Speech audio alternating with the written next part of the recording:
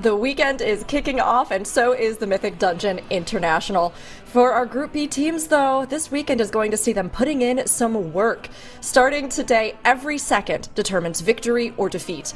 Our teams will need to show their mastery of Mythic Plus if they want to go the distance and make it all the way to BlizzCon's global finals. I am Rookery, your host, starting Group B weekend with our top-tier casters. Tettles, have you been looking forward to Group B? Yeah, I feel like with Group A, it was a brand new weekend. We saw a lot of new strategies. We saw a lot of new compositions. And the spec variety rule was super sick. I'm really interested in seeing if teams are able to build off of what we saw during Group A weekend.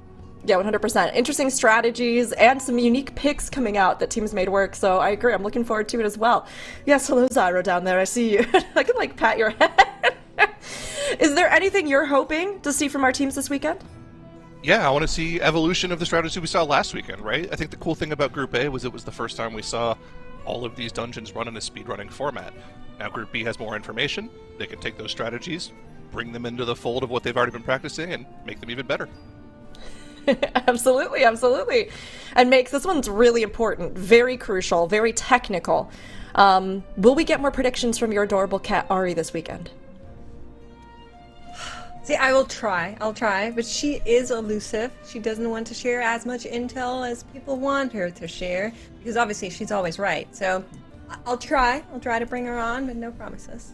Okay, all right. Well, it would help us a lot with our predictions, honestly, because we have been way off the mark, judging by last weekend. But, we have seen so much already in the MDI. I honestly can't believe we still have so much to come. Our roadmap tells the whole story, so let's go ahead and look at the journey that we'll be taking this Mythic Dungeon International. Now, everything started for our teams behind the scenes in the time trials in April. Those top 24 teams that qualified moved on to our group stages, which you are seeing right now. We had Group A already. Group B weekend is occurring right now. We'll also have Group C and our China region as well coming up. And then our Season 1 finals will be happening in June, but that is not where this ends for our teams. The top 4 will be moving on to BlizzCon, where they'll be competing live in the global finals for $300,000 in that prize pool. It's going to be incredible. I can't wait to see this whole journey with all of you. And while that's a lot for us to be looking forward to, I know a lot of folks have also been looking forward to the return of speedrunning this MDI. So to refresh everybody on our MDI rules this time around, let's go ahead and review the tournament format makes. Yeah, absolutely. So you already mentioned it. It's speedrunning. We're back to best of 3, with the finals being in a best of 5 as well. It's head-to-head. We're having the same rule, so if you gotta bring one tank, you gotta bring one healer. And we have the spec ban rule, which I've been trying really hard to teach chat to memorize. I know it's a big ask, and we're all trying our best over here, but the most played specs after each map get banned out, and if a team is tied, they get to pick, which happens after map 1 for sure, because we all played each of those specs once. So teams get to self-ban their own specs, and then these accumulate throughout the tournament series, so each best of 3 it resets once. Honestly, it's been so interesting seeing how the teams have been taking this into account, and obviously with these adjustments that we've made, it has challenged them really to expand what they can play and then how they're going to approach their dungeons. So Zyro, how has the spec variety rule been playing a role this season? Yeah, like Mix just said, I'm going to reiterate it so everyone actually understands this, because we had a couple of issues with it last weekend. After each map, you ban three specs, and they always have to be the most played specs. That's it. That's the entire rule. We did see the teams kind of playing around with it at the end of last weekend, which I saw was interesting, where we had one team, it was Polish Mountain, I believe. They played 5 specs in the first map, banned 3 of those specs, played 5 completely different specs in map 2, banned 3 of those specs because they've played every single one of their specs one time. And then for map 3, they could tailor-make the best comp of the specs they still had unbanned. That was really interesting. I want to see more teams playing around with that this weekend. But in general, it's been really cool, right? We've seen so much diversity of specs in this competition so far. All but one tank spec, all but one healer spec. And more than half of the DPS specs have been played as well. And I think we're going to see more of those this weekend from some of our teams that like, tailoring their comps towards more off-meta stuff. It's been pretty cool. Oh, so I wonder what team you could possibly be alluding to. I guess we'll find out in a little bit. But Megs, were there any specs that we've seen that you were really excited to actually see teams pull out this weekend or last weekend? Well, I'm super excited there's as many there as we're already seeing. Now, of course, those grayed out ones, they're a little bit special. We would like to see those still, and like Zyra's mentioning, there's a chance, you know. I unfortunately am one of the people who's currently playing a spec that is still grayed out, and I shall not annoy the people with which spec this is, but I'm really hoping to see some of these just come in as well. It's true. I think Fizz comp has actually been really interesting this season too, where we've actually seen like multiple different compositions where like that arms warrior and battle shout. I feel like that's actually been a really popular like tier 2 composition almost, and I think that this is like a season where pocket picks are very heavily promoted in a way that they're not always super incentivized, right? Where right now if you have like a main spec on live, there's a high chance that with the spec variety rule that you're getting to play it in some capacity. Honestly, I love it. I love seeing that kind of variety coming in, and I love seeing the teams really kind of push themselves or pull out some unique picks that then we get to see play into some of the tech. So we'll see, and if those physical comps help out anybody, then this weekend I'm sure we'll watch how it all pans out. And obviously, while we have had some changes to the MDI this season, there's also been some changes to the game this past week. So to give everybody the lowdown, Tettles, can you keep rolling and run us through the class tuning adjustments that we've seen?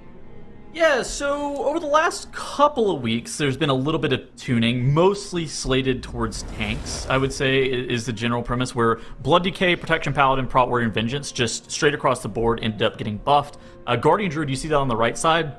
It's listed in the nerf category, but it's a little bit more... I'd say it's a little bit less clear than just like a straight nerf, right? It ended up getting some of its single target damage nerfed. It ended up getting, like Druid of the Claw ended up getting a little bit nerfed. But Thrash damage specifically went up significantly to the point where whenever we talked with Merez during the winners interview last weekend, he said that Guardian Druid was the #1 specialization. So that specialization on this most recent reset ended up catching a little bit of a nerf. I think it ended up being somewhere around like 10% damage on AoE. I think it's like 5 or 6% on single target. How well is that spec going to fare this weekend with the nerfs and the rise of the other specializations on the left side with the buffs? Kind of interesting to see. Brewmaster also got nerfed 2 resets ago, but we also saw that specialization receiving a decent amount of play. So I would not be shocked to continue to see that trend where Brewmaster seems like it's like the second most played specialization. Gotcha. I mean, yeah, we got to keep an eye out and see if any of these specs are going to get some additional play with the changes, especially with these spec bans. Maybe this opens up some new possibilities for the team. And while we might not know exactly what they're going to do this weekend, we do have a sense of where our teams are starting out based on their performance in the time trials. So could you give us the breakdown of where they're coming from? Absolutely. Let's take a look at those time trial standings, because one of the teams up there is not like the others. You're looking at this list, you're seeing Mandatory, you're seeing Liquid, you're seeing Missed Count, and then you go, who's that team in second spot? Who is the Triple Threat? And this is a team that's actually named after the Triple Threat because they have players from Echo, Method, and Liquid in their team roster, and they just laid out of their minds in the time trials. I'm really, really excited to see how they're going to be doing in the real tournament. There's another team that's really exciting in this setup here, and that's all the way at the bottom of those time trials, because in a 25th seed, you normally do not qualify. This team, however, has decided to live up to their name. I don't know what kind of voodoo they pulled to get Team 11 out of the competition. No, I'm joking. They couldn't play for personal reasons, but barely qualified has made it in on a seed that normally doesn't make it in. So listen, they seem to have the plot armor on their side. I'm really excited to see what they can do. Yeah, I really feel like they're kind of living the protagonist's like journey right now. They just named themselves so perfectly, and then they've come in here despite all odds.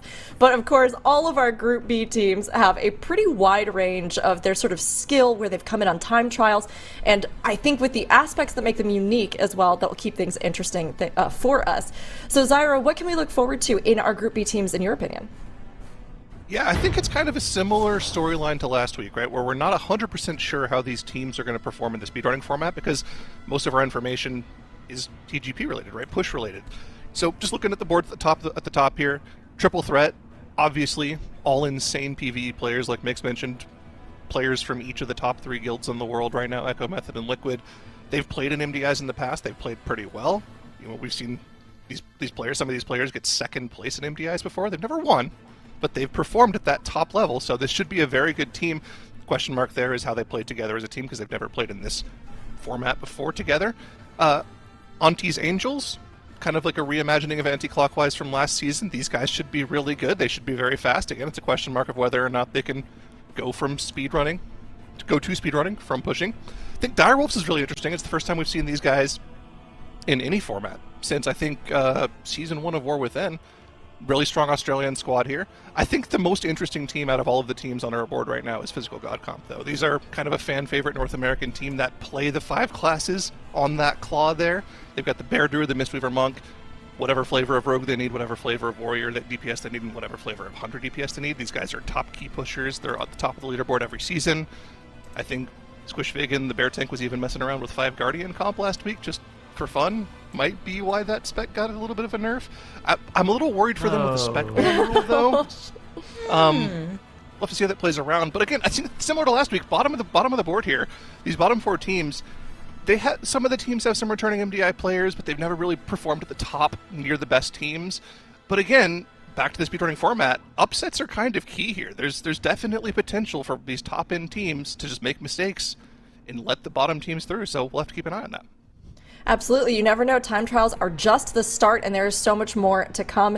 And many of our competitors are co-streaming. So if you want to check out the player point of views for yourself, look for channels by typing in MDI on Twitch, where you'll see a list of players currently broadcasting. But now that we all know a bit more about the teams, it's important to know how they're going to be facing off in our bracket at the start of their group stage. So everybody, what series are looking to be really exciting today? I'll take this first. I think that the Direwolves versus EXODIA series could be really interesting. I think for me, the team that's the most interesting there is probably the Direwolves. We haven't seen them in a hot minute. Historically, this is like a squad that is pretty good at cooking up their own strats. I know like Ryu and Okons have a tendency to cook up some insane stuff. I remember like there was like some Everbloom strat where you were taking Gnarl Root outside the arena. Like so they come up with some really unique stuff sometimes. They also have a tendency to kind of qualify for the MDI and maybe don't try their exact hardest during time trials, so they can be underseeded at times. What is the expectation for them? I think that is a team that we're going to have to wait and see kind of what's going on with them. Yeah, I'm actually most excited for the first matchup because Triple Threat coming in as like the powerhouse of this group. I want to see what they can do because that tells you how this group is going to perform, and I also want to see how barely qualified pairs up next to them, because when we saw the matchup last weekend against Mandatory, it actually wasn't as close as we expected coming in, and I want to see if that trend continues. So I'm super excited to just get this show going, man. I'm ready. Yeah, Zyra, did you have any thoughts on it here at the end? I want to see ANTTIS Angels play, because Divine Field, being a former MDI champion and non-stop competitor, he's been in the top 2 for the past like 8 years. That team should be really, really good with a return to speedrunning format, so I want to see how they play. Super excited, super excited. Honestly, all of these look so good. I know I love seeing Physical God Comp anytime that they run, seeing what they bring to the table. Especially in this format, I think it'll be interesting. But out of all of these just like great matchups that we have today, Makes, which one do you think is the one to watch? You sticking with first series? Oh yeah, 100%, 100%. You got to watch the first series chat. It's coming up in just a little bit. You can get a glimpse of the maps that we're going to be running all throughout today.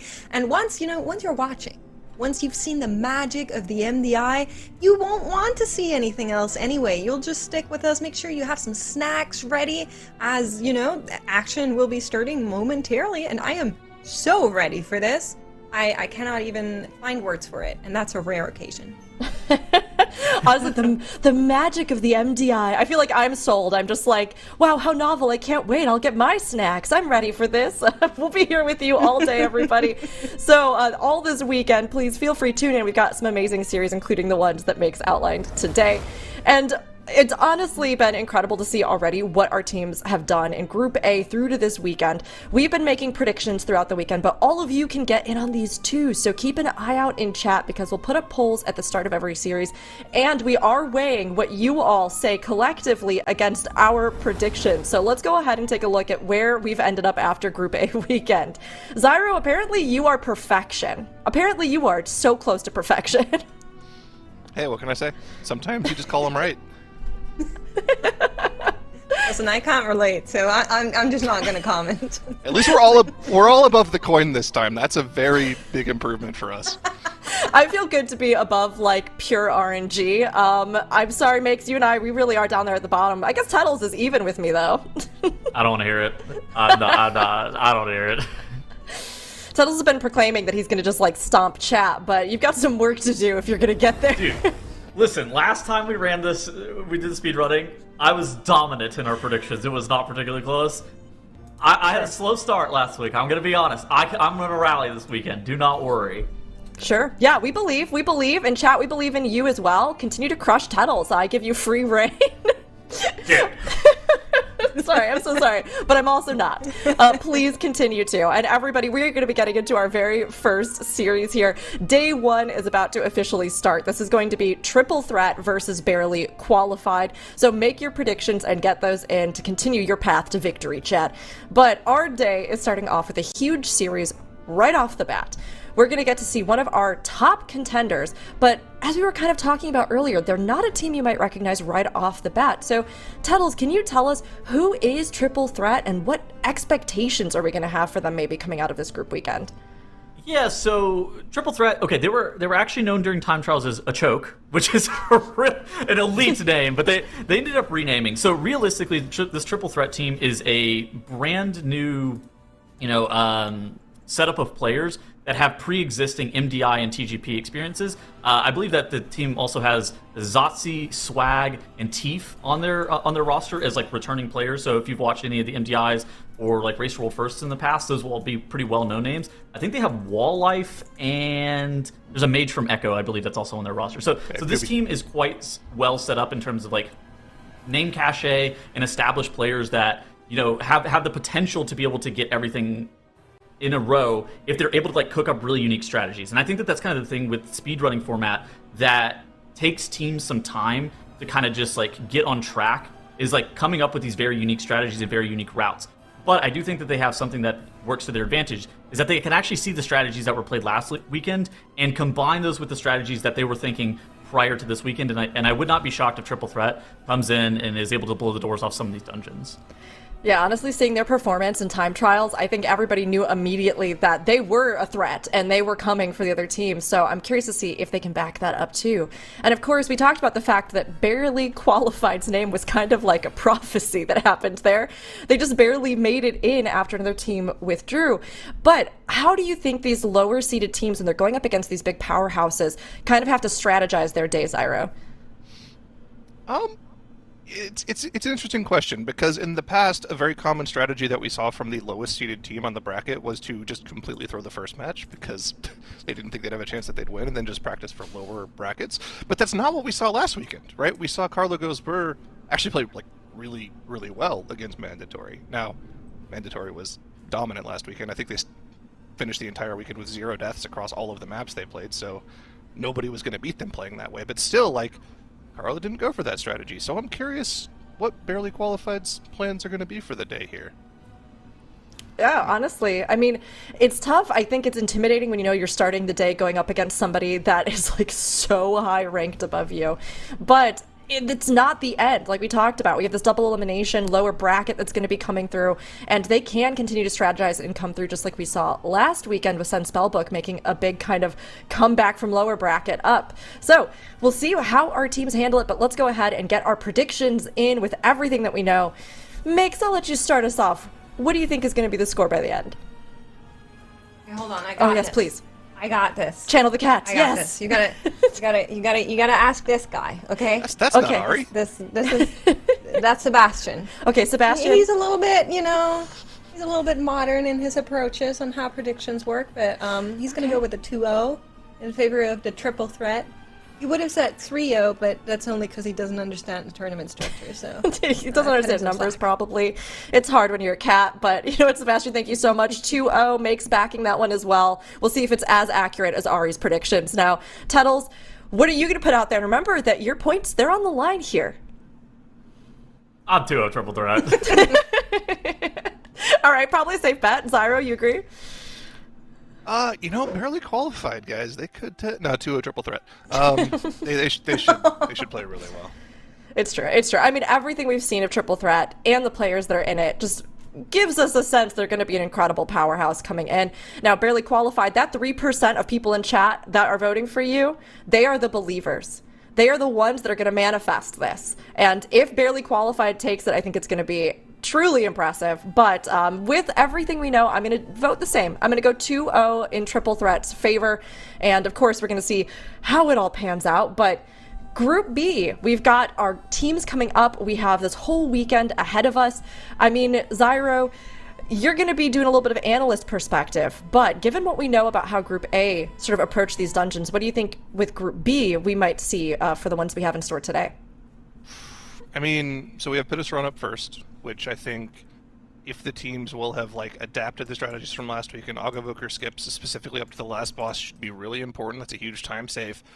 But I think this is an interesting dungeon because you can make any number of different comps work here, right? Anything that just blasts AoE should be pretty good here. So I'm curious what the teams have adapted as sort of their strategy here. Are we going to see more of the melee comp, like Tettles alluded to earlier in the show, or are we going to see more meta? Yeah. What do you think about Bear Druid? I mean, I think that it got a little bit nerfed. Again, Mira said that it was his, he thought that was the best spec on the patch. Like, where are you ranking it now? I still think it's the best tank, and it just does more damage than any other tank still by a pretty solid amount. So if there's ever a dungeon where you have mass AoE like Pit of Saran, it still should be like a premier pick. I do think we'll see other tanks potentially a little bit more because like there are some good tech picks for things like skipping and Windrunner Spire and stuff like that. But I think just blasting AoE like Myzara Caverns, Pit of Saran, Magister's Terrace, Guardian should be like the premier pick for those dungeons. Interesting. I mean, yeah, with some of these adjustments, is it going to be something where we still see these big powerhouse specs kind of just being used as the kind of like big secret, not so secret weapon that the teams kind of have in store to try to sweep particular maps? But I am very curious. I mean, a lot of the teams last weekend, we talked about the fact that in Group A, you kind of see the innovation coming in. But in Group B, of course, we're still going to see innovation, but we're going to see runs as well, I think, that kind of take from what we learned from Group A. So, Tettles, with Group A, what do you think were some of the biggest takeaways for the teams that weekend? I think for me, it kind of came down to the spec variety rule and how you're supposed to play around it. Some of the teams, we didn't really... So we did like group simulations in terms of like what we thought was going to happen with the spec variety rule coming into the weekend. One of the things that we didn't really predict, though, was that teams were, if they thought that they were worse in a map compared to the other team, they were just going to sometimes like forfeit a map intentionally to make sure that they had their best composition available for like either map 2 or map 3, depending on where they land. And we saw that actually ended up working for Sin Spellbook whenever they faced off against Polish Mountain. We were incredibly skeptical in real time whenever it was happening, but there was kind of like a little bit of unique gamesmanship, let's say, with the spec variety rule that was, I don't think, predicted by us as the casters, but I would not be shocked if that's something that we see happening in Group B and again happening in Group C in the future. Yep, for sure. I mean, it's something where I think it gives you a different advantage to be able to play around that. But as we can see here, actually, our first dungeon will be that Magister's Terrace. So we touched on Pit of Saran a little bit, but Makes, Magister's Terrace, is this something that you think from what we've seen previously or from what we know about these teams kind of running, does it have any unique challenges or any approaches you think we might see the teams take? Well, I mean, we've seen Magister's Terrace's routes in Group A, right? We've seen the pull everything, we've seen the pull 80%, and we've seen the play it safe kind of approach to this dungeon. Now, even in a matchup against the 25th seed, I would very much like to see the triple threat just floor it and show us what they can do. I assume that they have practiced the 100% route where they just do that really massive pull, and I don't see any reason on why they should show anything else than that, because obviously it's been shown, we are familiar with that tack. And I just want to see it again. It's so fun. I love watching just the huge pulls and the go big or go home mentality. And both of our teams are definitely going to have to be bringing this. Now, Triple Threat, they might be the powerhouse coming into this matchup, but barely qualified through prophecy and divine providence, barely qualified and made it in. We're going to have our first game here, Triple Threat versus barely qualified in Magister's Terrace. We'll see what they bring to the table and what comps they're going to have, Tettles. All right, and we got barely qualified with members of the guild Echoes of Laughing Skull. Are they going to be able to get Hall of Fame this weekend? We got to find out versus some of the players from the guild Echo, the real Echo, of course, on the side of Triple Threat. This is a matchup of David versus Goliath. Is barely qualified at that 25th seed going to be able to take out the Triple Threat? Makes, what are you thinking here? Well, honestly, I'm a little surprised by the specs that we're actually seeing from our team. So you look at the tank, you compare them.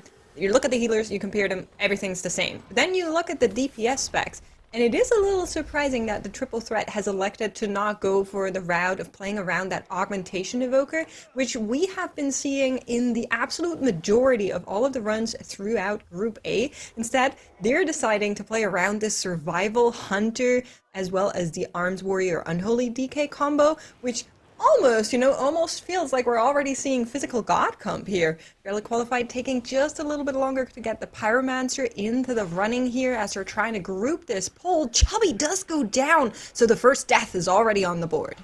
Is that Chubby or is that Looney? It's kind of an interesting question. That might be Looney, yes. See, I will say Chubby because that's what's written there. Name your chars better. You know what? That's completely valid. Interestingly enough, we got Walllife here on the left side on that Arms Warrior, like kind of playing that Fizz comp that we were talking about at the top of Show Makes, where they get the Serve Hunter, they benefit from the Battle Shout. You got the Unholy DK, they benefit from the Battle Shout. What are you kind of thinking about the composition just from Triple Threat? You did kind of call it out as a little bit unique. It is a little bit unique. So we've obviously seen some of these specs already in the tournament weekend in Group A, but not necessarily in this combination and not necessarily in this dungeon either. Our fastest Magister's Tears that we saw was with that, I would say, best combination that we've been seeing of the Augmentation Evoker, Devourer Demon Hunter, and that Unholy DK. So electing to play on these is very interesting to me, but it might just be showing that they have well understood the spec ban rule and are ready to take out the Survival Hunter, the Arms Warrior, and then maybe the Healer, I think is probably what they will do. Yeah, I think that this group setup is kind of interesting for Triple Threat in terms of just like their compositional coverage. I think Walllife ended up playing DK through most of Liquid's progression during the Race World First this season.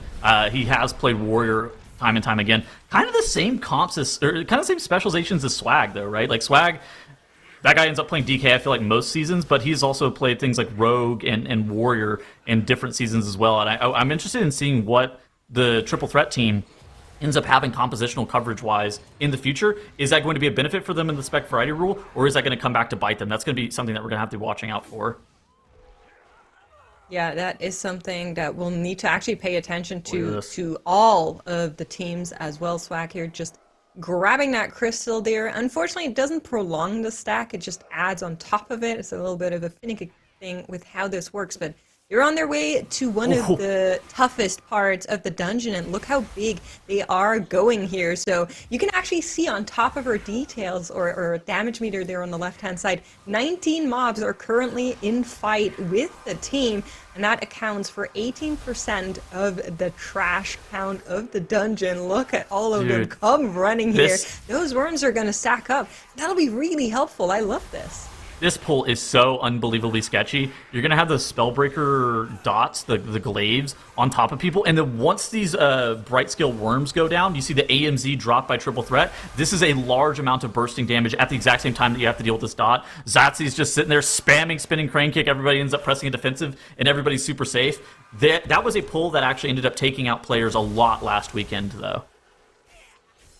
Yeah, I mean, those glaives are no joke. They hurt for a lot. So the fact that Triple Threat was able to deal with it this quickly is certainly impressive. Now, I will say, it was a plus 16 last weekend. It is a plus 15 now. It hurts just a little bit less. So maybe you can get away with adding like an additional pack. I don't know how exactly the math works out for our teams here, but let's see what Barely Qualified is going to be doing. They're currently a little bit behind, of course, on top of the extra death as well. But that doesn't mean that they're not going hard here. Look at that. They have a very similar pull to the one we saw from the triple threat, which just speaks to how they have approached this dungeon and planning, and I love seeing this. However, Cocoon does come out here to save our Invoker, dropped really low there, as well as the cheat like you're mentioning, so a little bit of a scary situation for sure. He might die. I mean, he doesn't have his wall for 5 more seconds. Okay, they are able to get him top back up. That was incredibly scary, Makes, and that's kind of how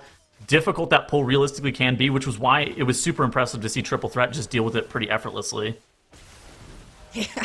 Yeah, you can say that one again. That is such a hard pull, but I mean, Barely Qualified got through it as well. Yes, you burned your cheat. Yep. Yes, you burned Cocoon. But that's what you have them for, right? That's what we brought these into the dungeon. So very well done from this team as well. Just to the eye test, it doesn't feel like this is second against 25th seed. This is as big as the gap will get throughout this group weekend. So really, really awesome stuff. However, we're now on a difference of that one boss here. Cyrano's Sunlash is going to be going down for the triple threat. We're going to be walking up, clicking the console, and then let's see how big they can actually go. What do you think? Are we going to see the everything? I think we're going for everything. Yeah, I think so. So last weekend, pretty much the next pull for the triple threat is very likely to be straight into the third boss room with all of the trash. You got those void callers that do insane amounts of AoE. You got the tyrants that do insane amounts of tank damage, and it's really going to be on your tank to be able to survive just the massive amount of incoming damage with. I'm interested in seeing how many mobs this is. Like you pointed out, right above our damage meter, we actually see how many mobs people are in combat with. I would not be shocked if it's somewhere north of like 30, potentially even 40 mobs that the triple threat's about to be in combat with here. But like we saw from Barely Qualified, they're only about a minute 20, maybe a minute 15 behind. If the triple threat has a bit of a problem here with this pull, that could open up the opportunity for them to come back. But right now, we have to look at the left side. 50 mobs are in combat with the triple threat. As you see those void callers pulsing 52, AoE, 55. The void carriers have to get kicked. And look at this. It's just so much damage that is going out on the Tief. He doesn't even have Incarn here for a couple more seconds. Once he's able to rotate to that Incarn, he's going to be safe. But the fact that they did this entire pull without that Incarn is so unbelievably sketchy. Yeah, and it actually worked out in a way where everybody else was using their defenses right at the start, so Satsy could focus on keeping Tief up here with a little bit more focus healing, making sure that even without that Incarn, he would be able to live it. Look at how quickly they are finishing off this pack. The Void Terror's last couple of casts are going out, and Satsy is already on the way again to just find a little bit more trash count to add into this pack. So has just used Crackling Jade and will be rolling back as they're now in fight with Gemellas. And that should mean that there should be a pack that comes running right behind him. There it goes. Void Infused is spawning in the back there in the doorway. Yeah, I think so. That should be the Bright Worms. Oh, dude, these Bright Worms, for some reason, they hit like... I'm pretty sure they hit harder than the Mana Worms. I don't know... I'm not 100% sure on that, but the last time I pulled them, we immediately wiped them. I'm interested in seeing how much damage the triple threat's going to be taking here, because Gamillis, whenever he has the Cosmic Sting bleed or a dot onto people, those Bright Worms exploding, and they still have this Void Caller left alive doing his casting AoE. This is actually an insane amount of group damage for the triple threat if they're not careful, but something that happens is it summons the Voidlings that Zotzi's able to just continue to spin on and generate a lot of healing. So maybe this is one of those things that the Mistweaver Monk has critical mass and can just heal through everything whenever you add the additional mobs there. Yeah, also something I do want to call out here, because we are seeing a triple melee comp. Often what you'll see in live keys is players just charging out, breaking that shield on the additional copies of Gemellas. But this team just knows that they're going to be staying on this one and maybe any of the additional ones that spawn. And so they're not wasting any of their uptime, any of their additional DPS, and trying to run out and burst shields on the copies that are not currently in front of them, which is a nice little min-max that probably would get you flamed in an LFG key, but it's perfectly fine to do in the MDI as this team is just optimizing. But Kettles, on the right-hand side, we're seeing a very similar pull from Barely Qualified as well. This team is not giving up without a fight. This is our 25th seed? The fact that they're... Okay, so Triple Threat is about to be 1 minute, and I would say 50 some odd seconds ahead of Barely Qualified, which that's a pretty big advantage. But Barely Qualified hasn't put themselves in a position where they can't capitalize on a mistake. Obviously, a mistake would need to be made by Triple Threat to allow Barely Qualified to come back, but I think that that's kind of what you have to play for if you're a team like Barely Qualified. You have to be able to put yourself in an advantageous position where if Triple Threat makes a medium or even a large mistake, that you're able to then be able to overtake them in terms of time. And I feel like for Barely Qualified, they've put themselves in a pretty good position. But Triple Threat, the number 2 overall seed coming out of time trials, this is what we expected out of them. They are looking very, very dominant here. And Teef is grabbing all of the trash here. We got the Tyrant, we got the Void Caller. This is the last hard pull of this dungeon makes. It is, but that doesn't mean it's without difficulty. They need to make sure they keep those terrors interrupted. And of course, the Void Caller AoE is going to be going out as well. Right now, you're seeing it. Lazasi has the group under control. The Consuming Shadows will be finished, but then that Void Caller should be falling. Void Terrors are casting still. You can utilize those pillars to just line of sight that cast. We've seen it in the past, but the team, they're just not stopping. They're saying, why should we wait here and finish this pull when we could just take everything into the Gentryus? And that's exactly what they're doing. Need to be a little bit careful with the Void Terrors. They're now walking up there as well. If they have any left alive, it looked like it was that way. Yeah, they're coming in the background. Make sure none are standing far outside with that melee comp. They need to be a little bit more on top of this, just running out and making sure they have those interrupts managed, but they're doing phenomenally here. Is this not diabolical? The fact that they just killed the Void Caller off and they're like, you know what, Teef? You can tank this Devouring Tyrant on top of the boss. No big deal. Oh my god, the Fear almost went off. The Fear ended up getting CC'd at 0.1 seconds remaining, I'm pretty sure was the timer on that cast. I was convinced that it was about to go off. Yeah, it looked really scary there, but they have managed. One Void Terror is still left alive. You can also see on the nice, nifty little overview over the damage meter that 205% was the last they needed to round out the 100% trash count as well. I love this thing. I'm sorry, this will happen all day. It's so cool.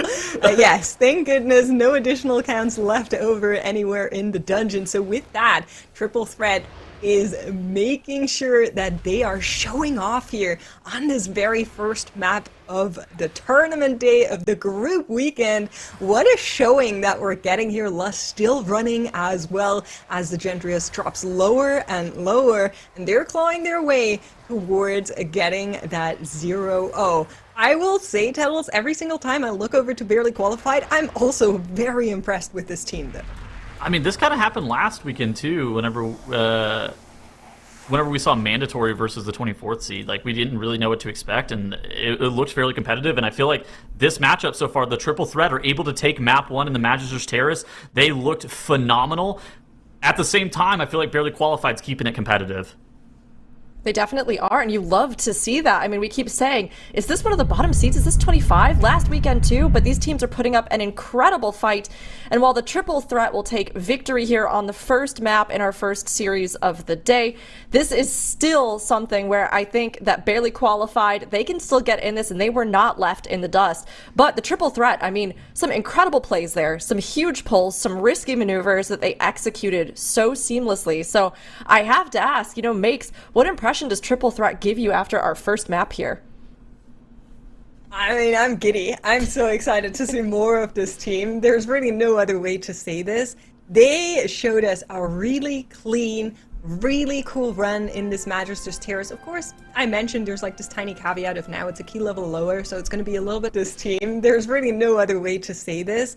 They showed us a really clean, really cool run in this Magister's Terrace. Of course, I mentioned there's like this tiny caveat of now it's a key level lower, so it's going to be a little bit hard to compare to what we saw in Group A, but still, doing that giant pull in front of Sunlash is not easy. The way they managed that, the way they dragged everything into the Gentryus as well, just goes to show that these teams see and they iterate and they improve, and that's exactly what we got. It's awesome. It was so good. Honestly, love it. Great start to the day. But we have even more insights. Zyro, when you were going through this, what were you seeing from our teams?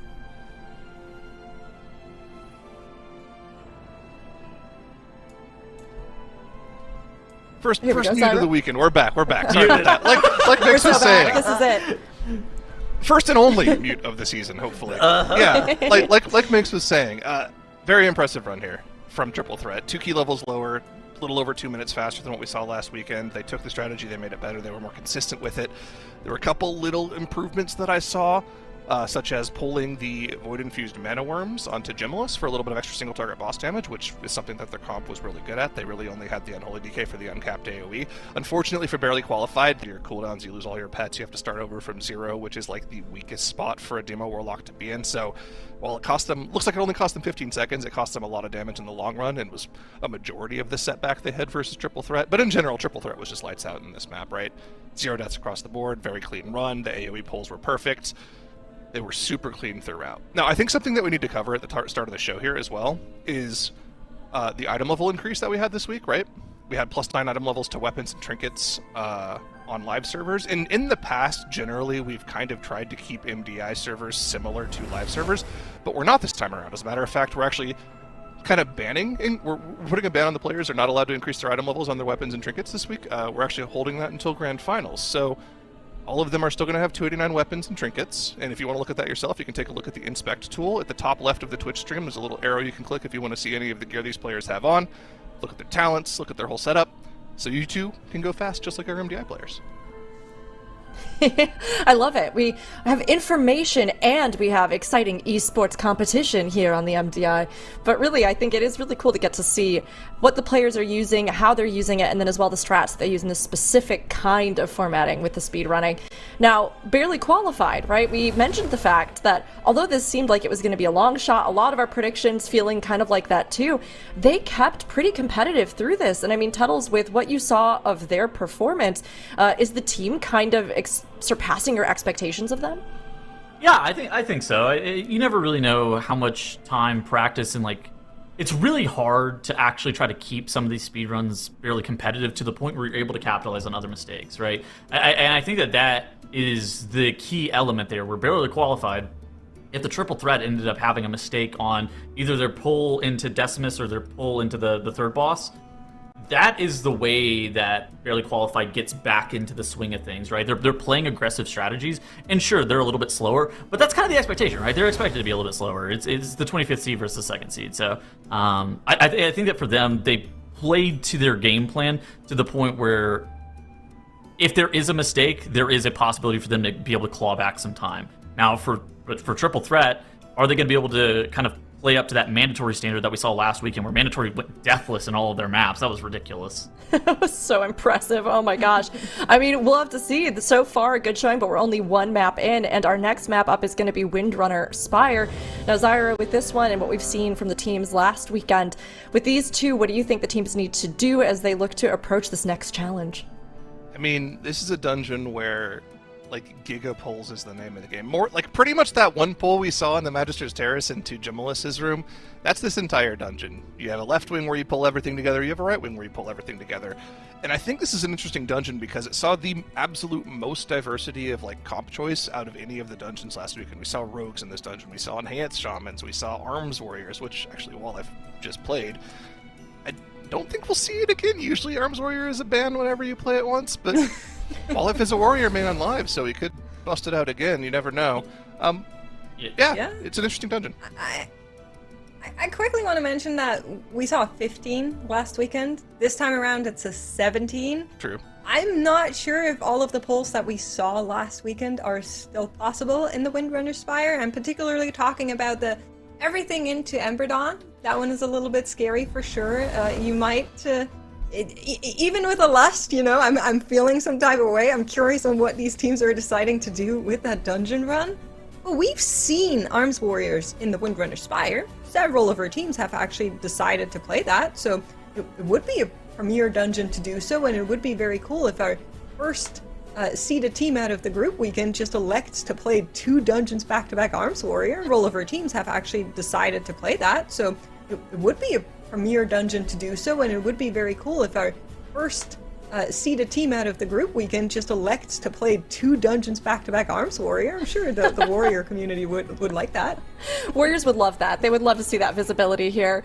But we are going to figure out for ourselves exactly what they're going to bring, and this is going to be Triple Threat versus Barely Qualified, our Game 2 in Windrunner Spire. If Triple Threat can take it, they secure their way forward in the upper bracket and send Barely Qualified down. But if Barely Qualified can barely hold on, they may be able to get a point on the board and even this out to take us to a map 3. Now, it's going to be a challenge. This is a higher key level than we've seen, but I think they're up to the challenge, Tettles.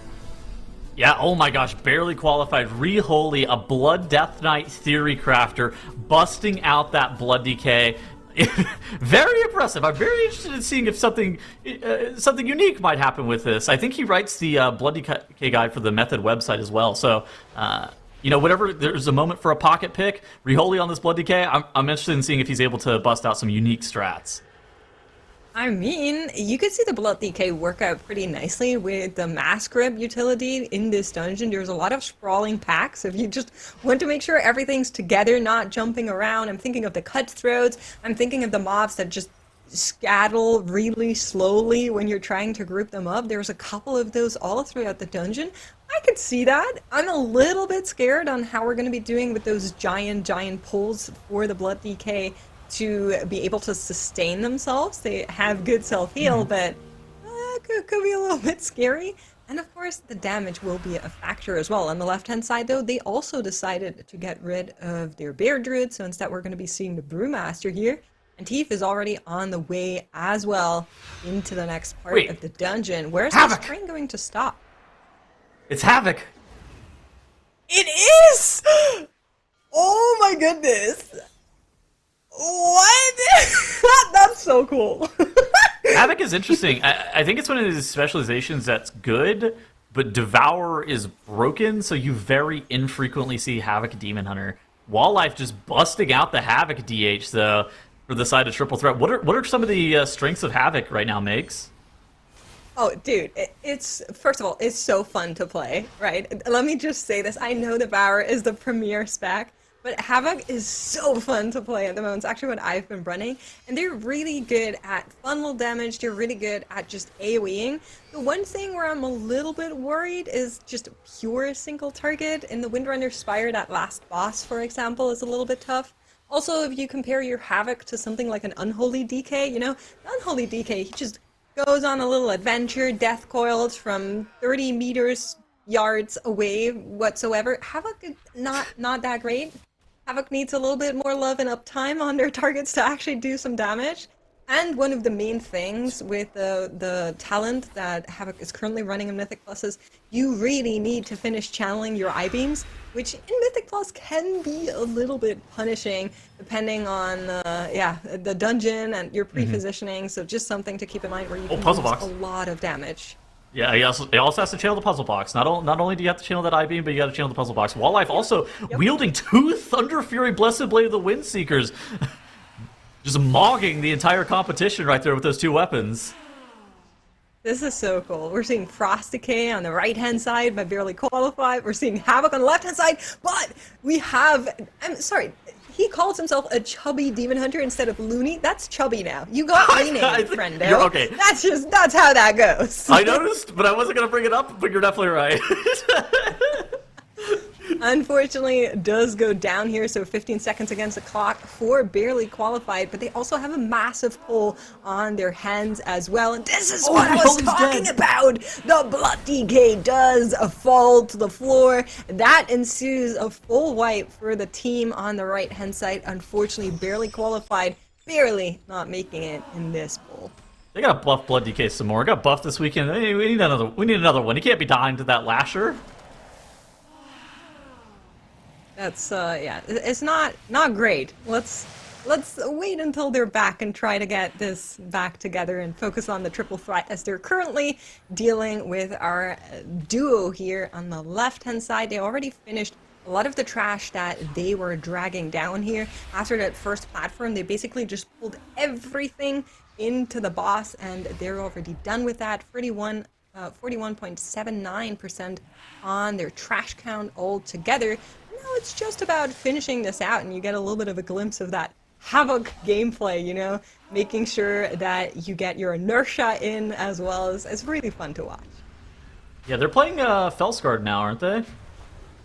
Yes, I would assume so. I haven't looked at. I mean, it might be Wallace is up to something that I'm not aware of, but usually that would be what teams would be running. So Eldrazi was insane last expansion because of the Wounded Quarry funnel, but I knew that they were, at least during the beta, they were playing a lot of that Felsguard, and like you were saying, putting most of their damage in the I-Beam and that Demon Surge AoE damage.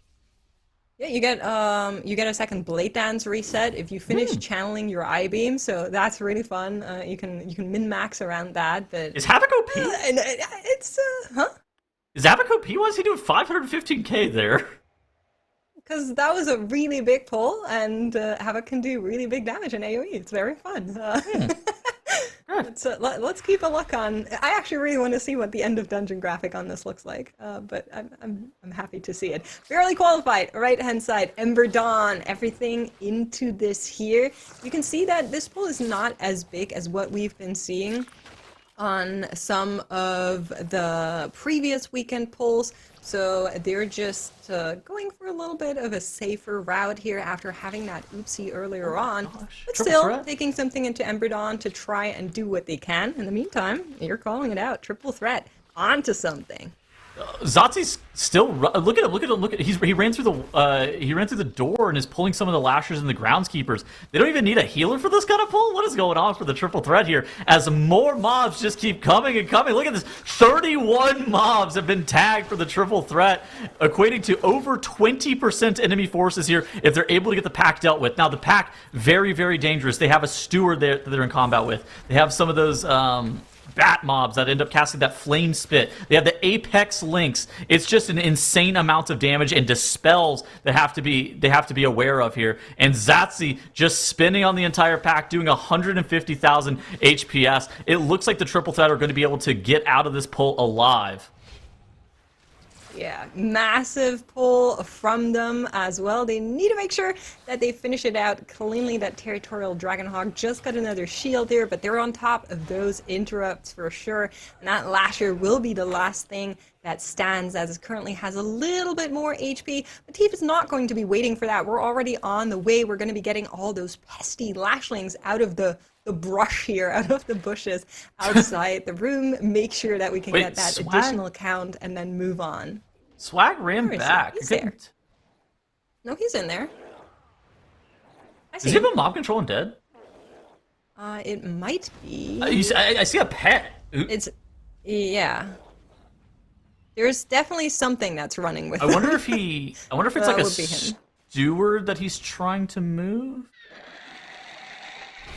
Maybe. Interesting. Okay, maybe we can get a replay on that Zyro. I didn't see exactly what it was.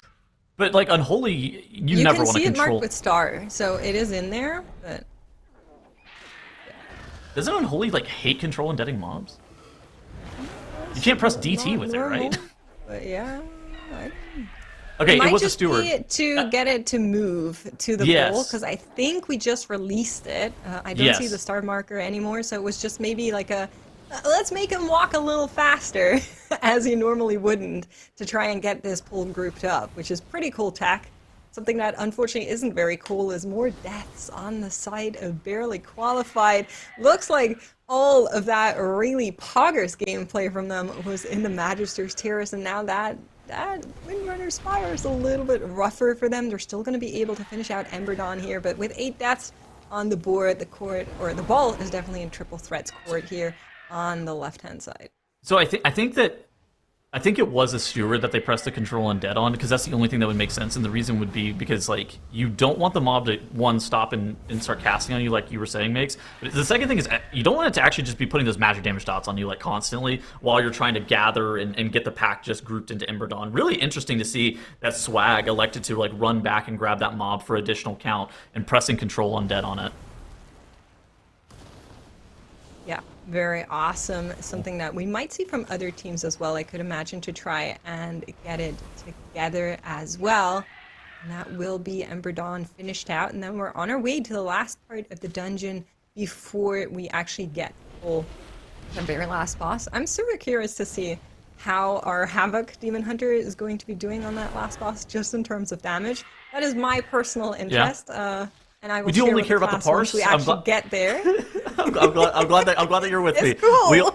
We only care about the parse. How much damage are they going to be doing? I'm looking at the meter. Well, it's just currently as Havoc, you do a lot of AoE, right? You're trucking in AoE, and then pure single target is where it feels really bad, is my experience. But obviously, this is the first Havoc player we're seeing in this season's MDI after the changes from Midnight and after, like we were mentioning, the switch from Eldrachi to Felskard. So it's just, I'm really curious to see look at this. if they maybe cooked something up, but something is certainly cooking as we're seeing them get their pull together. Is this a skip? Oh my god, they're melting! Oh my god! Yes! And they're Wernstone?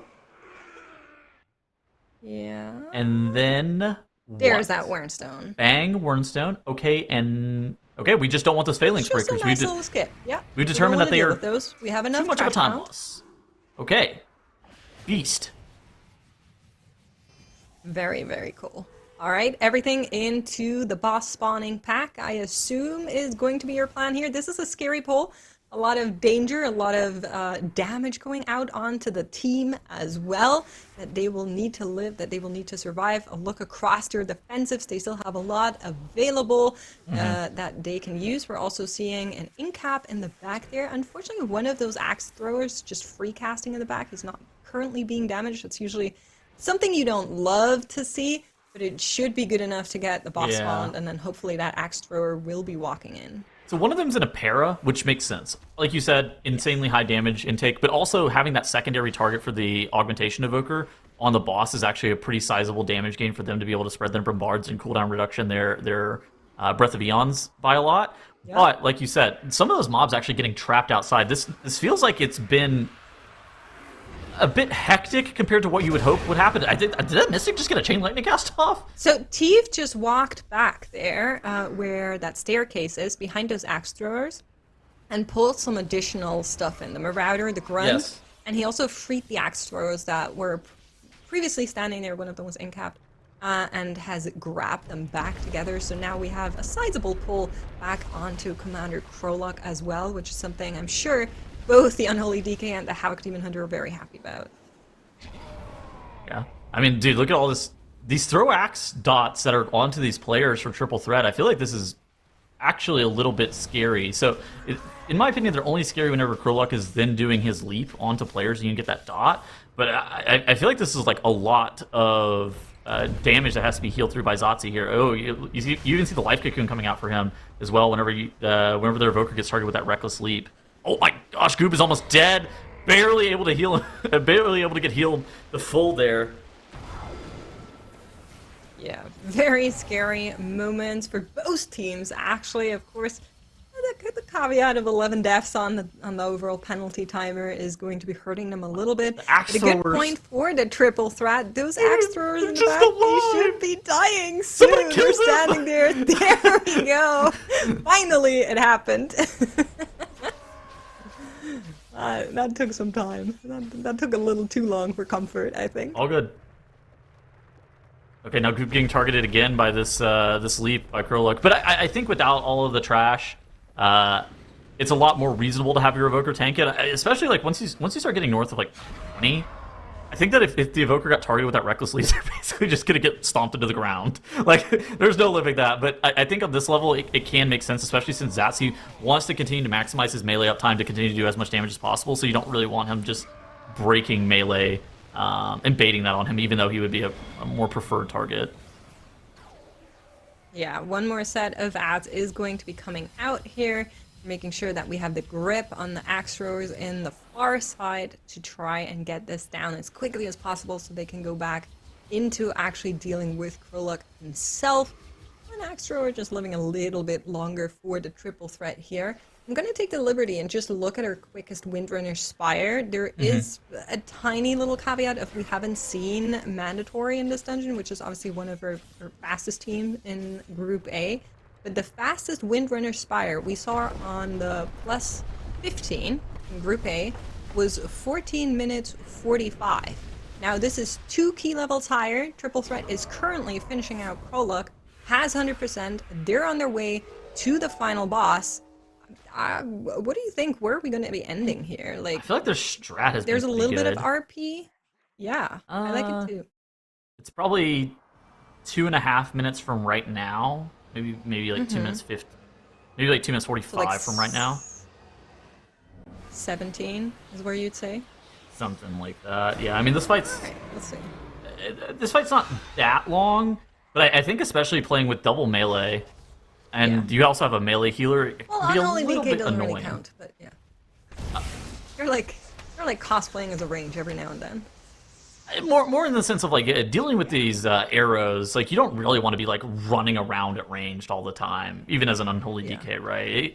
So there's only going to be so many S tier arrows on the ground, right? And I don't know if there's going to be enough for all of the melee DPS to continue to have like unimpeded uptime on the boss. Was more the point. Yeah. But yes, they absolutely can run at ranged. Oh, Swag's just AMSing standing there. Okay, so you know what? If he's gonna do that, just be like, all right, heal my character. I'm in. Like, you know what? I'm in. Tanks can do this too. Sometimes they just stand there and you're like, okay, I guess you're allowed to do that. Yeah, you have a pass. Yeah. Bloodless is still running here, giving them a little bit of a burn as well. I think they might be under 17 just looking at their damage pacing right now. Yeah. They're really, really fast. Going to be slowing down just a tad bit now that coolies have run out and Lust has run out. So, but I think it's looking pretty good for them. I thought you said Havoc single target was meh. Well, yes, it's not the greatest right now, especially because obviously you would be speccing into AoE if you're playing in the MDI. There's a lot of just straight up, you're always doing AoE no matter what you do kind of talent build for Havoc. It's pretty cool to see while still on top. Yeah, he's this spec seems kind of compelling. I think that's Valor's Well, like and it's very fun to play. Just saying. Make's trying to sell the chat to re-roll off of their newly acquired Devour Demon Hunter onto the Havoc, apparently. Yes! I've been waiting for Havoc to play like this for since Nyalotha, so I'm just very happy it's back. Let me have this. Triple Threat is going to be finishing out this dungeon in a dominating fashion, sub 17 minutes with a 2-0 in her first matchup of the day. Incredibly impressive from the Triple Threat. They are showing that they truly are a threat to all the other teams, even in the other groups, and putting themselves up here to continue on in our first series of the day. They'll be moving to the upper bracket, and we will be seeing our other team moving down to the lower bracket. But honestly, both teams barely qualified, and the Triple Threat did amazing. Just a wonderful job here overall, coming in for our first series. And Makes, I loved the joy in your voice when we saw that Havoc Demon Hunter.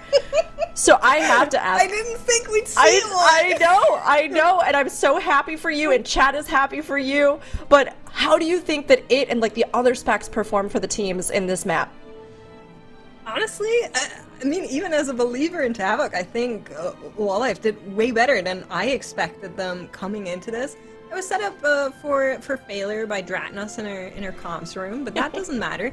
I'm just so happy to see the spec do well and see it being shown here. It was an absolute joy to watch. It's super fun to play. It's very skill-based right now. You have to just find those inertia moments to try and get your damage out, and that was great. I loved it. More please. All right, every team, every map from here on out, you got to bring that in. You have to make it work. New spec variety rule, just for Makes' joy. Honestly, though, it was really cool to see, and it's another one that we can add to our spec variety board. But Zyro was looking at all sorts of things, not just the specs played. So what did you see from this matchup? Yeah, I got exactly what I wanted. Top of show, I said I wanted evolution of strategies from last weekend, and Triple Threat showed us just that. It was a question mark for me about how they would pull the dungeon because it is 2 key levels higher, as Mixed and Settles were talking about throughout the run. It's a little weird because you want to do the big pulls, but if you can't pull them off 2 key levels higher, you have to find a way to split them up properly. So they ended up going for 2 pulls on the Derelict Duo side, where we saw 2 pulls last week as well. But they just went for a slightly bigger pull at the start here, pulling in the Restless Steward from the bridge and just making it a little bigger, a little bit easier to deal with. But they did end up dragging this pack instantly into the Derelict Duo, whereas we saw most teams last weekend kind of set it up a little bit more. Unfortunately, there were another couple mistakes from barely qualified here in the trash before Ember Dawn. Some casts going off. AoE was a little bit too dangerous for them, and tank ended up going down here. And of course, once the take dies, that's a little bit all she wrote for a pull of this size. It was unfortunate to see, but I think the real important thing here is a strategy from Purple Thet. Again, kind of the opposite of Magister's Terex. 2 key levels higher this time, about 2 minutes slower. I think they were right on pace with the teams from last week. Different strategy on the skip as well. This is the highlight I wanted to show. Ring of Peace skip. They run through. We have the Ogavoker standing up on the bridge at the start of the dungeon to go ahead and Wernstone down to the group now, because of course you don't have Shadow Meld on the Ogavoker. I think we have a POV of that here. Yep, here's Goober standing upstairs. It goes Wernstone's down to Zotzi, and then we're on with the rest of the dungeon. All in all, just in general, triple threat, fantastic first showing. And I actually asked Walllife after that dungeon, what was the reason behind playing the Havoc over the Devourer? And I actually got a pretty interesting answer out of him. He said it's safer to play because you pretty much get all of your burst up front with Havoc. Whereas with Devourer, it's kind of a slow burn. You build it over 40 seconds-ish. You get to the end of your meta. If you ever die in the middle of that, you lose a lot of damage. But Havoc, you get all your burst up front. So there's less danger of losing that damage. So it's a pretty smart pick if that's the case. Is he going to play it this entire weekend? I don't know. Makes us like, yes, please. Please play it all weekend. I think that would be so interesting. Honestly, though, it makes sense because we have seen how that interruption of the damage can throw a lot of what you're trying to do and how you're trying to ramp up and where you're trying to get. So if this gives them something that's a more consistent engagement, it makes sense to just jump in with that and roll with it. And it also helps convince other people to switch to it. So I think win-win all around. But I have Listen, to say, you can play Devourer too. That's a good spec Sure, too. I yeah. wasn't saying that. I'm Sure, just saying sure. it's very fun to play. Playing around movement, make brain go brrr, it's fun. I love it. I mean, that's important. It's very important. Now that we've seen the triple threat in action, Tunnels, we were talking about it at the start of this series, but seeing them play, where do you think they kind of stand with their runs? Obviously, we have some key level differences and things like that, but how do you think that they performed here? Oh, they're good. They're really good. The only question I have is about their compositional diversity. I would say, again, like Walllife and Swag, I feel like just historically, those guys have kind of the same specs, like on lock. What is their compositional diversity going to be looking like throughout the rest of this weekend? That's kind of one of the questions I have. But those two runs, I feel like you can't say anything bad about either of them. They look phenomenal. They were so good to see and a lot of fun, even with some of that spec variety. I mean, Zyra, we have our bracket ahead of us. Up next, we're going to be moving on to Physical God Comp and Blame the Healer. Anything that you're thinking right now as we look at another team and a couple teams here who have some interesting picks they might bring to the table as well? Yeah, I talked about it a bit at the start of the show. I am really, really interested to see what Physical God Comp's answer is to the spec ban rule. We saw a little bit of it last season with the TGP ban rules. It didn't look that great, unfortunately. Hopefully they've got a little bit more practice with it this time around. I know their DPS players can swap between the different specs that they play. Yeah, some of those are a little bit better than others. I don't think BM Hunter's that great in keys right now, nor Marksman, so I don't know, Survival's probably the play. We'll have to see. What's going up next? Absolutely. You know what?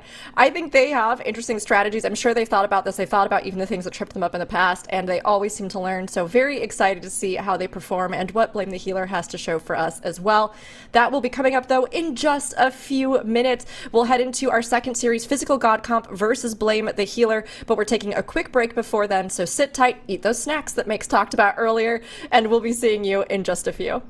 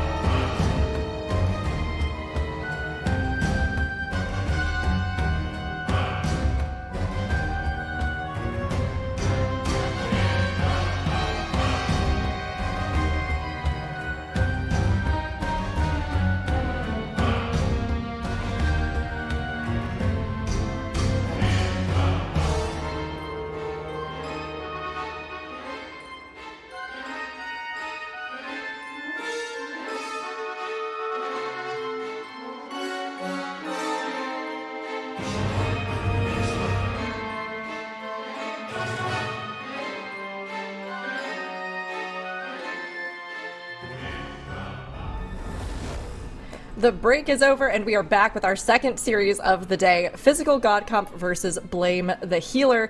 Get your predictions in chat, and we will be talking about these two teams ourselves here to give you a little more insight into them both. But Physical God Comp, we were talking about it before the break, and they are very solid, but they usually have struggled in the past with some of the spec variety or flexibility because they typically stick to their namesake. So this is the first time that we've seen them in this kind of speedrunning format, and I have to ask, Dratnos, do you think things are going to be different for them? Yeah, I'm going to be interested to see how they decide to attack this, because this is a team that has been known for playing their off-meta Physical God Comp, right? You can see it with their team logo there, being the specs that they're famous for on the live servers. Now, there are players on this comp that are multi-class players.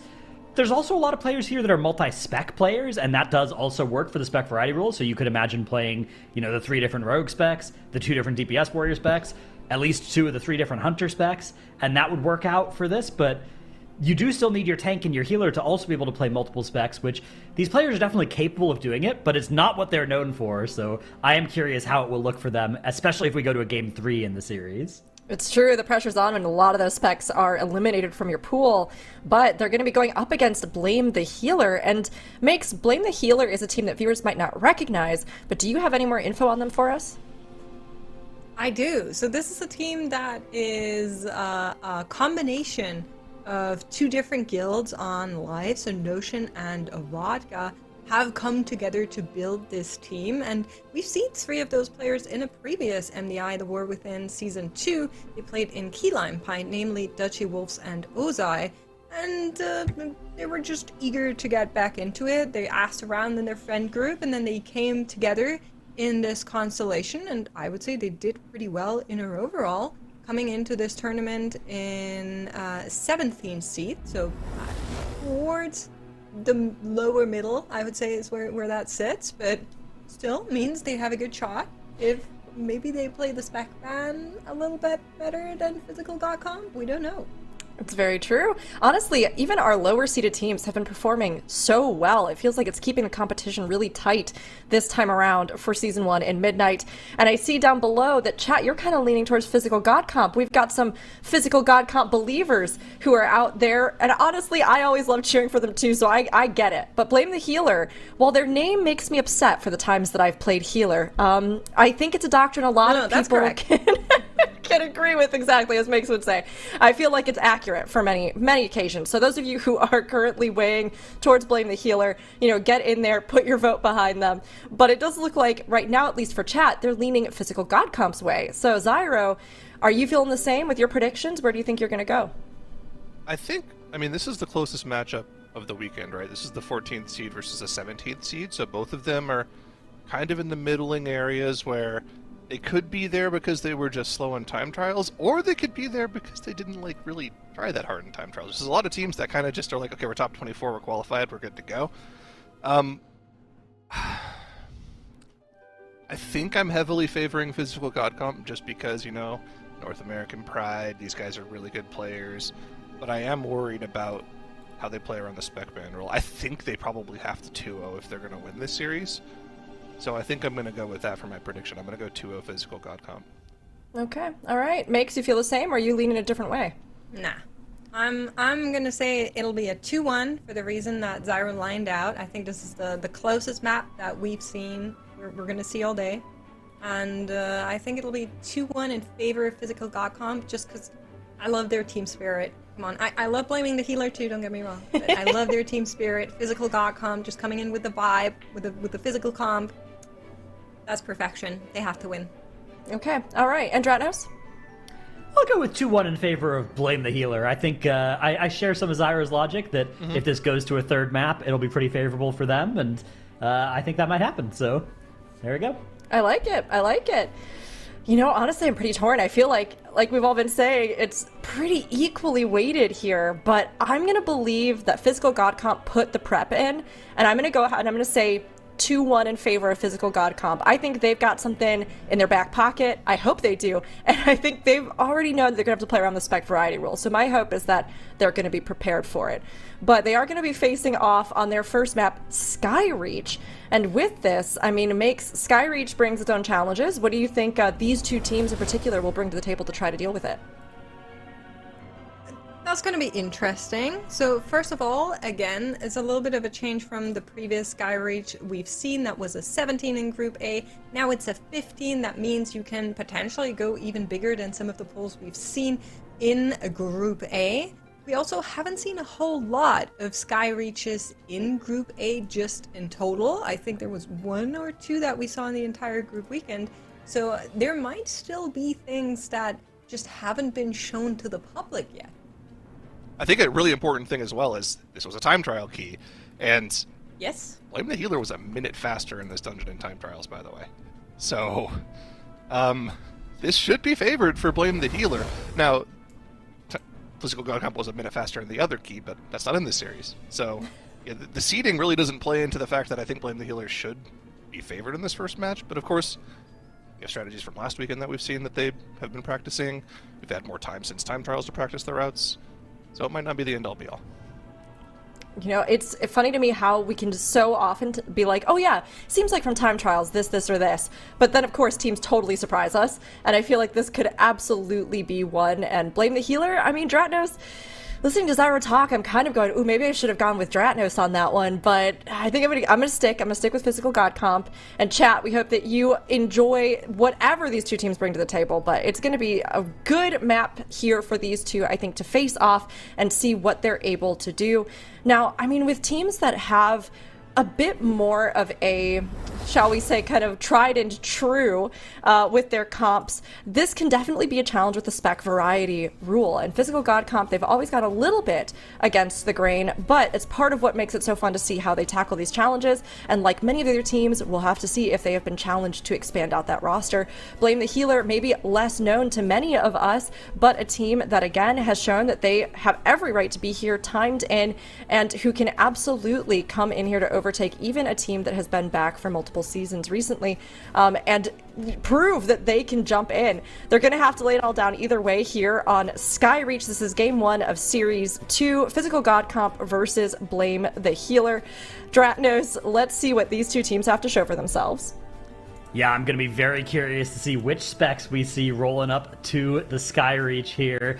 Physical God Comp, you know, we've talked about it being a potential disadvantage for them, how much they play these off-meta specs, but it also gives them advantages. It means they're familiar with playing these different things already in these dungeons, and right off the bat, if you told me, you know, one of these teams is playing an off-meta comp, I would tell you both of them are right now. We've got some really creative specs being played here. We have off-roll specs. We've got Banchers playing Brewmaster and Squish Vegan on the Feral Druid, so that's a +1 in the in the specs that we haven't seen so far. It's +2. That +2? Oh yeah, Fury. Warrior's Fury. Okay, yeah, so we got +2. That's awesome. I think the big thing for this dungeon is the lack of a Warlock, though, Dratnos. There are 2 very good gateway skips in this dungeon. One of them that we just saw right off the bat, where you can get way up to the first boss platform, and another one on the Wind Tunnel RP later on in the dungeon. If Physical God Comp can make up that difference, though, I think they've got a very solid comp. But look at Feral topping the meters here. Yeah, this big AoE out of that Feral Druid. The Feral AoE in M+ was actually... The spec went through a little bit of an interesting thing at the start of the expansion where everybody thought it was going to be really good for single target, and then it got buffed, and then it got buffed again, but they nerfed the AoE a little bit. They nerfed some of that frenzy AoE damage, but still doing quite a lot here in the hands of Squish Vegan, who usually does play the bear for this team. Bancher's usually on the hunter, but they've made this little role swap here, and this is going to really advance their cause on the spec variety rule. Meanwhile, Walk's on the outlaw version of Rogue. I wouldn't be surprised if we see Subtlety potentially in the next dungeon, or even, we've already seen Assassination as well. There have been Rogue mains in last weekend too, so we've seen a lot of the different things it can do. Meanwhile, over on the side of Blame the Healer, though, this comp is also really well thought out. They're combining that Retribution Paladin with the Restoration Shaman, which means that you get that Sky Fury buff, which is especially valuable for Rep Paladins, because Sky Fury gives you these extra auto attacks in addition to a bunch of mastery. And the extra auto attacks in particular are really important for Rep Pally because they increase the amount of free Crusader strikes that you do. So extremely important DPS buff for that spec. Really synergistic comp. And like you said, Blame the Healer have found a way to fit in that Warlock, which I don't think anybody on Physical God Comp actually plays Warlock. I'm sure they could pick it up, but they've decided that the benefits of playing what they're familiar with is higher than the benefit of the Warlock in this dungeon, which, like you said, is tremendously high. Oh no! We have had a death for Blame the Healer. That was unfortunate. Bounced from one wind trap into another, into off the platform. That's going to be the first battle res of the series here. Oh, that was like a train wreck there. That's really unfortunate. Yeah, the double bounce into off the platform. That's the battle res gone right at the start of the dungeon.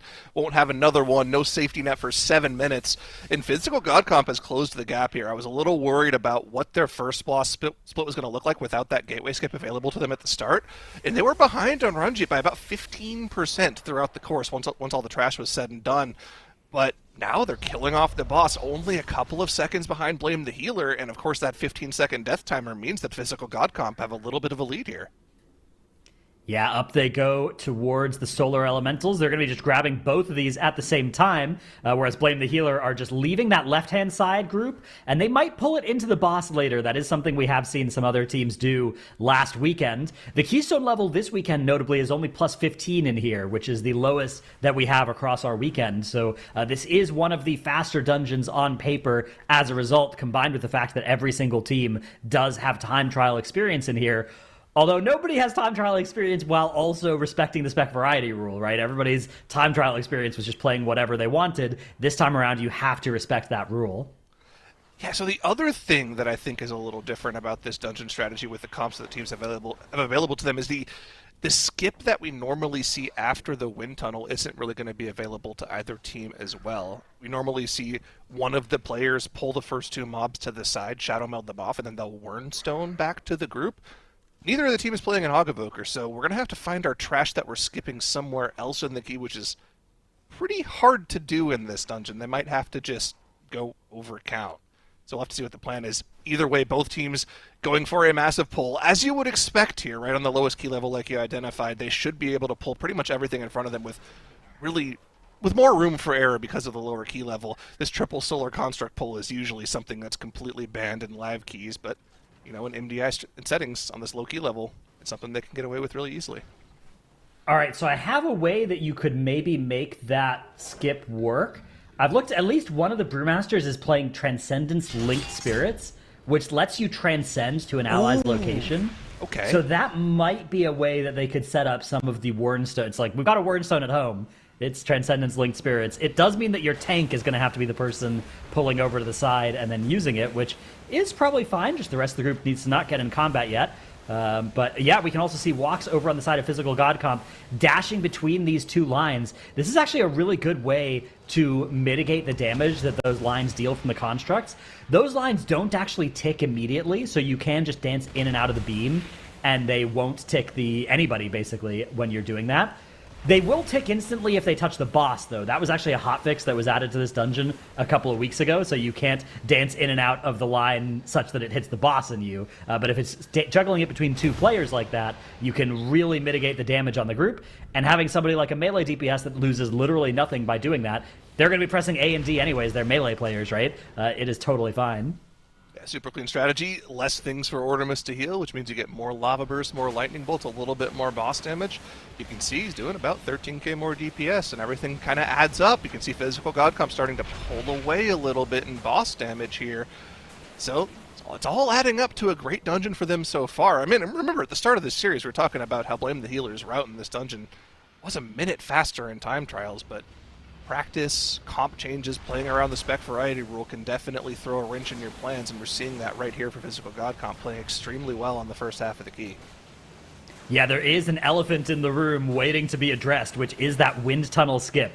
The Warlock Gateway makes it trivial to do that without losing any time. Without it, there are ways to do it quickly, but they rely on like 5 players all not messing up a jump of some kind, right? And that can be sketchy. It depends on the spec exactly, but it is a worry for me is how that's going to look. Technically, they all have ways of doing it, right? Warrior can lead, yeah. Rogue can chain hook, Lighter Than Air on the Brewmaster can get you up there. You have your, what's the Shaman lead called? Gust of Wind. There's Gust of Wind, yeah, which... Squish Vacant can Human Form Wild Charge? So I guess they can all technically Human Form Wild do Charge would work. Travel Form Wild Charge also works if you jump it correctly. But yeah, Human Form is the safer one. Just requires somebody else to have gotten there first. All of those are certainly harder than just taking a gateway, though. So right. We do have another death coming in for Blame the Healers. That's going to be 30 total seconds assessed against them. If you look at the bottom of the screen as well, they were about 5 seconds slower when you add up the 2 boss splits as well. So 35-second advantage in favor of Physical God Comp right now. Is that going to be enough to make up for the lack of a Warlock after this boss goes down? Are they going to be able to continue doing the great boss damage that we have seen thus far? So far, it's looking great. So far, Outlaw in particular is just doubling everybody else's damage on this pull. So, remind me about, does Outlaw still have RNG with Roll the Bones, Ratnos? I mean, that was kind of like the highlight of the spec to me throughout the years. Has that really changed a lot with hero talents for them? Yeah, so it's not hero talents, but Midnight did feature a rework to how Roll the Bones does work, which it's basically, instead of giving a bunch of different buffs, it rolls like between 1 and 4 buffs, right? It's like you can either get the lowest level, the level 2, level 3, level 4, and it can give you, so there is still RNG associated with it, but there's not as much like knowing what each of the individual buffs do and which ones are good and which ones are bad. You sometimes you'll see the 1 buff and that's, okay, and then sometimes you'll get more and you're really happy. Okay, and that was always the highlight of it before. It's like, oh, he just rolled a 6 buff. He's popping off. He's doing double everyone else's damage. I don't know. We'll have to see. Here's that skip, though, from Physical God Comp. It looks like they're all going to be going for it in their own various different ways. Lighter than air from Benchers, pretty easy. Gust of Wind, fine. There's the Chain Hook.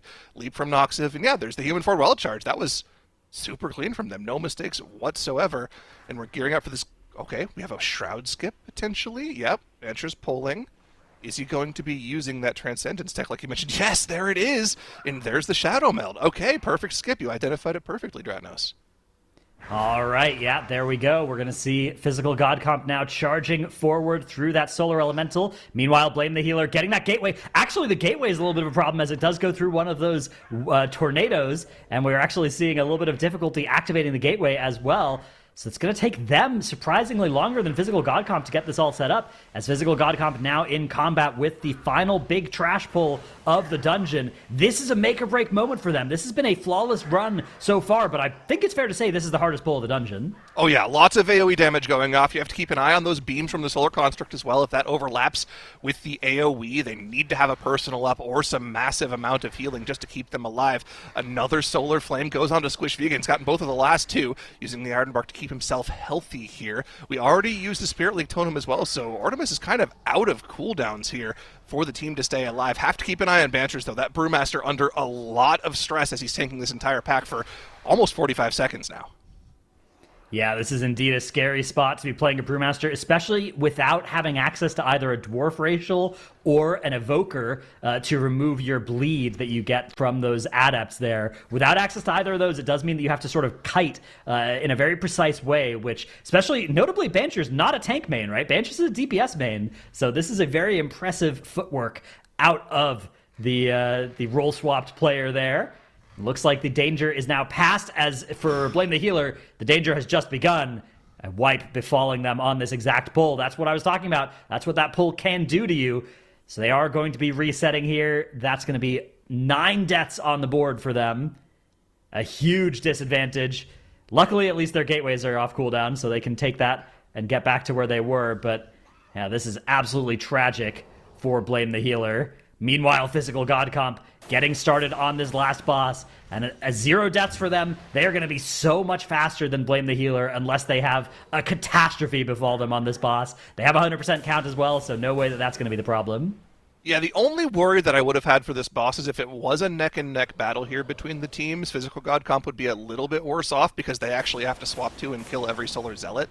They don't have the Warlock port, they don't have the Aug Rescue, they don't have the Wernstone to save them from these Zealots, so they're going to have to cleave them down. But as we just saw, that's actually pretty easy for them to do with their comp. That Fury Warrior loves cleaving targets down, the Outlaw Rogue loves it.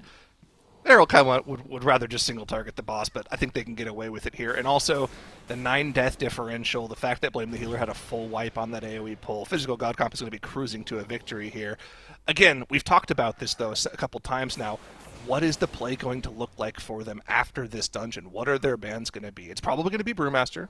Probably the Restoration Shaman as well. We know Artemis loves to play the Mistweaver, and if you ban out the Brewmaster, then you play the Mistweaver, and you're still collecting that Monk buff, still playing a very, very powerful spec there.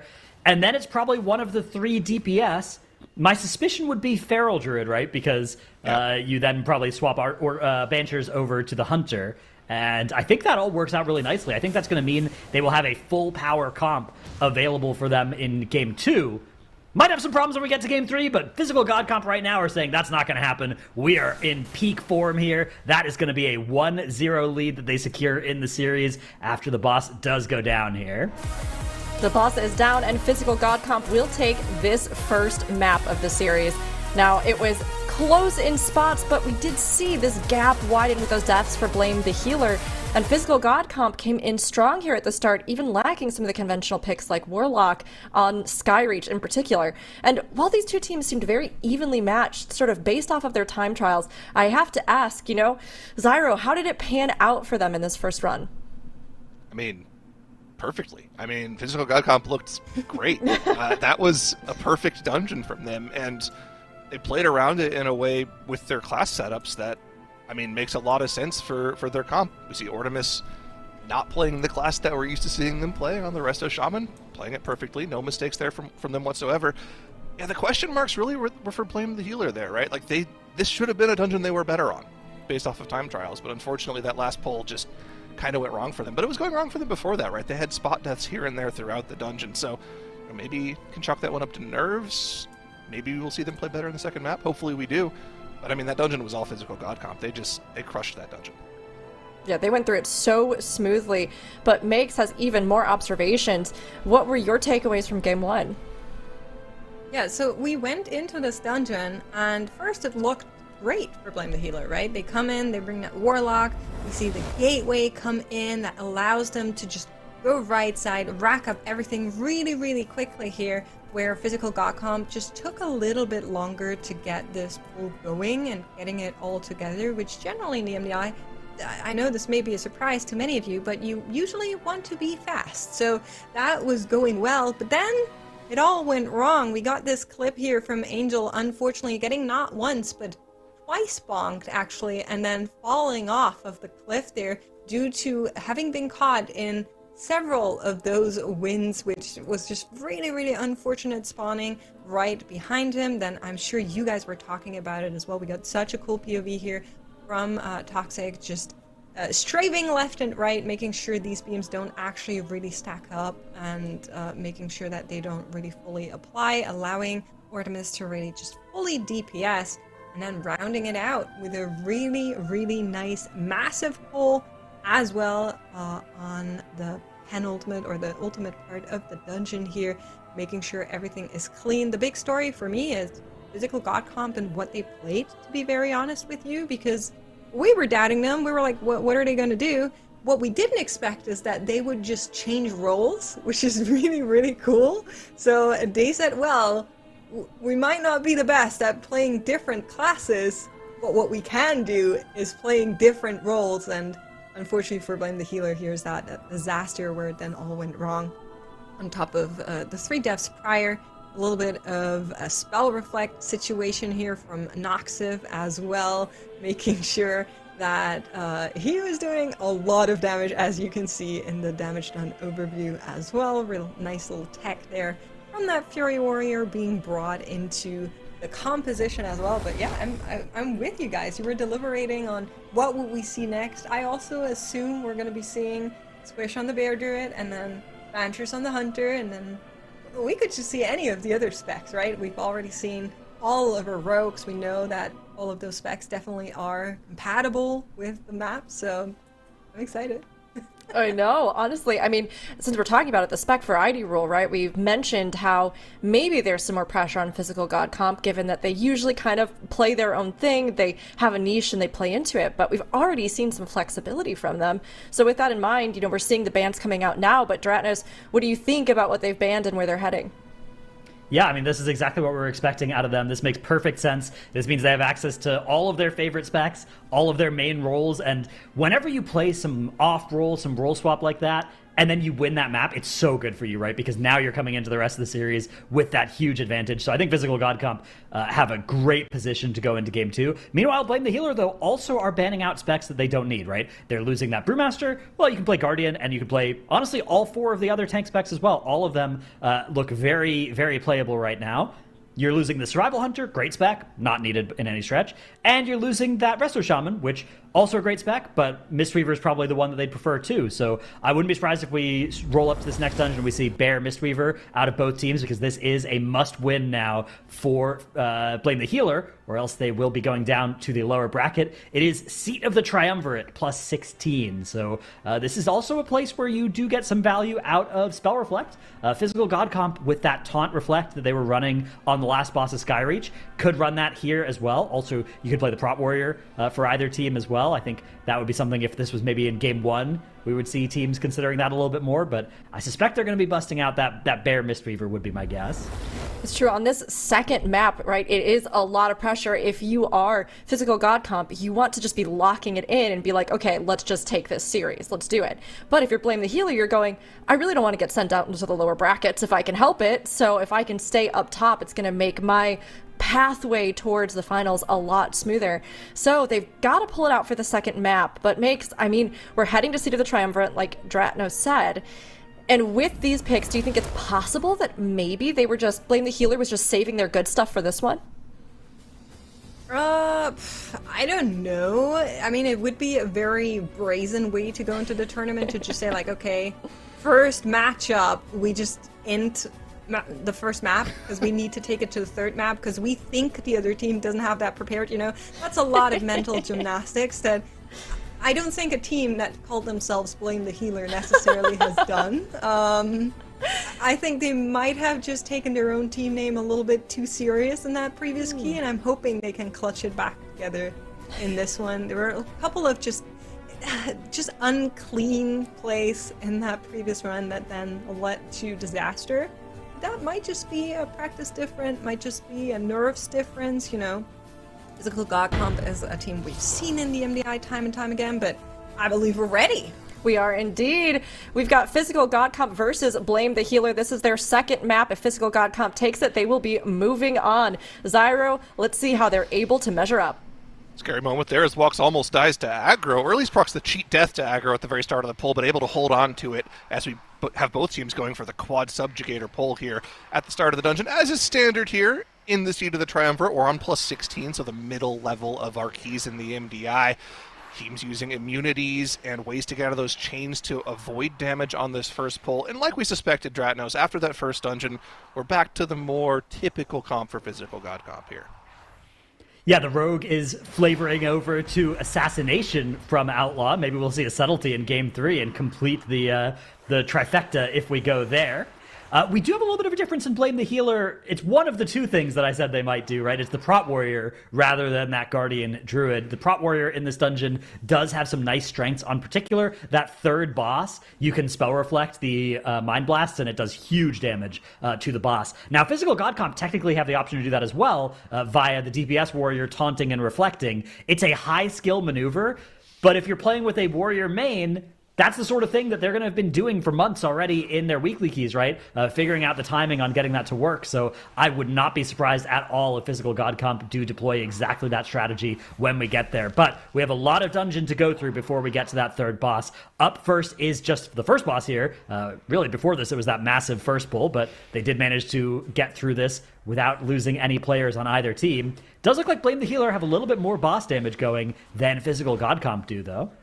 Yeah, I would expect that, right? They also get the extra funnel as well. Both of their DPS classes excel when they get extra targets, whereas Physical God Comp don't really benefit too much from that. They don't have as much funnel. Like, maybe you have a little bit on the Assassination Rogue, but nowhere near the levels of Devourer, Demon Hunter on Holy DK. I do want to shout out really quick, though, while we're in combat with the boss here for a little while, that if you're interested in keeping an eye on any of the specs that Physical God Comp is playing, all 5 of them are live on Twitch right now in the Stream Together feature on Warcraft. If you click on that arrow next to the view count, you can scroll down and find all 5 of them. So if you want to watch Guardian Druid, go watch Squish Vegan. If you want to watch Fury Warrior, go watch Noxiv. All of them are live right now.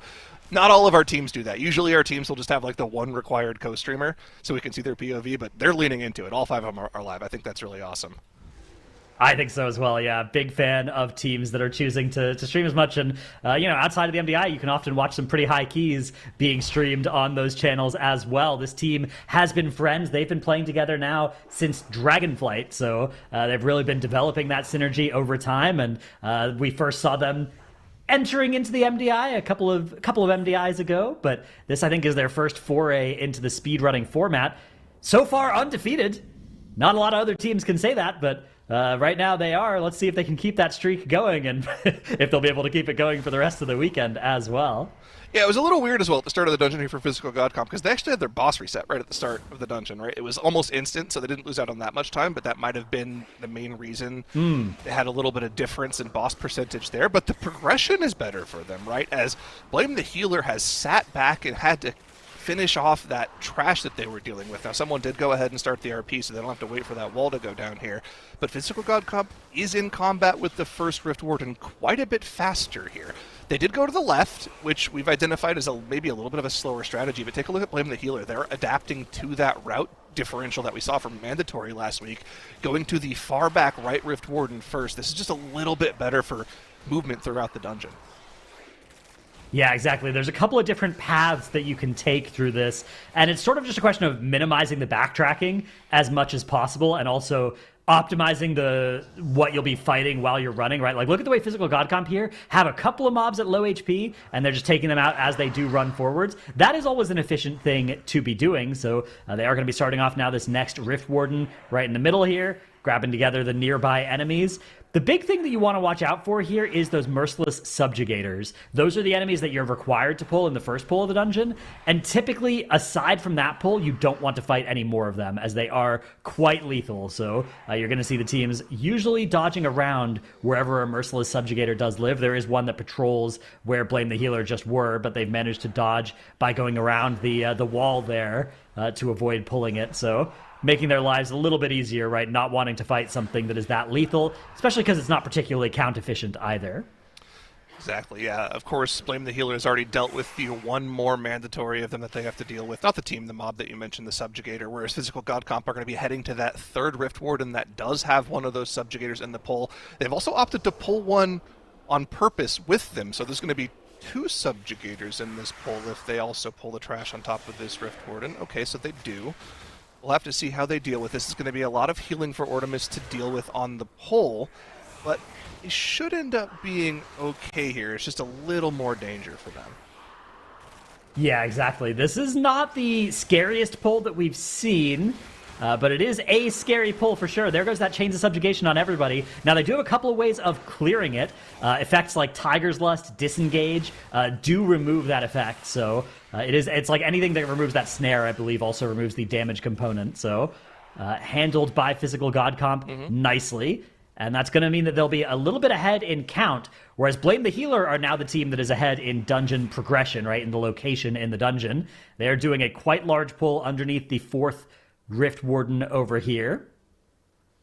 It looks like Physical God Comp has also just managed to cleave more trash down with the Rift Wardens, right? Like, they were just a little bit ahead here. Blame the Healer's going to catch up just a slight bit, but I would have assumed they would be a lot more ahead on count, considering the extra trash they pulled in that first boss room at the end of the boss. Only being 34% I was just thinking about the is... location of Blame the Healer. That was the third Rift Warden. Yeah. Now they're heading up towards the fourth one. I was tricked by the corpse of that, but there's actually two of them, those corpses of the big dogs. The void beasts in the background there. I did not know there was a second one hiding out over in that section of the dungeon, but yeah, the World Quest mob from back in the day. Oh, jeez. Now dead over there on the side. I forgot about the time in the game where you could have world quests for dungeons and that would manifest in the Mythic Plus dungeon. Those were some wild times back in Legion. Yeah. Either way, I mean, Physical God Comp, they are a little bit behind in count, but like you said, they are ahead in dungeon progression. Third boss, or second boss, already spawned for them here. They're not instantly engaging it. Maybe they want to finish this War Adept and then pull some extra trash into the boss, but this is costing this time. Like, this boss has been active for 15 seconds now, and they haven't been in combat with it. This is giving Blame the Healer a little bit of a window back into the key. Yeah, typically you do want to get into boss combat as soon as possible, although we do have a death coming out for Physical God Comp, and Town Portal Scroll being cast as well here, so something has gone wrong here of some kind. Yeah, so we're going to communicate. Go ahead. You got it.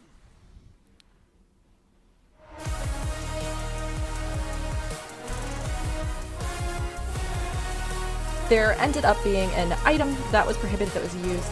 And so this is one of those Season 2 items that was added last week, and as such, this map is going to be forfeited, and we will move on to Map 3 with the score being 1-1 on both sides. Unfortunate to see, but it's going to bring us to that Game 3, and I think from what we were able to see of this dungeon, we can still glean some insights, especially with Blame the Healer, I think having a bit of a stronger showing here, Dratnos, so with their opening at least. Yeah, the map was definitely looking very close there. It is unfortunate that we've had a disqualification happen on that map, but we are still going to... It's not the end of the series, right? The score is now 1-1, so there will still be an opportunity for Physical God Comp in the final map there. But yeah, tremendously unfortunate way for this one to go. Yeah, again, the thing that has happened here is Physical God Comp were using a prohibited item. There were some items that got put on the vendor last week that are not allowed to be used. And that's been communicated as such as well. The teams do know this, so unfortunately that is going to be a forfeit for them in this map. We are going to go to Map 3. That is that's going to be interesting to see how they're able to handle as well the demoralizing effects of losing a map in that fashion, whether they're going to be able to bring it back as we move now to an Algathar 17. Indeed, this will be the final map here for the teams. Whoever takes this is going to continue on in the upper bracket. And again, this is not Eliminations Day yet. That'll be tomorrow. So there is still a chance for either team being sent down to move on. But Algathar Academy here makes this is one that these two teams now have a lot of pressure on. So with what we've seen of them so far, how do you think they're going to go about this one? Well, there's a lot that now needs to happen in a short amount of time, right? You were just now in the seat of triumvirate, trying to win this map if you're on the side of Blame the Healer, trying to shut out Blame the Healer if you're on the side of Physical God Comp. Now you need to reset your mental, you need to think about spec bans, you now need to make sure you have a plan for going into this Algathar Academy. Of course, all teams have prepared old dungeons for the MDI, but usually there's a different focus for each tournament day that teams have, and they obviously also planned out a lot of their bans for how they want to move through this tournament. So hopefully they're both ready for this, as that is where we're going to be going. Once again, teams are made aware of this quite offensively, I want to say. It's been a big thing for Group A as well. Teams have been told time and time again, so at this point, unfortunately, that's just how that's going to go.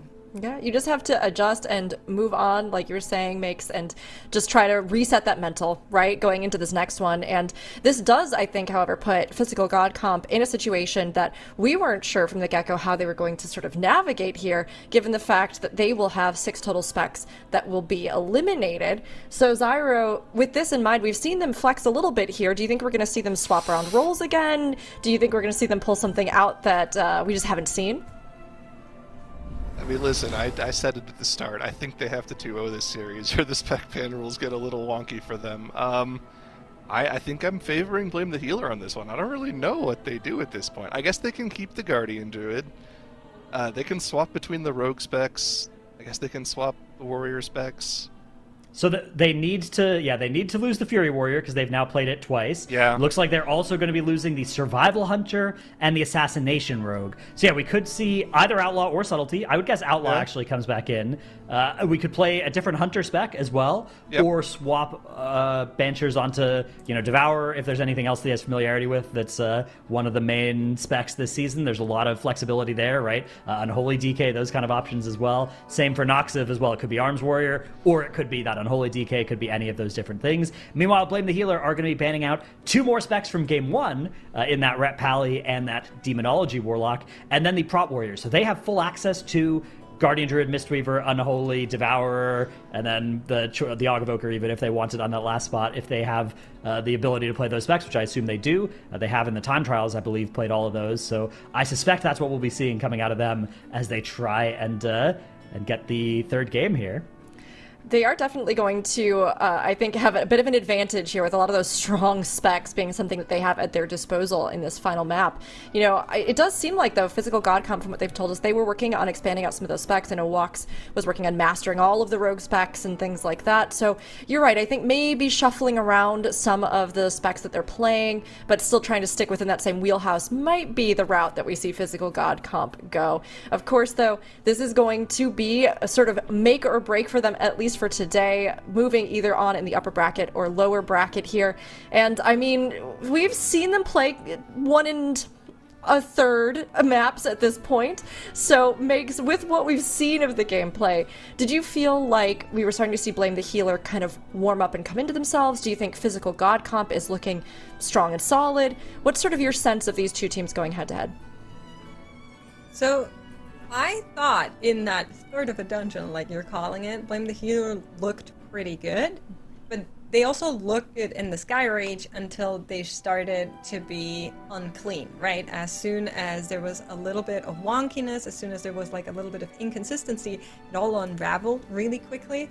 So that is kind of how I'm seeing this team right now, where I really need them to show up and prove that they can get through runs consistently and clean, because that is where it all matters. Whereas Physical God Comp, they do a lot more of that. They're a lot cleaner, they're a lot more reliable in terms of what we're expecting out of them.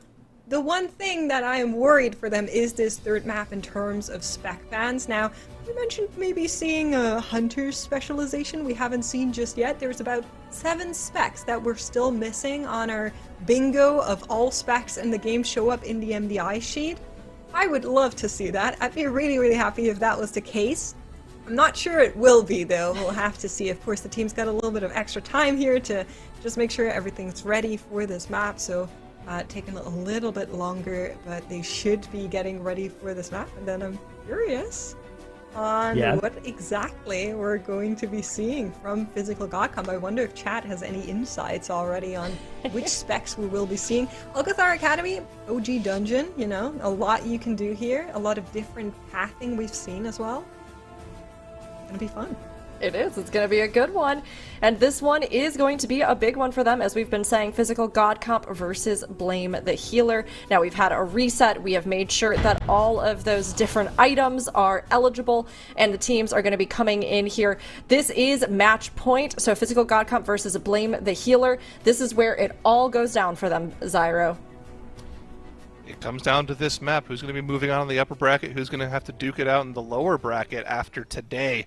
Physical God Comp, you know, put themselves on their heels here, unfortunately, with that banned item, but they're going to have to, you know, shrug it off and get into this Alcathar Academy on 17, Dratnos. This is already a pretty difficult key to push on live based off the timer. A lot of these pulls do a lot of damage to the group, but we're already seeing differing strategies. Physical God Comp heading to Veximus, Blame the Healer clearing out the trash in the Overgrown Ancient Room.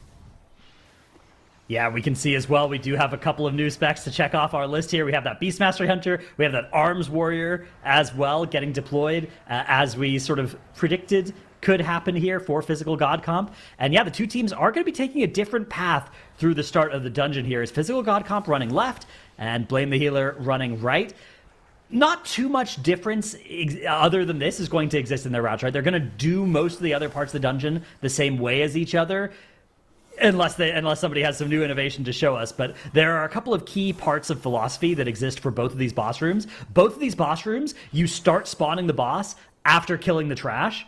And on live keys, you know, if you're doing a weekly key, often you'll just kind of stand there waiting for the boss to finish spawning. In the MDI, that's pretty banned, right? You do not want to be just standing around waiting for something to spawn ever. So in both cases, we're going to see now Blame the Healer while the Overgrown Ancient is spawning. They're just going to move forward in the dungeon. They'll come back and deal with that later. Physical God Comp, Veximus is spawning. They're going to grab some more trash and take this into Veximus while that spawn animation is happening. Just making sure that you're always doing something during the boss spawns when possible. The only boss you really can't do anything during is the Croth spawning animation, where you just you kind of have to just stand there and wait for it to fly down. Yeah, like once you head over to cross-platform, you're kind of stuck there until you kill the boss, right? Because there's no way of getting back. You have to do the whole bird RP, then kill the boss. So yeah, you're stuck there once you get there. But we're seeing that from Physical God Comp here, right? They spawned the boss, they went and pulled a couple foragers, a little bit of trash, then they're pulling it back on top of the boss to get some efficient cleave here. One thing I noticed they didn't actually end up doing is what we saw from a few teams last week. They had someone spatial paradox their healer, and their healer went and pulled a couple of far foragers to get a little bit of extra count here. Obviously no spatial paradox available because there's no Aug Evoker. So Physical God Comp is going to have to make up that count somewhere else in the dungeon. The only place I think they can get that from is potentially a couple of Invokers or an Echo Knight in the last section of the dungeon, so that last pull should be a little bit harder for them, but you know, that's a problem for future them. Right now they're just worried on the task at hand at dealing with Veximus. Meanwhile, Blame the Healer, they are in the midst of that bird RP we were talking about, but they have a little while until they're dealing with Croth. But I want to look at the strategy that teams are going for Bloodlust-wise, because we saw a little bit of this last week with Firmawan. Blame the Healer have not used the Bloodlust once again, and it looks like they're also planning on saving it for Croth. We identified this as not really being that valuable last week, Dratnos. It only saved Firmawan somewhere in the realm of like 5 to 10 seconds on the boss here. Yeah, it's interesting to see how they decide to use this, especially worth noting as well, this time around, it's a plus 17, so that might adjust the timings too. That might mean that cooldowns are up in different places, right? That second Bloodlust availability changes as well. That sort of thing can completely change the calculus on this sort of decision. Yeah, so like, in an ideal world, right, the exact use case for Bloodlust on this fight is you DPS the boss down to the first damage amp portion of the fight, where you put the orbs into the circle, you get the wind buff, and then you delay picking up the wind buff until the last possible second, you press Bloodlust, and you try to overlap the Bloodlust plus the wind haste buff on top of the fire orb double damage taken buff. In an ideal world, you get this huge burst of damage on the boss. So we're going to see Blame the Healer go for that. That's a pretty tough timing to hit for the classes in the group, specifically the Devourer Demon Hunter, because they want to line up the last 15 seconds of their metamorphosis to overlap with that damage amp on the boss. So we'll have to see if they're able to pull it off. Like, all things theoretically going right, it should save them a ton of time, but I'm just saying it didn't happen last week. Maybe the higher key level makes that worth it. Interesting routing variation for Physical God Comp as well. We normally didn't see teams pull these Ravagers at all last week, but they're just going for it. This is almost like a press W route. Yeah, there's a big pull that you can set up here. The Ravagers are definitely dangerous, but in particular, if your team is full of a lot of melee, they're not going to be as bad because they're not going to be jumping out, and you're not going to be forcing a caster to be standing in melee and canceling a bunch of casts, right? And the thing about Physical God Comp is they have no casters in their entire composition, so nobody is going to lose any damage from the way that these Ravagers operate. Yeah, and I guess they can bait every single one on either Banshees or Ortimus, right? Because those are going to be proud targets. They tend to not go on melee. So yeah, it's just a full uptime comp for them, and it looks like they're dealing with it extremely cleanly. Ravages are very low. They're actually hard focusing them down. They're actually dying before a couple of the Foresters. Artemis almost gets knocked off the platform there, but barely able to stay on, rolls out of harm's way at the last moment as well, and we're through the double Ravagers, so that's where that extra count's going to come from for them. Indeed it is, and now they're going to head on up towards the Guardian Sentry here. Meanwhile, Blame the Healer on Croft. It's going to be the first Ruinous Winds cast as they throw the orbs in towards that wind goal. And they're actually going to interrupt it fairly early into its cast here. Not going to be delaying that for the full potential amount. Because it is a plus 17 key, it is important that they fully maximize the combination of this haste buff and then that damage amp. In fact, they're not going to be able to get both of those at the same time, I don't think, at this key level. As you can see, they've all just grabbed those haste buffs, and then these are going to expire before they get to the damage amp. So we're not going to be able to multiply those two together. That is something that we've seen some teams last weekend were able to do, right? You delay the wind goal as long as possible, and then you instantly fire off the fire goal. You leave the wind orbs on the ground for a little bit as well. And if you do all three of those things, you can actually get the haste buff to be rolling on you during the damage amp from the fire stun. So that is something for the teams to look out for as an option, but maybe not possible on the 17 because of the extra health anyways. Yeah. A little sad we're not going to see it pulled off perfectly here, but yeah, the high key level probably an effect for them here. Also, a little bit of inefficiency for Physical God Comp, right? We know right at the start of the dungeon they went straight to Veximus, so they still have that trash in the Overgrown Ancients area waiting for them. So they're going to have to just sit there and wait for the boss to spawn. They're not going to be doing anything efficient with their time while they wait for that boss to spawn. So they're probably going to lose somewhere in the realm of 10 to 15 seconds there as well. But for the time being, like, I'm happy with their progress in this key. I feel like they're doing a little bit better than Blame the Healer on their key progression right now. Yeah, exactly. This is going to be so hard to evaluate, though, until we do actually get past the Overgrown Ancient for the one team and the Veximus for the other team, right? And we actually get them both towards the last boss section at the same time. It's going to be very difficult to evaluate this.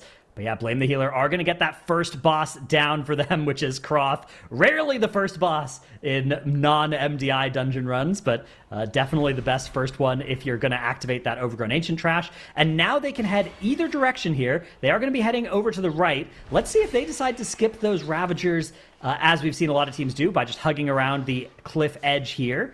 That is indeed what they are going to do, leaving that one Ravager there, and taking a couple of Foragers, but leaving the Patrolling Ravager too. So this is, yeah, definitely a standard MDI path through this dungeon, as we have a tank dropping very low, just right on pull there. They charge forward towards the big trash pull before Veximus. This is a dangerous one to be doing without Bloodlust, though, Zyro. Yeah, there's a lot of things that can go wrong here. Tons of casts that can just put this pull to a stop. The Monotonous Lecture being the main one, it just completely single-target stuns one of your groups out until that channel goes off. They need to use interrupts and stops to make sure those don't go off. But a Surge as well can instantly one-shot a group if people aren't topped, so they have to keep an eye on all of these things. Fortunately, this group comp has so many AoE stops, so many AoE stuns from the various members of the group, and of course the Augavoker constantly knocking mobs up is extremely useful as well. So as long as they are perfectly coordinating those AoE stops, they should be good to go. But a single missed interrupt, 4 Surges are going to instantly one-shot your group. Fortunately for Blame the Healer, not the case this time around. They stacked the damage perfectly. Both of their DPS players doing well over 1 million DPS under the buffs from that Augmentation Evoker, and it is a clean pull from Blame the Healer. That's what they need at this point in the dungeon, because Physical God Comp is going to accelerate for the rest of the key here. Once Croth goes down, they only have that Overgrown Ancient area to deal with, and, you know, like we've talked about in this dungeon a lot, that Overgrown Ancient boss is the fastest boss in the dungeon, so I feel like I like Physical God Comp's progression here a little more. Now, if Blame the Healer does have to back up and get these Foragers, which is a little annoying based off of the Ravager RP, looks like they just said, we can't wait for it, let's just pull the Ravager, but that's normally not something teams pull. Yeah, this might be a little bit of a different path through the dungeon for Blame the Healer, as they are indeed going to be taking a Ravager onto Veximus in plus 17 Algathar Academy. This is going to be so dangerous for them here. No Bloodlust available either. Offensive CDs are getting popped on Veximus, but that actually means that the Ravager isn't getting hit by those, right? For instance, that Breath of Eons did not hit the Ravager, as it will be joining the pull late, so it might actually be alive for a very long time here. Shadow Meld being used by Wolf there on that healer to avoid getting hit by some of that damage. You can see a lot of those effects are now on cooldown for Blame the Healer, so this is going to be very scary for a little while here. The Darkness does expire as well. The frontal from that Ravager tickles the Death Knight, but luckily Death Knights do not die to things that kill most of us mere mortals. Anti-Magic Shell going to be enough to keep him healthy and stabilized here. Out comes that Arcane Fissure from Veximus. The play space they're in is pretty constricted now. The Anti-Magic Zone going to be used here. And it looks like Blame the Healer have made it through the worst of it. Well, they've made it through the worst of the Foragers, right? But that Ravager is going to be alive for a lot longer. So one single poorly mistimed charge that could overlap with potentially the double overlap from Veximus, the mana bombs into the fissure, that could pretty easily kill a player off. So it looks like they're actually starting to focus the Ravager down a little bit. It's gone from 80% HP to 40% HP pretty quickly in the past 20 seconds. They're trying to make sure that they just don't die here, but all of this has cost them precious time here, Dradnos. You can see that Physical God Comp is starting to pull away on the boss HP here. Now, it isn't a direct one-to-one comparison, as Physical God Comp still has to clear out the trash in the Overgrown Ancient area, but I still think after this pull, Physical God Comp has just a slight advantage here. Yeah, again, going to be very hard to make a direct comparison, but I think I'm with you as well. I am curious what the count is going to end up looking like after the Overgrown Ancient area for Physical God Comp. So they do mount up, travel over where the Guardian Sentry used to live, and there's just now 2 bosses standing between them and a series victory. Blame the Healer, though, at 20% on Veximus, are hot on their heels. Physical God Comp going to be grabbing all of the trash in this area. You don't actually have to grab those 3 Skitterflies over there. And yeah, Banchers is not grabbing them. He's trapping the patrol leader there so that they can just leave it out of combat and grab it later. Because that isn't a mob that is required to spawn the boss. Neither of the patrolling insect packs spawn the boss. It is just the lashers. So if you grab the 3 lasher pulls, and if you can avoid those insects, you can then take them onto the boss later and not have to deal with them during this scary trash pull. They put a nasty bleed on your tank in particular, so fighting them with the trash can be very, very lethal. This is actually like a super smart way to do this, to spawn the boss as quickly as possible, right? They not only trapped one set of Skitterflies, but like you identified, they also paralyzed the other one. So that's going to be pure AoE for the boss. They get to kill the Lashers, which spawns the boss earlier on. This is very, very smart gameplay from them, but this is taking them a long time to kill this trash. Blame the healer after dealing with Veximus. They just run through the bridge trash, and they're pulling it into Overgrown Ancient. So they are in combat with the third boss a significant amount of time earlier than Physical God Comp, who have only just now killed off the trash, and now have to wait for these mages to argue about whether this boss is a life boss or a healing boss or whatever it is they're arguing about. So that's going to take another 15 seconds off the board. They can start to work on these Skitterflies, but the entire time, Blame the Healer is just getting free boss damage on them.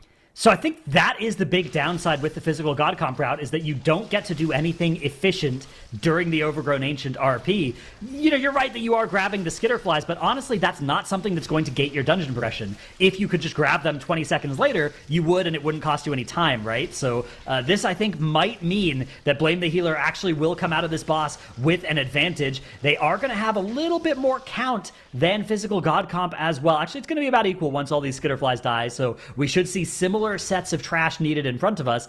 One advantage that Physical God Comp have is they've cycled back to Bloodlust first, but they're not going to use it on this boss anyways. Blame the Healer will have that lust available for the start of the Headmistress pull at the very end of the dungeon, so I think we're going to be seeing a slight advantage in favor of Blame the Healer here. Physical God Comp, though, have accelerated that single target damage really impressively. Overgrown Ancient for them is slightly higher than Blame the Healer, but they have caught up with those offensive CDs. We are going to be getting to another round of those for Blame the Healer. I suspect they have to press these as well. You kind of want to hold them for the start of the next boss pull, but I think you just press them right now, and you still will get them for that next boss pull. Yeah, I will have to see what Dutchy plans on doing, because those cooldowns are going to come up when the boss is at about like 20 to 25% here, so it's a little bit of an awkward press. Of course, J-Root also just went into Void meta as well, so that's going to be active essentially until the end of the boss. Is he going to press that army right away?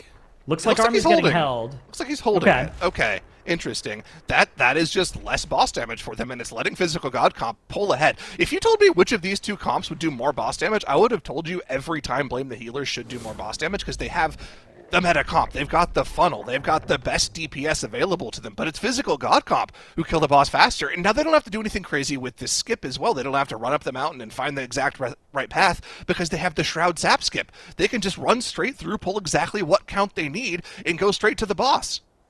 Oh, we have an Echo Knight getting pulled there by Ordemus. Going to Shadow Meld, but it looks like that one is going to be coming with them.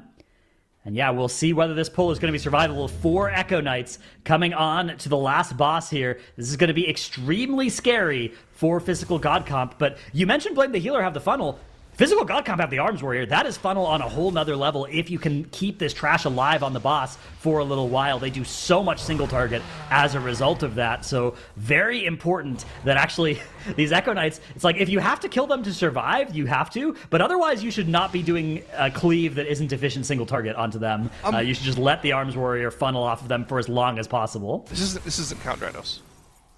There is a mob that is CC'd outside. Okay, that's true. Yeah, so that one can come in later. In about 50 seconds, 40 seconds now, there is one caster that is crowd-controlled outside. I think that might add up to count, but it might still not. We'll have to see if it ends up being enough. That would be a tragic way for this all to end for Physical God Comp. Meanwhile, Blame the Healer are in boss combat as well. Their lust is still rolling, so they might be able to accelerate a little bit. Right now, they are 20% slower than Physical God Comp, but you can see they are the team that is dealing more DPS right now. And both teams on 0 death so far. Very, very clean dungeon from both of them with completely different routes. Banisher's drops extremely low on the vacuum cast from Echo of Dorogosa there, but the turtle being used to make sure he doesn't accidentally hit any orbs on the way out, and stays topped with the healing from Ordemus here. Where is that count going to come from Physical God Comp? Is that CC'd mob in the back going to come in? I think it is enough. Yeah, the Invoker here should be the last 1% that they need to stop the clock here. In the meantime, it's Blame the Healer that also will be getting the last count they need from these two Echo Knights that are very low HP. Only 10% now, the gap, less than 10% between these two teams. 7% is the difference in boss HP. Blame the Healer are just still accelerating, whereas every time the boss does that vacuum cast, nobody in Physical God Comp except for Banchers can do any damage during that time. Walks gets to do it while that Cloak of Shadows is up, but that's not going to be available for another 55 seconds, which I'm not sure there's going to be 55 more seconds in this dungeon. It's going to be very, very close if there is. There's going to be no more damage cooldowns for Banchers on the side of Physical God. Banchers on the side of Physical God Comp. No more cooldowns for Noxiv. It's just the constant damage from walks. Whereas Blame the Healer, they have an army plus cooldown combo coming up from Dutchy. J-Ru's back into Void Meta. The damage is going to start to ramp for them. They're only 6% behind right now. Can they catch up and overpass Physical God Comp in the final moments? What does Physical God Comp have here, Dratnos? Does ARM still have that insane execute that has been known to have in the past? ARM does have execute, but it's not as insane as, especially when you're playing this M+ build, as it would be in Raid. 5% though is still the lead that Physical God Comp have here. 4%, 3%. This boss is getting so close between the two teams. It's now almost neck and neck between the two of them. Physical God Comp just trying to cling on to that lead, but the power vacuum is going to hurt their DPS so much there. You can see Ortimus using that life cocoon to try and let Walks get in to deal that last point of damage, and just barely it's going to be enough for Physical God Comp. 3 seconds is all that separates them from Blame the Healer, and that means they are going to stay in the upper bracket and send Blame the Healer down to the lower bracket. And let me tell you, Zyro, I would not want to be a team coming up against them in the lower bracket. Absolutely not. Now that is an exciting end to a series. So good to see them be able to face off here on equal footing in this final map and really put themselves to the test. Now Physical God Comp's longtime friendship and dedication to their classes have pulled through, showing that even with the spec variety rule, they can still adapt and win, but it was close there. I mean, I have to say, Dratnos, the teams lived up to our predictions of a close series, keeping the run neck and neck all the way through. So how do you think their routes really compared on this final map? Yeah, I mean, I was really impressed with this run out of both teams. 0 deaths between them in the last game here. 3 seconds, 3.5 seconds separating them at the end of the dungeon, with completely different routes from each other as well. Physical God Comp had a lot of good stuff going on. You can see, though, that Blame the Healer were able to get a really big pull going in the middle of the dungeon with that Veximus trash pull together. So that seemed pretty impressive to me. The fact that they weren't waiting for Overgrown Ancient RP also looked pretty impressive to me. But Physical God Comp were faster. That, you know, the scoreboard says that theirs was better. So I don't know. On paper, it looks to me like the Blame the Healer route should be better, but it wasn't. Makes maybe you have some more insights. I mean, this one was incredible between these two teams. It absolutely was. I try my best to break it down. There, like the casters have identified, was a big difference in pathing and routing throughout the dungeon, and in where they were using their lust. So here is where Physical God Comp started out, going to the Veximus area, doing this first big pull, getting that lust on cooldown as soon as possible. That is usually a good strat when you try to have a really fast key to get it on cooldown so that you can get 2 of them in there. Now, this was an 18-minute dungeon. That's not the type of lust that you need to do. They could have done it somewhere else. They elected to do it here to just make that a little bit safer, a little bit faster. On the other side, Blame the Healer was actually electing to do their lust here on Krath. That means they were a lot faster with this one, but it's also just not a great one to use on just single target. Then they slowed down a bunch here on Veximus. I think this pull was one of the factors why they slowed down in overall, despite the route itself actually looking better to the eye test, like Dratnos was saying. And then I think the other big factor for Physical God Comp was the end of dungeon. That skip with the Echo Knights. They were so fast with it, utilizing that Shroud after the Overgrown Ancient, getting everything grouped together and right into Echo of Doragosa. And then for Blame the Healer, it wasn't as clean towards the end there, so that's why it ended up being so neck and neck. But, you know, at the end of the day, only one team can win. And I am very happy to say that my prediction is still intact. So thank you very much, Physical God Comp. Nice little, you know, nice little divergence in between there. There's that Shroud skip, making sure that they have everyone together here real fast, using that in-cap as well on the Invoker. And then all of those Echo Knights is very scary, as As a melee, as any player in the game, really, 4 Echo Knights onto a boss, that's some dicey territory. Healers were gaming. I don't think any healer needs to be blamed on the back of this map, for sure. Yeah, I would say, I think they did pretty well. It's kind of ironic, too, considering that Blame the Healer's healer is actually a tank main, but thankfully he's not going to have to take any heat on this one either way. So he was stepping up to play that healer for the team when they couldn't find one, I think was still very honorable and well played from him. But honestly, well played from both of the teams in this map. This was exactly the way we would want to see them go head-to-head, and amazing to see them prove. I think makes Zyros in my predictions right. Was Dratnos, you were towards Blame the Healer, right? Yeah, I mean, I've been trading these Sporefall items to as many players on Physical God Comp as I can, but I was only able to get them in one of the maps, so next time I'll have to try harder. You know what? This makes a lot more sense now. It would be a Dratnos, like, a sabotage move here that would have done this, but yeah. Okay, all right. We blame you. That's okay. Okay, we'll blame Dratnos. Blame the Dratnos should be one of the team names for next season. But amazing to see these two go head-to-head, and we'll take a look at the bracket to see where it has... Okay, all right. Well, sorry, everybody. Dratnos is banned from future competition and from this competition. Thank you. Farewell. Yep, get right on out of there. All right, Zyro, take us through the bracket where we've ended up and where we're heading. Yeah, I mean, triple threat looked amazing. Physical God Comp also looked amazing. But, dude, Blame the Healer is going to be a force to be reckoned with in that lower bracket. I think they're very, very favored in the matchup against barely qualified tomorrow. Heading down to the last 2 matches of the day here, we overall talk a lot about how the real prize at the end of the competition weekend is the top 2 teams qualifying for global finals, where they can then fight for a spot at BlizzCon. And, one of our top 2 teams technically should be either ANTTIS Angels or Dire Wolves, both of them being the 2nd and 3rd rated team coming into the weekend from time trials. I'm really interested to see how both of these teams play out in these last 2 matches. I mean, Dire Wolves, we haven't seen these guys in competition for a year and a half now. How are they going to play? How's that Australian squad going to work out? This is the first time seeing Divine Field in a speedrunning team in a long time as well. I think both of these matchups are very, very interesting. That's so true. I mean, honestly, seeing how these players have changed, adapted, or how this particular speedrunning format might also appeal to them is something that's going to be on all of our minds as we look ahead to our next matchup. Now, that is going to be ANTTIS Angels versus CHIZLE'S Bargain. But before that, we have a little bit of a little entertainment moment for you. The teams have been getting very creative with their routes and comps, but you all have been at home getting really creative over on the Warcraft X page with Front Door Fridays. So let's see what everybody's been cooking up. We have some houses here.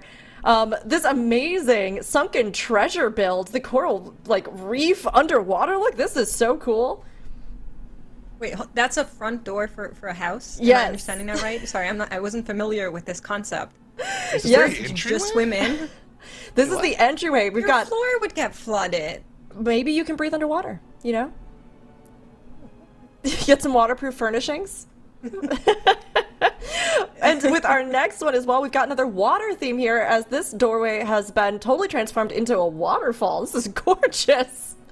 Wow. This is that's really cool. This is one of those things where you won't appreciate just how impressive this is until you've tried to do it yourself and just run into the outdoor decor limit. So the way it works is that is getting increased, by the way, soon, but it is really hard to actually get things looking this good while playing under that constraint. So it makes it all the more impressive when people are able to do it like this. This is so great. Yeah, looks really good. Yeah, huge props. As somebody who has been loving the housing myself, seeing these things just makes me go oh, I need to take down my build. I need a whole new one. I could make waterfalls like that. I could probably use this item or that item. And I think everybody here has just so cleverly made use of what they can, especially in the exteriors, like you were saying, Dratnos. This is awesome. And hey, if any of you haven't yet, you can also get in on it. Head on over to X and keep an eye out each Friday for Front Door Friday. You can also share your own creations, or if you get inspired by the creations you saw today, you can add on pictures of your own builds there underneath. So definitely get in there, because I would like to steal your ideas for my house. Thanks so much, everyone. So we've got even more MDI action coming up. Like we said, this is going to be ANTTIS Angels versus CHIZLE'S Bargain. Coming up next, we have some of our top-seeded teams from this weekend that will be going head-to-head, and we'll be trying to see who is going to end up in our top 2 spots moving ahead to group finals and BlizzCon beyond it. But we're going to take a short break before we come back for our 3rd series of the day. So sit tight, everybody, and we'll be back with you soon.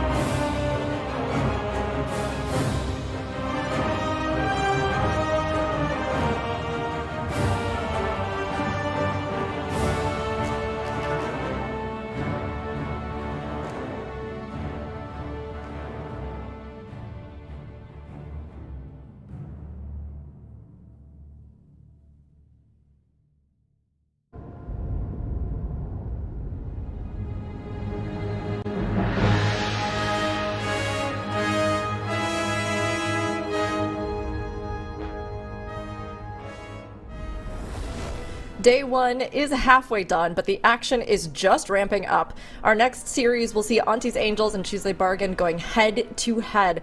Let us know what you are cheering for, which team you're cheering for, and get your predictions in chat because the polls are going up now.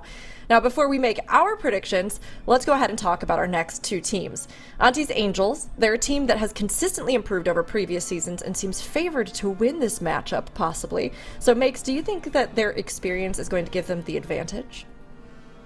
So, you have different layers of experience on this team. There is the experience of the team of ANTTIS Angels, and then there is Divine Field, who is probably one of the most experienced players in the history of MDI you could have on your team. Like, if you get to choose one person out of the roster of history of MDI, Divine Field would, for many people, probably be at the very top of that list, like in the upper 5, upper 8 echelon. So that addition to this team, I am hesitantly excited to see what they can bring, I will say. I have a really big question. So historically Divine tank player. Last season he was DPSing. This season he's healing. Does he heal? Is he a healer? Apparently he does now. Have you seen physical god comp? Roles don't matter anymore. Everybody can do anything. Yeah, look, the man has many. He has many talents, Tettles. I mean, I think it's impressive. Honestly, though, when you've been playing the MDI for so long and you have such a history in it, I feel like at some point you do just start shaking it up. Or somebody's like, oh, hey, maybe we have a team, but we would need this. And maybe you jump in. And I mean, it'll be interesting seeing him play as a healer here. I don't know if, Dratnos, you have any expectations or if you think the speedrunning format is something in particular that might appeal to him or the others. Yeah, I mean, historically, he was great in the speedrunning format back in the day. It's been a long time, though, since we've seen Divine Field, especially at the helm of like a super competitive team like we think ANTTIS Angels might be this time around. I mean, their time trials looked really, really good. This team has had some really impressive performances a couple weeks ago in the time trials. How will that translate into a world of the spec variety rule and where you don't get unlimited attempts? That's always an open question, especially when you have a new configuration of players. Sometimes you can underperform when you get to the real world. I think they're not going to, though. I think Divine Field, when you have a player like that on your team, they can single-handedly like anchor the entire squad and keep everybody in the right like headspace the whole time. I would like to add something to this conversation. Have you considered spam this card, Chisla playing smart? Considered? Okay. It was not something I'd previously considered. No, I'll now make sure to give that an appropriate amount of brain power. Thank you so much. Thank you so much. Great. I mean, yeah, CHIZLE'S Bargain. You're so welcome. Obviously, on the other side of this, and we know that while ANTTIS Angels may be a major powerhouse, we have CHIZLE'S Bargain as well. They are experienced key pushers that decided to just take it from pushing keys on their own to jumping into time trials to giving this a shot. And chat, we have a little fun game for you because it turns out that almost all of them are Scandinavians, but one of them is an imposter. So you're going to have to see if you can spot the imposter on the team. Supposedly, this is something to keep an eye out for. But, I mean, how do we think these teams might measure up, Tettles? Do you think CHIZLE'S Bargain, they have what it takes to stand up against ANTTIS Angels? I mean, Scandinavians are known to be really, really good at World of Warcraft. I wouldn't be shocked if they're able to make magic happen. I'm convinced, you know, after they said that, I'm convinced. Okay, great. Well, with that in mind, where are your predictions going? 2-0 ANTTIS Angels. Okay, I thought maybe that would be the case. Okay, all right. That's crazy. Makes that about you. That's crazy. What are your predictions for this series? So, just for context, CHIZLE comes in as 23rd seed, whereas ANTTI comes in as 5th seed. That sustainable difference, I would argue. Quick question, Dratnos, have you sold our teams anything recently? Have you done a little trading? Dude, I've been opening trades and just nobody's willing to take any of my items, my wares, my fine Very good. trinkets and necklaces. Say more. You needn't say more. ANTTIS Angels, Stop. 2-0 CHIZLE. Okay, That's what I'll say. Okay. All right, going bold. And Dratnos, what do you think? I'll go 2-0 ANTTIS Angels, yeah. Okay. Well, Dratnos, I'm glad you got unbanned to be able to come join us on the desk for this next series. I think for myself, I'm going to go 2-0 in favor of ANTTIS as well. I am very excited to see what CHIZLE has to show us, and I'm looking forward to seeing how they play. But I think ANTTIS Angels, they've got a lot of experience, and they've got a big hitter on their team, so I'm looking forward to seeing how fast they can time these dungeons. Yeah? This is completely unrelated to this series that's upcoming, Sure. but one of my favorite MDI memories of all time is after the Legion MDI, whenever Divine ended up winning, the first thing he did was he got on stream and did a pool party stream. I'm praying that they win again, and we get the pool party 2 by Divine Field. All right, okay, you heard it here, and if the team hasn't heard it, I hope Divine, this news makes it to him. Gotta host a pool party if you win the MDI, and now all of chat's predictions are gonna swing wildly towards ANTTIS Angels, even more than they were. But amazing to see both of these teams coming in, and hey, maybe there will be some new fans cheering for CHIZLE'S Bargain by the time this is all done. But our first map is going to be Nexus Point Zenith. Now, these two are going to be facing off. While we have high expectations for ANTTIS Angels, I think we've also had some incredible surprises from our lower seeded teams already this season. This is going to be ANTTIS Angels versus CHIZLE'S Bargain. Game 1, Nexus Point Zenith makes. Yeah, hold on. Can we just quickly talk about that logo before it vanishes? How cool is that? They got a hedgehog. He looks smart. Why doesn't the copy pasta talk about this? Why are we spamming a cart instead? Come on, chat. Is that really the best we can do? What's the bargain have to do with the hedgehog? So I would assume the hedgehog is CHIZLE, which is one of their players. Is it right? a pangolin? Is it a hedgehog? It looks kind of like a pangolin. It might be a pangolin, yes. Ooh, I love the pangolin. You guys got the pangolin toy? Anyway, we're going in. We're going in. All right, here we go. Right off the bat, we are going to see... Oh, wait, no, I'm not on for this. You guys go on the end. I was going to say, Dratnos! You are banned again. You are banned. Get to the Shadow Realm. Tettles, this is all you. What do you... This is not my fault. I don't know why Dranos is trying to take over. This is not your fault. It's Dratnos' fault, but it is your turn to cast, so get in there. He was locked in, guys. He was locked in, but we're back here in the Nexus Point. And notably, a little bit of interesting routing coming out here. It tells we're seeing teams prioritize different sides. CHIZLE is actually on the right-hand side, whereas ANTTI, they're on the left-hand side of the dungeon. They're doing what we saw from Mandatory as well. Everything up until this point together with Lust, whereas CHIZLE is doing basically the mist count. I feel like what's happening by CHIZLE, I feel like this route is pretty good. Whenever we saw it last weekend, it was one that it seemed like it could be fairly fast, but then we saw Mandatory basically do the exact same pull that CHIZLE was doing, except without Bloodlust. And that was where Mandatory was able to just make up a bunch of time off the back of kind of that elemental shaman being able to burst down the second boss. And so I think for ANTTI, it's going to be more of a question of how much value are they getting out of this first Bloodlust in this dungeon, and are they going to be able to one phase the boss on that right side. And for CHIZLE, it's how much, again, it's almost how much value you're able to get out of the Bloodlust. Because if ANTTIS Angels goes and does the exact same pull that you did, except they didn't need Bloodlust to enable it, then you can potentially be in a lot of trouble. And that's kind of one of the questions that we're going to be facing here. For ANTTIS Angels, they went giga on this first pull on this left side makes. They pulled so much trash, and I saw they actually disarmed one of the traps. And I feel like they're a little bit higher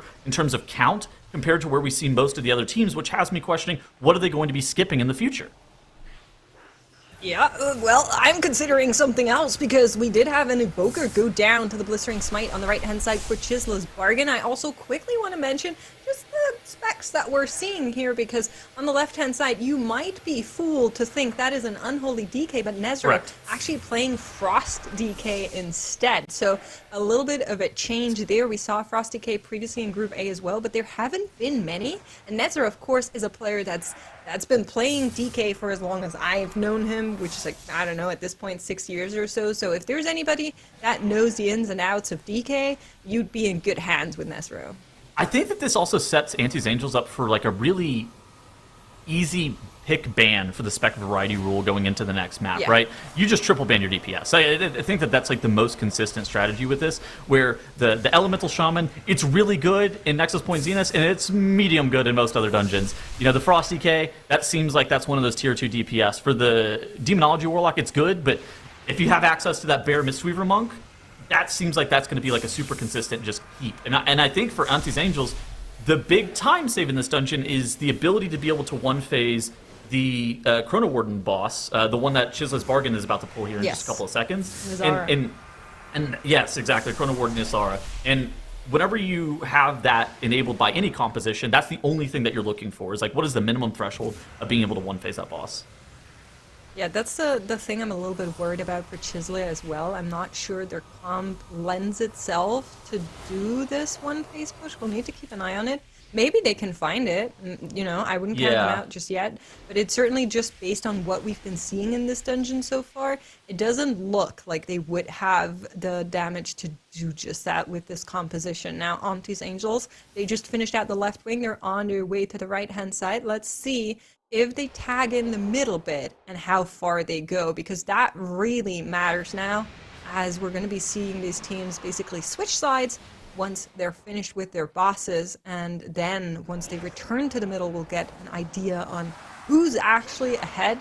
My guess would be that right now, ANTTIS is having a little bit of a lead here. You're seeing that first burn phase on Nazara ends with 20%. That is too high. You know, if you're in like 5, maybe 10, you could still get away with it, but they will need to play another one of these. So they basically have 45 seconds that they're going to have to play for this phase, maybe 50 seconds that they're going to have to play for this phase before that next light starred flare damage amp happens. And so then, like a 45 to 50 second time gain, if ANTTIS Angels is able to capitalize on it, kind of like you were saying, where that one phase is on the table, that is where a large time disparity can be opened up. At the same time, if ANTTIS Angels is going for a conservative two-phase strategy, that's where things can be a little bit more even. So, because now look, like you were saying, CHIZLE'S bargain, 13% on the boss. They had to wait for that light scarred flare to come out to even be able to kill off the boss. Yeah, so that's their second ride around. Let's see if ANTTIS can one phase, because just us thinking that this comp can do it doesn't mean they'll actually be able to. Yeah. I wouldn't call that before we're going. So let's see once they actually arrive. They also went a little bit smaller on the right-hand side than the dungeon. That's what I was here, going to so say. they did tag in the middle. Well, you're welcome. And they just pulled the beginning of the right wing. So I would love for them to now go big, right? I'm interested in seeing, like, because there's like a trash gauntlet here, right? I think is the best way of describing it to viewers. Is like, there is forced trash that is required to be able to even spawn the boss. And what teams tend to try to do is they try to get it spawned as quickly as possible and then DPS down the mobs that are forced to be able to then spawn the next set of trash. Like the lingering image that you see on screen right there. That plus a couple of the nullifiers are going to be those mobs that are the prerequisite kill targets to get the next wave of trash spawn. So the earlier that you can get those pulled, but also killed off, those are going to be like the priority targets. And so, yeah, like you were saying, like they went a little bit smaller for their first pull. Realistically, it's going to kind of come down to how quickly are they getting the next couple of waves of trash spawned. And I think it actually came down to when were their offensive CDs available. Because look, Nezro, he had that Breath of Sindragosa available. It looked like the... I don't think the Ascendance was available for the Alishan, but the Warlock almost always has cooldowns as well. Yeah, we'll have to see once they spawn the boss, like you were mentioning, how hard they can go. CHIZLE on the other side is now on the left-hand side of the dungeon. You can see we also took a lingering image down here. That one is still alive. It's just going to be dragged forward as the team moves on, tries to get towards the boss area here. They have a couple more engineers and notably a lot of arcanists to deal with in that final end of this gauntlet that requires a lot of CC. These arcanists can cause so much damage, so much pain to a team if they're not controlled. CHIZLE already dropping really, really low. Thank God he has his bargain ready and is healed back up. Look at this lingering image coming in for the side. They're actually just...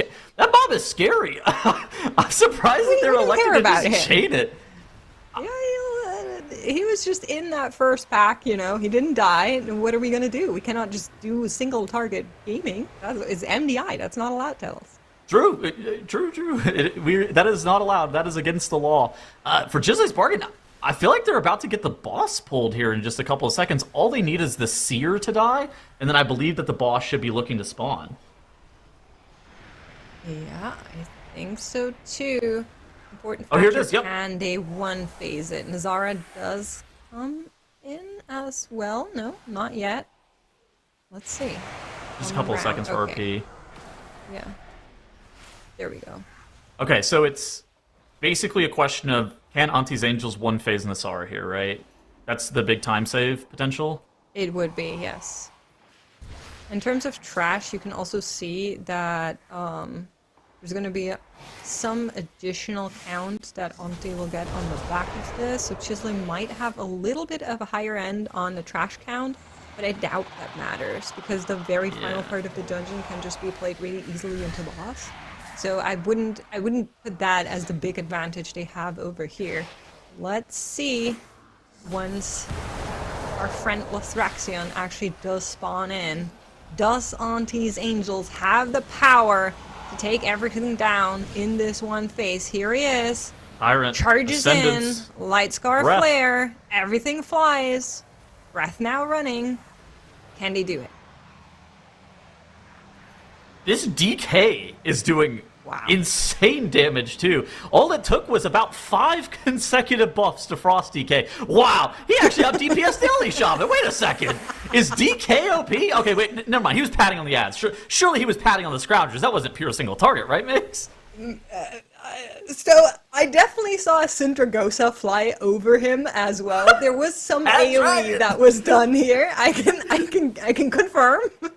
I don't know what the single target on this boss looks like. Maybe we have Detect to show it. That would be really cool. But definitely a very, very important one phase for ANTTIS Angels here. That's the one we were talking about going into this dungeon as well. Now, CHIZLE'S Bargain, they're not slow, right? If you look at this, they're just now finishing out Kasrath. They're right behind ANTTIS Angels. They also have 1 death on the board as well. So 15 seconds against the clock. And that is not great news when you weren't able to one-face this boss, so now they will need to really accelerate. So, how far behind are they right now? Like a minute, maybe? Something like that? So I think one of the lingering images, no. Okay, I thought there might be one more up here, but they did clear the middle, whereas ANTTI is playing that right now. They did take it down. Okay, a little bit of an int. You have to spam click this console. Note that down, write that down, chat. You have to spam click it, it's faster. Saves you like 2 seconds, but 2 seconds in the MDI is a big thing sometimes. Think about the match we just had between Blame the Healer and Physical Godcon. Those 2 seconds would have changed the outcome of that series. So let's see how big they're going to be going here. You can see that Lust is also coming up and available for both of our teams in just a second and can be used. But ANTTI has pulled Lothraxion, and they're trying to close that book. Where are you pressing this Lust if you're on, right? Because they're about to press Ascendance. The Demonology cooldowns are coming up in 7 seconds. But we're pretty dry on the DK CDs. It looks like they're... Yeah. I'm surprised that they're not pulling it with this first wave of trash. I wouldn't be shocked if they're going to press it on their second set of CDs. I wonder if they're like waiting for like damage potions. That could also be kind of the key thing that puts it over the top. So I think you are going to send it right after the Guile. Okay. Because that's when you get the longest uptime onto the boss, right? If you don't send it on pull, you send it after the Guile, because then you get the longest uptime of that Lust without having to stand and face. Now, of course, these teams, they know how to deal with this Guile. We're going to be probably seeing some Death Coils fly out now that it comes in. You can also use some of the Warlock abilities just to see where he's porting. So now you would want to see those projectiles fly. Did they do it? Do they know which of these copies it is? Oh, this took them a little bit longer there. Well, we got it. Yeah, we found it. I think this is Lust. Yeah, there we go. Yep, good comms. This is the Lust. The Warlock cooldowns, the Warlock 1 minutes are coming back up. Nezro even has his Breath of Sindragosa, and this is that Ellie Shaman Ascendance Stormkeeper coming out. Are they going to be able to one-phase... Like, okay, only one Guile this boss? I mean, this boss is actually dropping really low rather fast. Wait, is this boss dead? Even if... I don't know if it's that. It's definitely dropping really fast, but even if they're not able to one-face this, right? This is looking extremely powerful from ANTTIS Angels coming in, 0 deaths, a premier route into this Nexus, and Lothraxion is into the single ditches. Now, this is a boss that can still go up and do the Guile cast, but I think they got this. They might have one Guile faced this boss. He does cast. They're not going to let him, and that's a 1-0 in favor of ANTTI. Impressive here from ANTTIS Angels, flying their way to victory and getting the first point of the series. Now, Tunnels, I mean, that was a pretty wild one phase there at the end, but ANTTIS Angels, I think, were doing really well. From your sounds of incredulity, what did you think about the team's performances in this map? I felt like their route was fairly solid. It was pretty consistent with what we saw from Mandatories last weekend. I really like that Frost DK pick. I feel like that Frost DK pick and the ability to be able to one-phase the boss, that was close. CHIZLE'S Bargain, they put up a pretty compelling fight. I don't think that we really gave them their flowers. That was kind of a close match in that Nexus Point Zenith. You know, CHIZLE'S Bargain did end up having one death, and they were a little bit behind. I think if they one-phase that boss, though, we were probably somewhere within 10 to 15 seconds between the two teams. It was very close between them, honestly. Even with that bit of a gap that kind of opened up with that death, I mean, I think very competitive, and even with that bit of a gap that kind of opened up with that death, I mean, I think very competitive and definitely makes me excited to see the next map. But as we think back on this one, Dratnos, what were some of your highlights from this particular run?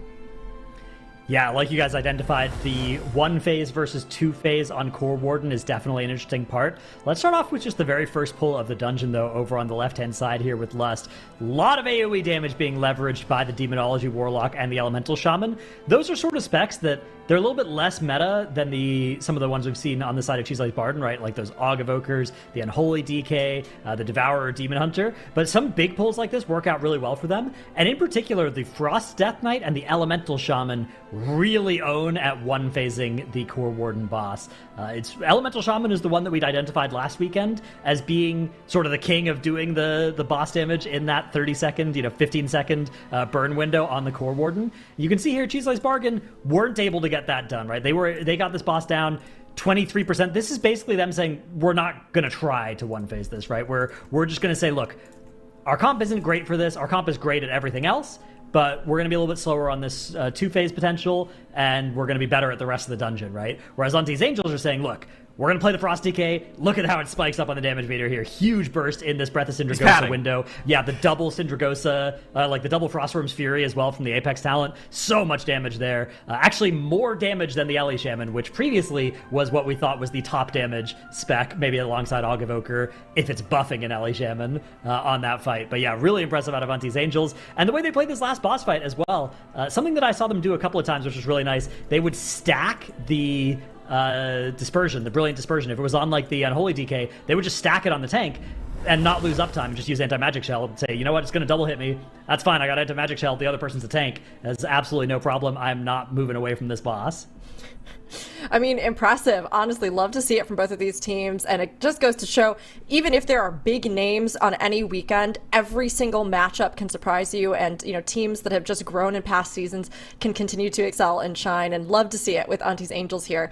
And of course, I mean, as well, CHIZLE'S Bargain, I think, really bringing in some strong gameplay. And both of these teams bringing in their first picks of the day for their maps. Now, we're going to have spec bans coming in soon, and our next dungeon will be Mysara Caverns.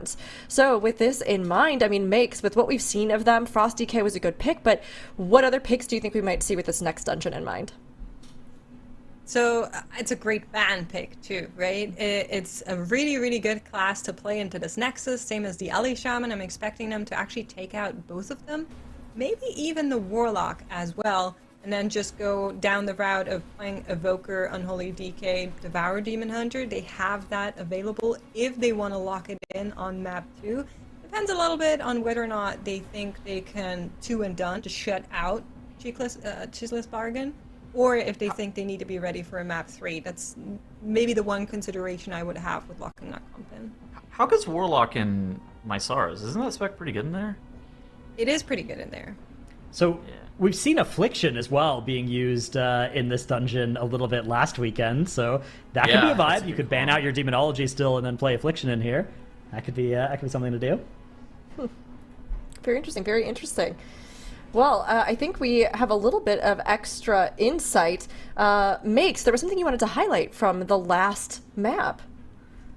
Yes, because of course I got you, chat. We were talking about the single target on Nazara and who actually did more damage on her. So this is damage only to Core Warden Nazara in this burn phase on the light flare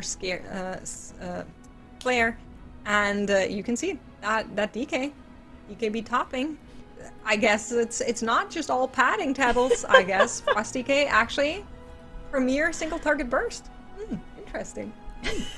Makes us like, just scientific knowledge here. Just let's just file that one away. Let's file that away. Yeah, just irrefutable proof. Sure. Good to see. And for any Frosty Ks out there, hey, you know what? Live, thrive, and Lord that you can screen cap the screen and just like send it to all your friends out of context and have proof of your supremacy. But I mean, it is interesting, I think, and it goes to show how these spec variety rules play such a role in the strategy, not just of any one map, but across 3 maps. And we have these bans coming in, which seem fairly in line with what we were expecting. But Tettles, I see you wincing. Do you feel like there was a mistake made? I mean, it's the CHIZLE'S bans. I mean, it's not...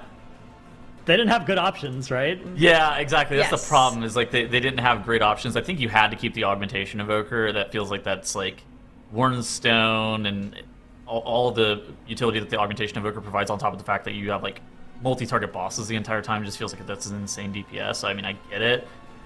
I love the situation that ANTTIS is in here. I feel like their comp is about to just be insanely good. I mean, If you have to protect that unholy DK, I know I'm making myself unpopular speaking against it, but I'm not sure you wouldn't have rather kept that tank over the Yeah. unholy. Well, I don't know. They A made lot of their good tanks choice. now. All That's the true. tanks have gotten closer to Bear this week. Bear got closer to the other tanks as well. It's a wide open playing field. A lot of stuff can be good. The thought process is probably related towards like the player's comfort on those specializations, right? True. And if your DK player is like really comfortable on the DK and like less on his second or third pick, yeah, I think that's probably how we're in this current situation. well, you know, like we said, there are still options available, and with some of those balance changes, especially for tanks, there are some viabilities that maybe we will see shine a little bit more this weekend. But for both of our teams, they are going to have to lay it down here and now. While there are no eliminations on the line, you definitely want to be positioned in a good place, and the upper bracket is the one to reach for. This is going to be our 3rd series here, ANTTIS Angels versus CHIZLE'S Bargain, their 2nd map, and if ANTTIS takes it, then they'll be moving on to forge the path ahead in the upper bracket. But CHIZLE'S has a chance here to bring it back, to showcase that they can come in even with some of those picks maybe not being fully optimal for what you would want to have going into this 2nd map. They can always push it to a map 3, and I'm sure they're hoping to do just that, Makes. Yep. Dratnos, quick reminder, you're an analyst desk for this one. Thank you. As we are going into the Mazzara Caverns here, and we are seeing something very interesting return. This reminds me of the last time we casted a Mazzara Caverns together, because there is a Moonkin on the right-hand side for CHIZLE that they actually elected to bring alongside this Unholy DK and Warlock. So Warlock is going to stay that premier choice, although we are seeing 2 different flavors of it. Yeah, I think for CHIZLE'S, the main thing that needs to be going here... Oh my gosh, Divine going down to the circle. He ends up getting hit with that toad. How is this going to work for ANTTIS Angels? This is a very scary position. Look at this. Divine is dropping incredibly low again. Are they going to wipe to this pull makes? Okay, no, they are not allowed to do just that, but the Vine definitely was in a lot of danger there for a second, fell, dropped really low, fought really hard to get himself back up. No cocoon available, which is that one defensive that you really would have loved to have right there and right then, but they're able to recover it. However, lost 15 seconds against the clock. There's also a Bloodlust that's still running while you're still walking. That's usually not something you would want to see on your team, so might just be... No, okay, now it ran out, so a little bit of a later press, apparently. Could have been a reason on why they went down there. Maybe that Bloodlust came a little bit too late for the Vine to actually keep the group topped. I wouldn't be surprised if that was it. But for now, CHIZLE is going to pull ahead just a little bit, for sure. Oh, Desire on the side of ANTTIS, he's just proccing his Cheat Death as well. That Defy Fate coming out for him. Now he's pressing his wall. This feels like this is in a precarious position for ANTTIS. They basically committed everything here, and I believe that they have... It's weird. They're in a really bad position. At the same time, if they continue to play clean, they're fine. But it's like they've lost all of their leeway. They no longer have that battle res. Divine ended up going down, so they're 15 seconds down. Desire no longer has that Cheat Death. It feels like things are still in control. But if one more thing goes like medium wrong, that could result in a full wipe. They're on the knife's edge right here for ANTTIS Angels.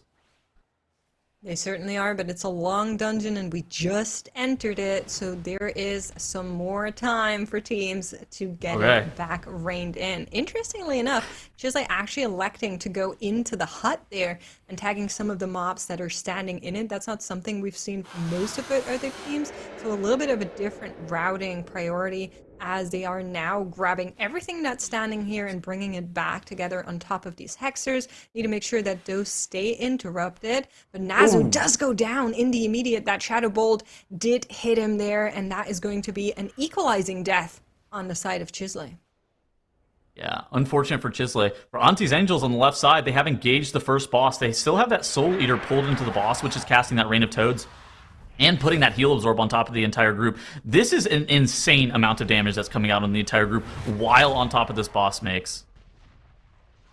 Absolutely is. Still need to wait a little bit longer for our DK cooldowns as well. You can see Nazar looking a little bit sad down there in the damage meter, but it's okay. Jan has it covered. You know that. Guardian Druid doing huge damage there as well, helping out the rest of the team. And here we go. Cooldowns are going to be pressed now. From here on out, it should be a little bit easier going. That trash should be dying soon. Heal Absorb does come in, though. The Vine needs to be on top of that. And we do have the ace being broken on Nakrax. And I think that should have been the dicey situation onto the boss. Keep in mind, though, we are currently sitting at... once they finish this out, like 48, 49% trash count for ANTTI, CHIZLE will have a little bit less, and they're not in fight with the boss just yet. I'm a little bit confused as to what else they want to pull here, if we're just going to run down and like go straight for boss. Yeah. Or if they're electing to just do a little bit more count here. This is a route we haven't really seen. I've seen this on live, but I haven't seen it from our MDI teams just yet. I'm interested in seeing what they're going to be able to do with all this extra count. Like you're kind of mentioning, like, what are we able to convert this into, or what is the potential skip options? I think are kind of like the things that I'm looking at with CHIZLE'S here. For ANTTIS Angels, I feel like you're spot on, right? It's felt like they're kind of out of control throughout the first 5 minutes of this dungeon. Now it's just the boss that they have to deal with, and maybe they're able to take a deep breath and kind of recover from that, because it felt like things were... Again, I think the term is just like out of control, like where, you know, you had that death on Divine, and then everything felt like it was just like they were seconds away from wiping at every single point. But hopefully now they're able to kind of take things slow and steady and then get back on their own game plan, as opposed to having to try to like panic B-res and stuff like that at the very beginning of the dungeon. Yeah.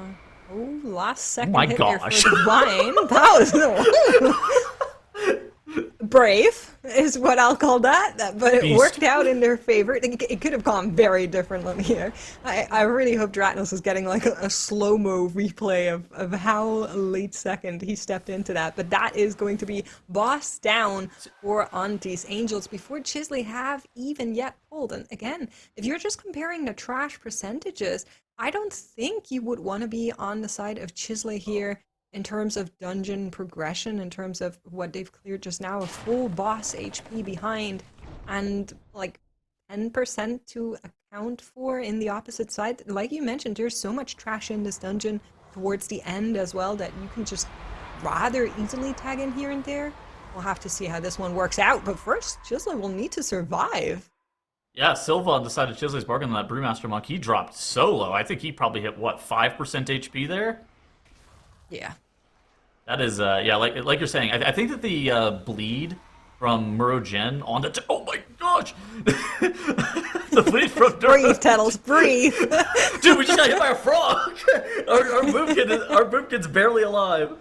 Oh my god, everybody's so low on the side of CHIZLE'S from the heal absorbs from that Soul Leader. Just, everybody get hit by a frog? What's going on over there? It's okay. The frogs will stop eventually. We just need to make sure that we not get hit by any more of those. That would be really bad. But the rest of the trash has fallen, so that should be a little bit easier for CHIZLE. And yeah, you can see the difference now. It's like 8.9% as ANTTI pulls again. The first trash on their side is now going to be falling as well. And this is one of those areas where you can easily go a little bit larger. We've seen many teams just from here on out press W all the way down to the bottom of the stairs. Now, this is a plus 17. In previous tournament weekends, we did see a plus 15, so could be teams go just a little bit more conservative here, but I wouldn't be surprised if we still get some big pulls from Antti next. Yeah, there's also kind of a question of like, what are they? Is Antti going to light the altars? Right, that was something that we saw for the first time from mandatory last weekend, where Gingy, who's on Evoker, he would just like light these like the incense altars in this area, and they would end up getting the ghost and taking that into the third boss. Is that something that the MDI teams are going to be looking to adapt to this weekend? Oh my gosh. For CHIZLE'S Bargain, though, on the right side of the screen, the Quill Storm, that barrage, actually ends up taking out their Balance Druid. No battle res available for an additional 2 minutes, and 20% HP remains on that first boss. This is going to be an unfortunate time loss for CHIZLE'S. They have the 15 seconds lost from the Balance Druid, plus his damage, and then they have to 4-man the remaining 20% of this boss. This is going to put them in a really, really bad position to play catch-up. Yeah, absolutely right. Anytime you're playing one DPS down, you are just not going to be very happy about that. And if it were any higher on the boss HP, you might even consider just doing it again with everyone alive. Very, very unfortunate situation for the side of CHIZLE. In the meantime, ANTTIS Angels are just pulling, going, pressing W as more and more trash count is found on their side. They need to finish out these 2 bats as well, and then they'll be able to truck along here. And I'm curious, like you're mentioning, if they're just gonna leave the drummer up towards the end there, as we've seen many of our teams do. Yeah. Or if we're actually going to be playing around that. Let's see. For now, we're going to be skipping here, just going, hugging left-hand side. Desire's not going and lighting those altars either, right? Like those. Oh, but Divine is. Divineness. Interesting. How is he going to get back to the group quickly? So whenever you activate this spirit, you only have a specific amount of time. I think it's like 60 seconds. Maybe it's a little bit longer. Oh, he pressed Wernstone on Desire, and look at this. They're on top of this mountain, and then Divine, lighter than air, glides down. Desire ends up gliding with his wings on that Evoker, and ANTTIS Angels is prepping to pull the boss. This is so sick. Yant was wasting no time. While Divine and Desire were setting up that spirit, there was a lot of travel time that was required, and so they utilized that, and they were able to actually get that RP mob that actually puts like a stacking damage taken increase debuff on the boss. And so it's not really good on AoE, but it's good if you're trying to focus down Vordaza. Absolutely right. You can also see some extra CC coming out there in the back on that Phantom, just making sure that that's not something that will be in their way here, as our boss is just unmaking us in front of our eyes. Antti doing a great job at just dodging out, not needing to deal with it as much as possible, as they're focusing on trying to get everything else down to make their lives a little bit easier. But Vordaza already down to the 50s, should be over the 50 marker any second now, and those Phantoms are going to be dying off on their own, as the team is just able to tunnel through and focus this boss. Yeah, look at this. They have one of the mobs that's also parried off to the side. So like the strategy with this is like you leave one parried off to the side, Yant goes and runs into another, and then we saw Nezro run out to ranged and gripped the 2 adds together. That allows that this unstable Phantom to expire with time duration and blow up on the group, but it doesn't actually require that much more healing, right? Because you're only blowing up 3 of those adds instead of 4. And so that's a strategy that you can do on live. I will say it actually takes a lot of damage. It does a lot of damage to the tank just to walk into those, so they actually need a pretty sizable defensive. But on the 17, I wouldn't be shocked if Yant's just able to walk into it like natty and tank it. On live, you need to press like SI, I think, to even run into those. They also added in a couple more warriors as we're in this shield phase here. I was getting a little bit worried. I don't know how you play Evoker. You're maybe a little bit more familiar, but Desire just flying over all of those orbs, landing in between 3 of them. I was a little bit nervous there, but they were able to do it, and that Vordaza boss is now going to be falling here as well for ANTTIS Angels. A little bit of a shaky start with the Death on Divine spin, but from here on out, they've been looking so clean. 7% remain. You can see some of our mobs are already marked here. Going to be going into this skirmisher pack and the pack after that, and I assume that's all we need. I feel like they don't need these defenders, but I don't know exactly how we're gonna skip them. Are we Oh, melding? yeah, we are melding. Look at this. Jewel, he gates forward. He pulls that bound defender. He's going to be pressing that meld. That bound defender, he's going to be casting his shield in the middle of the room, and he's going to reset. And ANTTIS Angels, they do an extraction of all of these skirmishers and all of this additional trash. They're actually going to hit this drummer. So we talked about, last weekend how some of the teams were skipping the drummer. ANTTIS Angels is going to elect to just kill it immediately, not really going to worry about trying to take all of this trash as far as possible. And then they are going to engage the final boss here. I think that this combination of trash, this makes a lot of sense, and this feels really, really cool. At the same time, the skirmishers, whenever they lose their shield, all of that damage going out can be very dangerous. That's going to be something that we have to watch out for. The AMZ going out, though. Yeah, exactly. That's for the shield damage that's now going to hit, and as you can see, they're dealing with this beautifully. For a second, I was thinking it's really nice that they're DPSing that drummer down, because you can line of sight, and that means the group walks back together. You'll have all the mobs grouped up, allowing you to easier AoE them down. But then I thought of the shields, and I was like, oh no, we're going to kill the shields at the same time, and that is not great. But they had just everything under control right now. Of course, we're going to be seeing one burn phase for sure, as Raktool is crushing some souls first, and then they will get sent down. CHIZLE trying to catch up, but they're so far behind, not only on the back of those deaths, but just an overall dungeon progression. Just only pulled Verdaza. I don't think you're going to have an easy time to catch this one back up. Raktool dropping lower and lower. We're just waiting to see how quickly ANTTIS can return from this soul-rending war. Yeah, I feel like this is inevitable, right? They're going to press their bloodlust here. They're going to collect all their buffs from these malignant souls, and they are just going to send this boss home and send this series to a 2-0. This feels inevitable as ANTTIS Angels, here they come, even pressing the bloodlust for movement speed. Does it give movement speed? No, but they're pressing it for movement speed anyways. They just have a little bit. They're already killing this boss within that bloodlust. Your movement abilities faster, Tattles. Yeah, I'm GCDing the healing as we're running up. And so ANTTIS Angels, that bloodlust has been pressed, and they are just DPSing down Raktool with the 6 stack from that malignant soul, and this is going to be taking this to a 2-0 for ANTTIS Angels. Wow, that felt great. That did indeed. Wow. It was great seeing them land that, and while this map was dangerous for both our teams, despite all the frogs and restless souls, ANTTIS Angels managed to survive and ultimately thrive. And though CHIZLE'S Bargain put up a good fight, ANTTIS Angels will take the series 2-0, advancing them in the upper bracket and sending CHIZLE'S Bargain down to the lower.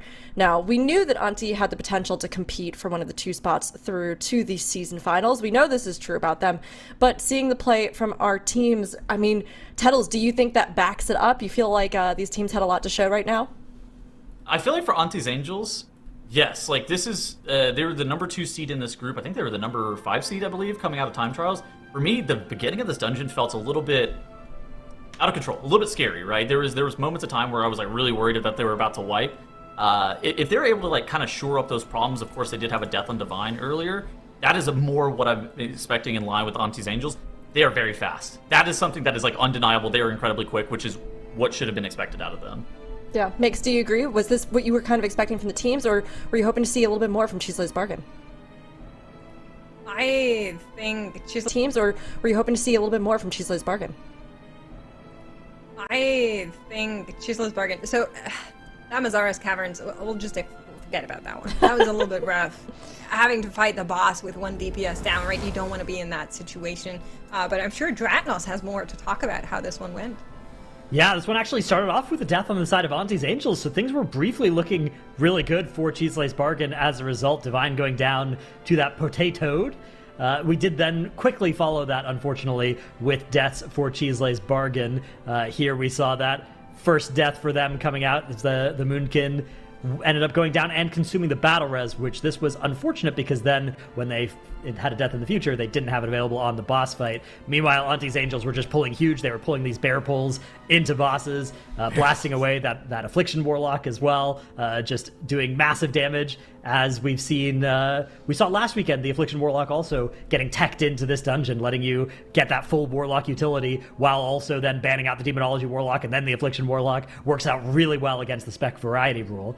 Now, another thing that I wanted to highlight for ANTTIS Angels is how they played the add Spirit Brazier thing that you can do, the incense lighting in this section of the dungeon. So Divine was the person to do this. When Mandatory did this last weekend, it was Gingy, their evoker, that was doing this. But for ANTTI, they left their healer back to go and activate that last incense, get the add. That stays for a minute, and it does pretty good, especially single target damage. The other thing that ANTTI does differently is they just then ran down the side here. They didn't pull all that stuff along the main passageway, all the big staircase. When Mandatory were doing that, they did that big staircase, and then they actually backpulled with both their healer and their Aug Evoker to set that all up. Really high coordination pull. ANTTI instead were like, no, we're just going to grab some of the trash that's on the bridge that Mandatory skipped, and we'll take that onto the drummer, and then we'll take it onto the boss, and then we will murder the boss with our damage amp, and that all worked out really nicely as well. So a good combination, I would say, of some of these strategic puzzle pieces that Mandatory showed us in this dungeon, but combining them in a new way and coming up with a different but also great strategy for this dungeon. I mean, it's part of the fun, right? Getting to see all of the different strats that kind of unfold, and even though Group A weekend usually kind of sets the precedent for some of what we'll see, I think some of these dungeons still have great variations, routes, and possibilities that we get to see these different teams kind of trying to lean into as they go. Now, of course, we've seen how this third series has shaken out, but let's take a look at our bracket overall and see where we've been and where we're headed. Looking at this, you know what, Makes, I'm going to tag back at you. With this matchup we just had, where does this kind of leave us here in our bracket? Well, there's one more really exciting matchup that will happen rather soon. The Direwolves versus EXODIA Viz. I'm really excited for that one. Direwolves, a personal favorite team of mine, returning here. Osa on top, you know, going strong. And then, of course, I mean, if you're looking at this bracket, what a treat we're getting tomorrow. And already mark your calendar, make sure you're available, make sure, you know, you have everything you need at your desk at 7 p.m. CT tomorrow and whatever freedom time it is. It'll be great. It will indeed. We've got some really good ones coming up this weekend, and already it has been such a great day. Now, we have a little extra bonus for all of you here at the end of this series. We've got another mini game we're going to be tossing in. So while our teams have been playing hard all day, we're going to play ourselves right now a little as well in the game Something Ain't Right. So in this one, you're going to have to take a look at these dungeon maps of Azeroth and with us try to decide what is different or changed or missing about these. We've had everything from misspellings to entire zones that are gone to mob compositions being different. So keep your eyes peeled and we'll see what they have in store. Like waiting. Ooh, Pit of Saran. All right, that's a dungeon I know. Good start. I've been here before. I'd hope so. You know, this season, with it being one of the ones we've got, but... I see it. Oh? I see it, but I'm not going to say. I'm not going to say because I don't want to spoil you guys, but I'll spoiler post it in Discord so that you guys know that I'm not just saying I see it. Okay, sure, great. Yeah. Okay, I will do the same because I also think I see something. Okay. Tuttles, you're quiet. Oh. Are your eyes, have you discovered it? Right. Yeah, I think I'm dumb. I don't know. I haven't discovered it yet. I don't know how to spoiler post. Hold on. Oh, this is tough. Okay, there are two things, so I can reveal the thing that I saw. Look at you see the trash pulls that are normally before Ick and Crick? They're not there on this one. Oh. There's, Right, those extra mobs that would be right there, yeah. Yep. Makes sense. Well, then, okay, this might just be a me not knowing thing, but Ick and Crick are two. I think it's probably just showing the shades of Crick as well on the yeah, I think so. as another mob you can highlight. Yeah. Okay. It probably shows All that for like. Thank you, production. So you can see the HP and stuff and the abilities that it does. The abilities, yeah. Yeah, are the I mean, I see liches. It's not the double Crick, Chad. Oh, okay, I see. Are the bosses all in the right spots? Yeah. Right. And this is like MDT as well. MDT sometimes will move things a little bit for display purposes. I don't know so what it's not this- usually going to be that. If the thing is like 50 yards from where it should be, but it's still there, it's not going to be that. I'm not sure what's next to Scourgel or Tyrannus. Is that what is That's that? what I was thinking. Those are Who the is that? extra mobs that it spawns right in the intermission. Well, the big lieutenant. Is that the? That's I guess the that's dragon. Ah. Yeah. Hey guys, Which, I think we're missing The one that spits on you? name location. Names? Normally there's name locations. Yeah, you know how like a lot of those dungeons have like this wing and that wing? I ain't seeing any of those. They've just been erased. I think it's the 6 prisoners. Maybe they show up on the map usually and have been removed. Okay, let's see. I think there's something next to the... Never mind. I was thinking maybe there's something weird with the ramp trash. I feel okay, like, we got a hint that it's near the entrance of the dungeon. Is it just the entrance portal is usually the portal? displayed? I was gonna say, where is the entrance? Oh my gosh. Nice. Wow. Okay, alright. Nice pranking. Alright, Well well we done, have... production. You got Thanks, us. production. We have one more. That's a good one. So let's see if our eyes can catch these ones. You got bad eyes. I'm not particularly good either. Okay, Windrunner Spire. Okay. Yeah. Well, Windrunner Spires usually it's all on top of each other, but here all the bits have been separated apart. Nailed it. Okay, Perfect. done. That's it, clearly. Good job, Dratnos. Thank you. Missing some trash? Okay, I feel like you can't just say missing some trash. I think Is I that think like that's the second. Pebbles? Over in the Hold right. on, is I that see something. Pebbles? I do see something. as that well. Pebbles? I see an eldritch Why is horror. Tettles an enemy? Gosh. They put Tettles in the game. Okay, I do see Tettles on the left by the Can promenade. we enhance? Yeah, can we get Right. a zoom? I Production, wish zoom we in. could. I am a Zoom magus. Yeah. On the left, production. On yeah, the left. There it is, Yeah, there there it it is. That's There. Tettles. What the? Well, look, you know, That's me. My main ability, Arcane Salvo. Tuttles has been challenging chat to a fight like all weekend about the polls, the prediction polls. So you could go take him on right now. I think I see the other one as well. It's the Abomination is not present before the Derelict Duo, right? There should be an Abomination hanging I out. thought it was the Oh, is that second there? Banshee. Wait, no. I thought it was the, I thought it was the second Banshee. Banshee next to Derelict Yeah, Duo was the yeah, fake that thing. should be. I don't Well, that know. one might be there, right? But isn't there usually an Abomination hanging out in that room also? Maybe not. I'm not sure. That's just how it is in MDT, apparently. So Okay, it's that Abomination that's further up. I think that Banshee is not there. I don't know what the trash mobs are, though. I feel like they're cutthroats for some reason, but like I'm not 100% sure. Okay, so Tettles was one thing, but there's a second thing. There is a second thing. Maybe not. Are all the spiders there? Man, there's so many smallies. Dude, imagine if they just took out one little spider. One smalley. Yeah, Yeah. that'd be crazy. Is it just like the one weird little ad in the upper right-hand corner? Oh, hold on. What is that? That weird little guy that's not in. That's just also apparently there in MDT as well. MDT, okay. What is that? There's probably like something for spiderweb hatchlings if you wanna select more of them to get more counts somehow. Ah, that makes sense. That makes sense. Yeah, I'm If it's I'm not that extra flummoxed. Woebringer, I'm out. Yeah, I don't really know. I give up. Okay, I'm going to guess that we're missing a spider somewhere. Hold on. What is that? What is that question mark? Repose. Varisa's repose. Why is that name there 5 times? Hold on. Oh, okay. The It's their name. name. Hold on. Reese's Repose. Nice. Okay. Good job, production.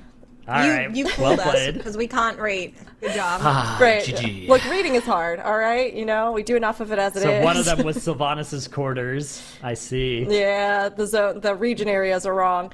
Well, Nice. There we go. All right, everybody. We will have more of these games throughout the entire season of MDI. So if you enjoy it and you've got better eyes than us and are better at reading than us, then please feel free to get in there and let us know as you pick out which one is not right.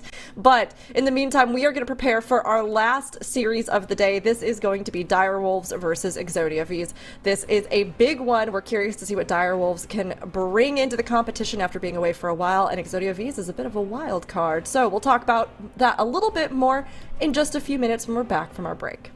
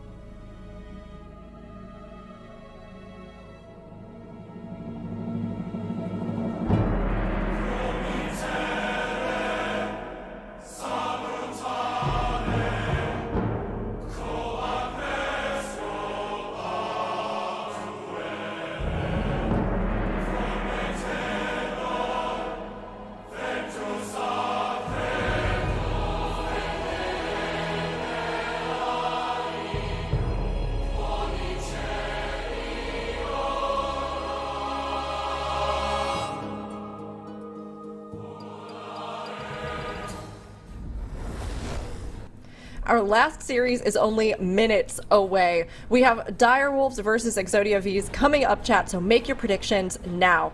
And we've had our eyes on these two teams for multiple reasons, so let's go ahead and dive into what they're bringing to the MDI this season. Now, Direwolves, it's been a little bit since they've competed in the MDI, but folks who have watched for a while probably recognize the name. So Zyro, how do you think they're going to perform this season? I mean, if history is anything to go by, this team has been extremely consistent throughout the years. They were almost always the second or third best, North American / Oceanic team whenever we had the regions split between West and East for MDI in the past. They've always been extremely consistent. Generally, like, the Direwolves vibe that I got from them throughout the years was they very rarely made mistakes. They didn't have the fastest strategies, but they were extremely good at just putting together 0 or 1 death dungeons. And that put them in a competitive slot all the time. So, is this new team with several new players going to be similar to the previous Direwolves? So they're going to have a new identity? It'll be interesting to see, but I think they're going to be very good. Yeah, I mean, they've got definitely the experience behind them, even with that bit of a break. But given everything we know about these players, I have to agree with you. I think that there is such a good chance they're going to come in as strong contenders. And hey, consistency really is key. We've seen it play a big role in a lot of our games, especially back with Group A. And now, EXODIA Vs, we're really excited to see them because they're kind of a wild card at the moment. So, Tettles, what do you think? Do you think they're going to be big contenders, or do you think they're going to struggle against these more established teams? Okay, before I answer, I have a question, and there's no such thing as stupid questions. Is it V or is it Vis? Or Vis. Like the Europe, like bis with a European accent, Vis. Like I couldn't tell. I honestly think you could go either way. Okay. I think if you're going fancy and like a little bit more towards like the Latin, I'd go V, right? But Vis might also. It's got a good oomph. Vis. Yeah. I don't know. I think realistically, the favorites have won every single matchup so far during day one. I would not be shocked if Direwolves also continues that trend. For EXODIA Vs, it's one of those things, or V, it's one of those things that, like, they have to be able to put themselves in a really good position to be able to capitalize on potential mistakes from Direwolves. I think that that's like the first thing that you need to do. Deaths, I feel like, are one of those things that you always have to be watching out for, and it's like the lower seeded teams tend to have a little bit more deaths than the higher seeded teams, just due to practice limitations and whatnot. But I think that, like, being able to curb those and having a really good read on the meta and the spec variety rule, I think that those are kind of some of the things that you have to be super cognizant of if you're this EXODIA team here. And I think that that's what would put them in a position to be able to take this series. Yeah, I mean, we have to see what they have to show for themselves. I think it's kind of one of those moments where, like you're saying, we can theorize a lot about what they might do or how they might do this, but how they actually get in there and play and what we can kind of get a sense from them, I think, is something we're all waiting to get to see. But with this, I mean, these teams already, we've seen today, deal with the spec variety rule, deal with the dungeons coming ahead, and we know that for our team here, they're going to be in Skyreach first. So thinking through a lot of this, what do you think they might be bringing for us as they come in here, Zyro? Any guesses right off the bat about what we might see these teams bring into the dungeons? I'm sorry, I'm entranced by this work in progress drawing. Like, we're getting every little tiny detail of it. A lot of effort has been put in. This is very, very impressive. I think it's actually based off of, well, its namesake from EXODIA, you know? Yeah. Either way, it's really cool. Yeah, no, Skyreach. Obviously, we saw it earlier today, right? And I think the main picks to make this dungeon go as quickly as possible are, generally speaking, going to be the same thing we were talking about earlier, Dranos, like the Warlock and the Ogg make this extremely powerful, just not only for the skips in the dungeon, but just in general, it's just really, really powerful throughout the key, right? They're just good power picks. I think both of the teams will want to bring that here, which means that we'll probably likely see Ogg in the Pit of Saran as well, which means there's going to be no Ogg if we do go to a Map 3 Nalgathar Academy. So teams are going to have to play around that coming into the series. But again, Skyreach is kind of a wild card, right? Because it was a higher key in time trials. It was a higher key last week. The teams will kind of had to come up with their own strategies for it this weekend. I do think the Warlock makes the most sense to be used in this dungeon. Neither Pit nor Algathar really favor using a Warlock, right? Like, you don't need them for either of those. Dungeons like Nexus Point Zenith, Mysara Caverns even, there are some great uses of the Warlocks. But yeah, I think just play the Demonology in here, get that done. The other thing we've seen some teams do here is throw things like the Shaman and the Ret Paladin at this dungeon, and then you've got some nice, easy things to ban out for the rest of the series. But Yeah, it's definitely a lot of different choices that you can make in Skyreach. Earlier today, when we saw Physical God Comp in here, they said, you know what, no Warlock, no problem, and they won that map. They did, Bear's a lot better in Pit and Alg than it is I would in hold Skyreach, it, yeah, right? I would use the Brewmaster, I think, here, or a different tank of your choice in this dungeon, but it depends. I mean, having the Brewmaster, if you don't play the Warlock, or if you don't play the Aug Evoker, facilitates some of the same like Wardenstone and Gateway utility to a lesser extent. So depends a little bit on what your DPS comp wants to look like. There's a lot of picks I think they could make work, and even some of the unconventional ones that we've seen earlier today, right? But it looks like chat is leaning towards Dire Wolves in this matchup, so let's go ahead and get our predictions in as well. I'm going to go 2-0 Dire Wolves. I think they're back, and I'm ready to see them on the prowl again. Zyro, how about you? Same. We're going for some real brave picks here, Rook. 2-0 Dire Wolves. I know, we're so risky, so brave. Tuttles, what are you thinking? Oh, Dire Wolves, baby, we're back. Okay, Dratnos, what do you have to say to that? Yeah, you know, I'm gonna go out a little bit on a limb here, and I'm gonna say 2-0 for Dire Wolves.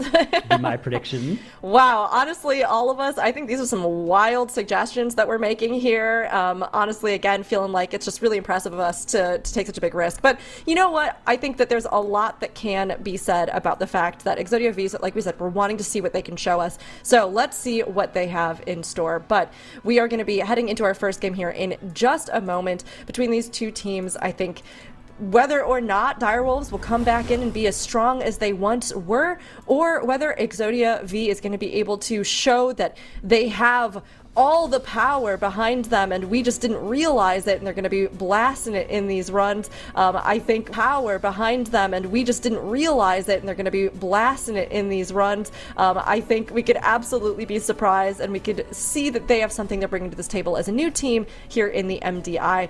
But will it be Dire Wolves or EXODIA V here in Game 1 of Skyreach? We're going to find out if the Wolves can hunt down their prey and take this one, or if EXODIA V has something to show as newcomers on the scene. Let's go ahead and see how this all pans out, Dratnos. All right, we are just getting underway now. The composition's being revealed. It is indeed a Warlock for both teams. As you can see, they are setting up to do this gateway just up to the first boss platform right away. A little bit of trash getting pulled for both teams. Actually, EXODIA V, they're going to be grabbing this trash and taking it on up into that boss room with the Wardenstone as well. Ooh. So this is going to be just an absolutely everything pull. This is a way to make that bear get value, because Skyreach, typically, you're limited in terms of how much you can pull at once. Bear really wants to be fighting everything all at once, and this is a way to make that happen. We have the Havoc Demon Hunter for the second time today being deployed as well for EXODIA. That's going to be doing some huge AoE damage, and yeah, you can see everything just melting for them. Meanwhile, Dire Wolves, on the other hand, playing a little bit more of kind of some off-meta specs. I suspect that the 5 specs they play here will probably be 5 of the 6 that they ban out if they go into map 3, because there's a lot of stuff here that they won't need in much of the other dungeons. The combination of that Ret Pally, that Resto Shaman really singing together as well. Yeah, I mean, you identified it perfectly. This is a good candidate for some of those slightly off-meta melee picks. We see both the Survival Hunter and the Ret Paladin being used by Dire Wolves here. I think you're 100% on top of that. We're not going to see those very likely in either the Pit or the Saran. Or, you know, if we get to a third map, we won't see it there either. So, yeah, good identification there. Now, EXODIA V did go for a slightly larger pull at the start of the dungeon here, opting to pull everything. But it didn't actually end up being that much count. They just kind of manually pulled it together and got the aggro on the bear ahead of time. Dire Wolves skipped maybe one singular mob, so the teams are on similar count, but they do end up having a death to the wind here on Jack. It's going to have to be their one and only battle res used at the start of the dungeon. I feel like this is almost exactly the same thing that happened earlier today when we were casting this matchup, Dratnos and Skyreach. Yeah, those wind traps, they'll get you. You know, you look at this boss and you're like, oh yeah, that's easy, but it is lethal, right? One mistake on this boss will very likely kill you, so well played by Dire Wolves to recover at least, but down a B-res is an important resource that they will be missing. And that death combined with the 15 seconds mean EXODIA V, they're going to be coming out of this boss first. They're going to be coming out of here with those 15 seconds death timer. And they have an extra 0.7% count, so not a huge advantage by any stretch there. Probably doesn't change the texture of the dungeon much, if at all. but it is good for morale to be ahead in every metric. Yeah, for sure. I mean, yeah, boss HP plus 15 seconds, that's definitely something that they can work on, but there's still a lot of dungeon left. We're only on the first boss right now. And Makes is just eating well today. She was happy to see Havoc the first time. We get to see it a second time in this Skyreach now. And, like, it makes sense when we heard what Walleye said about why you thought it was a solid pick when they did play it, right? That upfront AoE burst, it's not a ramping spec like Devourer. You go into meta, you press your buttons, you do a lot of burst early on, and then you're kind of off doing not that much until your next meta. It was really, really good for that initial AoE pull, but you could see it kind of started to suffer and fall behind a little bit on boss damage. That's why Direwolves isn't too far behind even with that death. But again, big AoE pull, Metamorphosis back up. Whoa, that's how you pronounce his name. He is blasting the meters here. Thanks for the clarification. Yeah, it's good to know. Wah goes into the boss here, or the boss room, and this should be big AoE burst again for the Felsguard Demon Hunter there. Those last couple of bits of meta, you can get to another I-Beam and get some big Demon Surges going. And yeah, it's again, just at the top of the meters there is the Havoc Demon Hunter. So looks really impressive. Looks like a really strong spec to be using and to be considering in some of these dungeons. I think a lot of us have lost sight of Havoc this season because of the dominance of the Devourer Demon Hunters, but it is certainly not a spec to ever count out. And even in the raid, for instance, a lot of raid guilds I know are all their Demon Hunters are playing Devourer, but Havoc absolutely works as well. Even I think the world third kill of Midnight Falls this tier was using a Havoc Demon Hunter in addition to a Devourer Demon Hunter, so certainly not a spec to count out. And I think we'll see more of it over the next couple weekends after how it's performed this weekend already. Yeah, I think it's an interesting conversation to have, right? Like it really is kind of just the ranged DPS versus melee DPS. In raid, you almost always want to have as many ranged as possible, unless there's like some specific mechanic that punishes ranged players. It's just always better to have as few melee as possible. That being said, if you have players who can pull it off, sometimes that melee spec can be more valuable, but Devourer is just so strong right now. We haven't seen a lot of the Havoc spec. I think it's the same problem with like Survival Hunters versus the other two specs. You just tend not to see Survival because you're just willingly adding an extra melee into the comp. But in Mythic Plus, like, I feel like this is like the perfect scenario to add that spec in, because in Mythic Plus it tends to not matter as much whether or not you're playing ranged or melee. And if you can min-max it and make it work, it's certainly a strong pick, as we've seen from earlier today and also in this run right now. Yeah, I mean, playing an extra melee is often a big problem in the raid, but it rarely matters in Mythic Plus. In Mythic Plus, if your entire group is melee, it's often fine. You know, there's a couple of bosses that it can be a little bit painful on, but for the most part, it's not something that you will suffer from. So definitely a thing to look out for. The thing is, Devourer is also so great, right? I think we're going to see Devourer later this series as well. The spec variety rule, though, really does reward you for finding not just the best spec, but also the second best spec, right? And playing it in a lot of cases, too. And I do think that Havoc has a claim to being that in several of these dungeons. I also think there might be a problem with Devourer, specifically at the lower key levels, where you tend not to get max value out of your Metamorphosis, right? They have a big problem, and I'm sure, you know, anyone watching the stream has had this issue in their weekly keys, where the Devourer Demon Hunter pops their Void meta, they end the pull, and they still have their Void meta running. And they're trying to go into the next pull and just milk every last second of that Void meta. They rip aggro off the tank and they die. That could be a problem at this key level, where the packs will die more quickly, and they don't get good value of the meta. They try to extend it, they try to pull it into the next pull, but they just don't get good value out of it. I could see that being a candidate for, you know, not being played in some of these lower end keys in the MDI. You know, sometimes the solution could just be play short meta Devourer instead, but honestly, Havoc seems like a fantastic solution as well. So I'm happy to see it. It's +1 on our DPS diversity. We're filling up the board slowly. We've got a few other outlier specs that I'm not expecting to see, but you really never know. Yeah, I'm hoping to see the Prop Paladin personally. That's a spec that got buffed quite a bit this week, so you know, we've seen all the other tanks. That one is on the list for me, but really we have seen most of the specs in the game, largely thanks to the spec variety rule, but I think there is something to be said for finding the dungeons where the strengths and weaknesses of these different specs shine as well. We are going to get this boss pulled. It's going to be Direwolves getting into boss combat first, although they actually aren't ahead when you factor in the 15 seconds of death timer. They pulled it about 10 seconds ahead of EXODIA, but they are 15 seconds behind by virtue of those death timers. So if EXODIA can just hold on here, this could be a huge upset potential for them in this dungeon. Their damage is so impressive. Again, I don't want to keep going back to it, but I do want to keep going back to it. That Havoc Demon Hunter is just doing absurd DPS. We were talking about it earlier in the day. Makes was talking about it early in the day as having some challenges on pure single target, but it looks like the way that these cooldowns work out is if you are able to get that meta on pull, oftentimes, especially if you're playing it in these plus 15 keys, which are the lowest level that we have access to this weekend, not a low key by any stretch for most of us on the live servers, but it's low enough when you're playing a fully optimized comp with fully BIS gear and everybody's really great at their specs, that these bosses are dying quickly enough that your burst just makes up a higher proportion of the boss fight, and it means that you are still doing really good just overall DPS on each boss fight, even if things would get pretty bad for you if it went a minute longer. Dude, look at the single target numbers on this boss, man. It's doing 160k. Now he's augmented, so it's a little, it's a little fake, but out DPSing the Demo Warlock. Demo Warlock is one of the most consistently strong single target specs in the game, especially in Mythic Plus build, because they don't really lose anything in Mythic Plus. They're single targeting the entire time anyway, and they're just kind of passively doing their AoE cleave.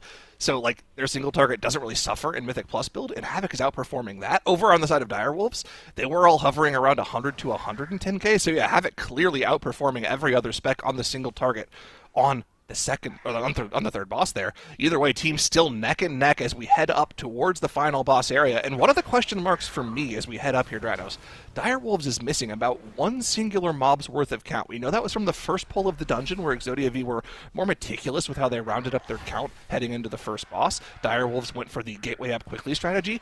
Is Direwolves going to have to backpull one extra mob here and maybe potentially cleave it down with a boss? It could end up costing them a little bit of boss damage if they have to do that. Oh my goodness, we are so close between these two teams. The third boss died 13 seconds faster for Direwolves than EXODIA, but EXODIA have 15 seconds of death timer working in their favor. Now, both teams were able to very quickly navigate the Wind Gauntlet. It looked like neither team lost substantial time to that, so it is just going to be a question of who can execute this last big pull and who can do the boss fastest, and like you said, if that 0.7% count actually means something in favor of EXODIA V, because that is an advantage, but sometimes it doesn't matter, right? Sometimes you just end up going over count by 1% anyways, and it all washes out. The other thing as well, Direwolves doesn't have the most effective amount of saves for the bird that steals players during the boss fight. They just have the Warlock port, so they don't have access to Rescue or Warnstone for that, so they're going to have to cleave any bird that doesn't go on the Warlock, if I'm not mistaken. So you that can maybe disengage it if you're the hunter. That's true. Yeah, no, that would work. Be a little sketchy, but it could work. But could sketchy game it. Is what they do I in think the the Warlock is probably the safest of them. But yeah, we'll see how they decide to handle this. Both teams are in boss combat here. EXODIA actually really accelerated on that AoE pull, but we do know that Direwolf seems to be doing a little bit more overall single target DPS. And you can see the High Sage is almost 10% lower for them as their Lust is already rolling. Notably, EXODIA are holding that Lust until they can get to their meta and to their Demonic Tyrant here, which is going to be in 40 seconds time. Will the dungeon still be going in 40 seconds time, though? Direwolves have already taken half of this boss's HP away. That Lust is expiring for them. I think EXODIA just have to press this thing soon. Yeah, it's going to be a quick DPS race to the finish here between the two teams as the Bloodlust is still being held for EXODIA V. They're holding on to it for the perfect moment. There is the Bloodlust. They'll also catch the Tyrant on the tail end with it here. This is going to be a DPS race to the finish. Now remember, Direwolves, even if they finish first, EXODIA V gets 15 seconds to potentially kill the boss off before they end up losing the map. Can Direwolves kill this boss 15 seconds faster than EXODIA V? It is a 15% advantage for Direwolves, so 1% per second is what EXODIA V are going to have to do to try and get this done in the last 15 seconds. Their Lust is still rolling, meta is up, Breath of Eons comes out, the Tyrant is blasting into the High Sage, Whoa! And EXODIA V have done it! 6 seconds is all they needed, and that is going to be it. Wow, what an impressive start to the series. What an amazing, gosh, clutch victory, honestly, seeing this here from EXODIA V. You know, we said that they were a wild card, and in this first dungeon, they absolutely were. Apparently, we should have been a little bit braver on desk and given them some points in our prediction, I think. But EXODIA V came in and grabbed the first map of this series. That will put Direwolves here on the back foot and go ahead and give them the advantage in our best of 3. Now, You all probably couldn't hear it, but Makes was yelling Havoc Demon Hunter off broadcast at the top of her lungs when it appeared again. But I've got to ask Zyro, how effective were these comps for these teams? They were equally effective. I mean, it was within 5 seconds, right? Both teams had an incredibly strong route. Really, for Direwolves, it came down to the death, obviously. Like 15 seconds on the death timer. That's brutal. It was in boss combat as well. It was on the Hunter. It was the difference in the match. So, I wasn't expecting this to be the closest match of the day. I don't think any of us were. Did all 5 of us go 2-0 Direwolves? I think we did. We did. All right, all 5 of us are wrong. It will not be 2-0 Direwolves. Could be EXODIA V taking the series. I see. Makes voted for EXODIA off stream. So Makes was keyed in. She knew. She could sense it. I know, but we on desk, apparently, we should have given some more credit here, but we knew that EXODIA had the potential and that they could be a surprise element, and we'll just have to see if they can stick with that. But Tuttles, what was your perspective? Potential and that they could be a surprise element, and we'll just have to see if they can stick with that. But Tuttles, what was your perspective of this map?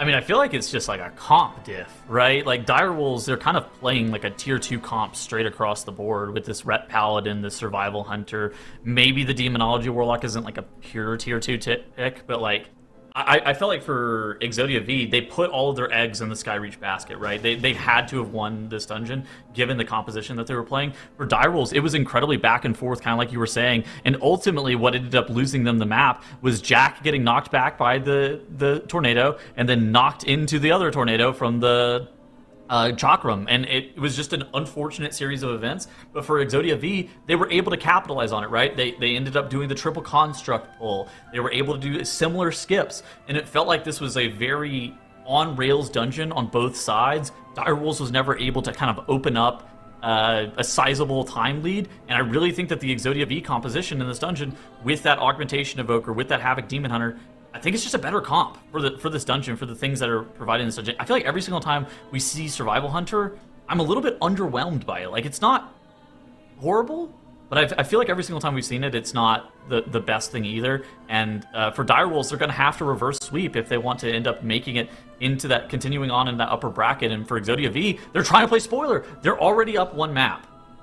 That was huge for them, honestly. I think you're so right, Tuttles, in that getting that first point on the board feels like it was really key for them to get their footing in this series. And they did exactly that, but great points brought up as well about what this means with things like the spec variety rule ahead. Now, we're taking a look here. Was there anything you wanted to point out about wow? I mean, I think that the Havoc Demon Hunter's kind of been a pocket pick that's been shown, I guess, twice now. It seems like it's fairly good. Obviously, Devourer seems to be like it's one of the most overpowered specializations, but I think that this Havoc Demon Hunter is definitely compelling, especially if you have somebody who can play it at a super high level.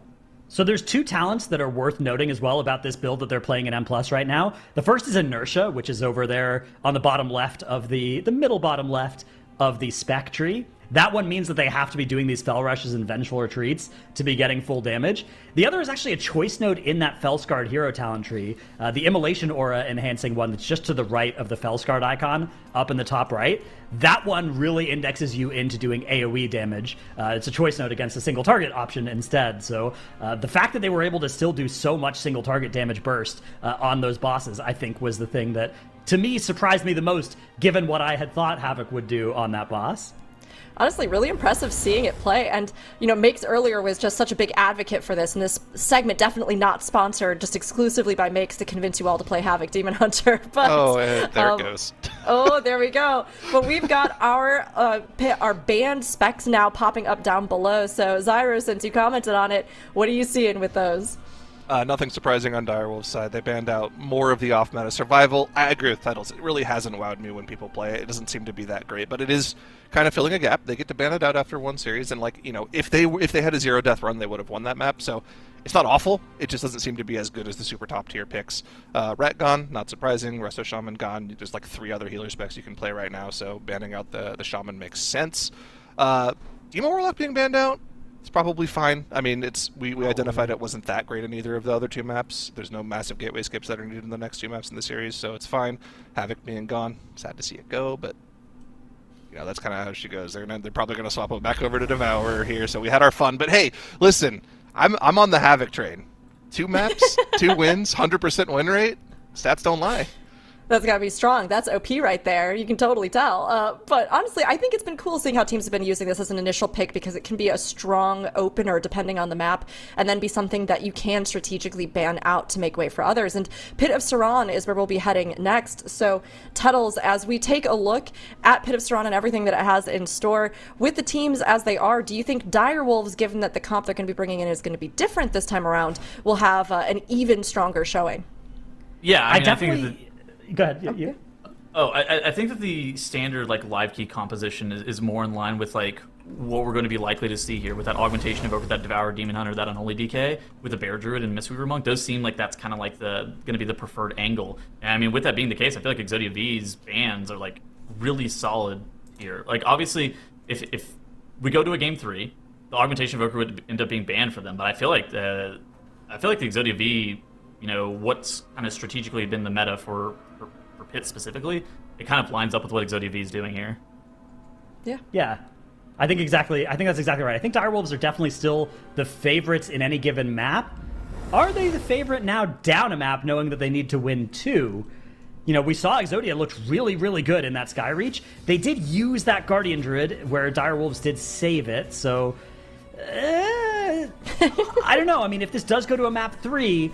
then Exodia can't use it in both of these maps, whereas Direwolves could. So that is a drawback in favor of Direwolves. But on the other hand, Exodia only need to win 1 more map, and they'll win the series. So could it be here in the Pit of Saran? Exodia has put themselves into a great position here as they come into Game 2 of the series, Pit of Saran. This is Direwolves versus Exodia V. Can Direwolves bring it back, Zyro? Let's just see how many mobs the teams gather together in this first poll. This is one of the biggest polls across all of our dungeons, and we have this new tool that was developed for the MDI UI on the left side, right above the damage meters for both of the teams. How many mobs, how much count are we getting into this first poll? For Direwolves, it's 28 mobs for 26% count. Is Exodia going even bigger? Yes, they are. We have 38, 39, 38 mobs for 30% count, going massive here with that Guardian Druid for both of the teams, popping off for both of the teams. But is the Unholy DK that is going to be doing the majority of the damage at the start here. Devourer will slowly start to catch up, but stay poor for Direwolves. 2 million DPS at the start of the poll here, Dratnos, and he's carrying it to the end of the poll too. Yeah, this is a remarkable amount of damage here. Our damage meter. We need to get some more granularity because when it goes into the millions, it just starts showing how many million. But we need to know. Was that 1.5, 1.8, 1.2? There's something. I think we were all thinking we were going to be away from seeing millions of DPS for a little while after the stat squish at midnight. But nope, it's that first pull when you're fighting 30 mobs. It turns out. It's back. Is the stats squish in the room with us? I'm not quite sure what's going on there. But either way, first pull goes way more quickly for Direwolves. Yes, it's about 3 or 4% less count, but the dungeon progression is so valuable here. Jack also going ahead, starting the RP for those ghouls to spawn as well, and pulling them back to the group so they can get a little more AoE onto the second pull. Exodia V just now starting to gather for this pull, so Direwolves certainly in a better position here. That first pull absolutely melted for them. Yeah, exactly. It's a question of whether you'd rather have 20 seconds, 30 seconds maybe, or 6% count. Traditionally, the answer is the time, right? Usually if you get a little bit less count early, you can figure it out later, and that time is really valuable, but it's not always true, right? Sometimes it means that you're going to be able to do 1 fewer pull. Direwolves, though, are going to have a death, just like last dungeon. Will this again be the death knell for Direwolves here? As Donnie going down on that Demon Hunter, that's going to be 15 seconds lost. It is also very disastrous when you die on Devourer Demon Hunter, because not only are you yoinked out of meta, you also then have to start building back up from 0 souls. So hasn't been doing damage here for quite a while on that Devourer Demon Hunter. I mean, take a look at the damage meters. Actually, it's a little hard to do that because Exodia V's damage meters haven't actually even reset yet from the first pull. They've just been constantly in combat throughout the entire dungeon. But you can see Donnie really hasn't done a lot of damage ever since that initial death. And this is going to be an awkward scenario for him as well, as the Void meta is just now activated. And they're going to be out of combat here in a moment as Rio has to go back and save some of these workers as well. So yeah, the meta timings are going to be extremely awkward for Direwolves, pretty much for the rest of the key. Maybe they can normalize it after the boss, but for the time being, they're just going to be suffering in damage, and this has really opened up the gates for Exodia V as they have finished that trash pull, and we are already gathering trash and heading up towards the boss. So Direwolves was ahead in dungeon progression, but now certainly EXODIA V once again off of that single death in the driver's seat in this Pit of Saran. Yeah, here they go into the boss for both teams now. Both pulling the boss at right around the same time. It is EXODIA with a little bit more count, although both teams do have trash onto boss, which is a very common thing to be doing in the MDI on this boss, grabbing some of this trash. You do have to watch out, though, for the cadavers, the Arcanist cadavers. That cast is lethal if it goes off. That Nether Burst you can see interrupted by Jack on the side of Direwolves. The other thing to look out for here is the Lich. The way that the Lich works is it blasts your tank for a bunch with the Icy Blasts. Oh, wow, nearly having a Nether Burst going off for EXODIA, but they are able to interrupt it. But yeah, in addition to that Icy Blast, when the Lich is sub 50% health, it does start ticking for damage on the entire group, as an Icy Blast actually is going to take out the tank for EXODIA. Now, the B-Res is almost instant, and most of the trash here is dead. Luckily, the Forge Master was in that Throw Serenite animation as well, so there's time for the taunt there. But unfortunately, it's going to be hard to get aggro on all of the other little mobs that are still here. There's 3 other enemies. It looks like Grizz has managed to get that threat on those with the help of the Shadow Meld from the Demon Hunter for EXODIA. How is EXODIA V alive right now? I think all 3 of their DPS players, one by one, dropped to 10% HP and somehow stayed alive. They've had this Cold Wraith off on the side, just chain casting on the group this entire pull, and it's finally Ecovoker going down. Grizz dying again, and it's going to be a catastrophic wipe here from EXODIA V. They almost saved themselves on this pull, but it was not meant to be, as it's 6 deaths on the board for them. They have to go regather that trash, and they've lost 50% of a boss HP worth of time. And also the travel time here, Dratnos, has to be mentioned as well. It's going to cost them another 30 seconds just running back to the boss room now. Yeah, look, if we could enumerate just how bad this was for EXODIA V, and I'm going to do that now. They've lost the B-Res, they lost those 6 deaths as well, so that's a minute and 30 there, and they have to run back to the boss, and they lost all the damage that they did on the boss as it full heals, and they lost all the damage they did to the trash. They did kill a bunch of the trash, at least, so that is a saving grace for them. But all told, this has probably cost them something on the order of 4 minutes would be my suspicion of how much time has just been lost by EXODIA.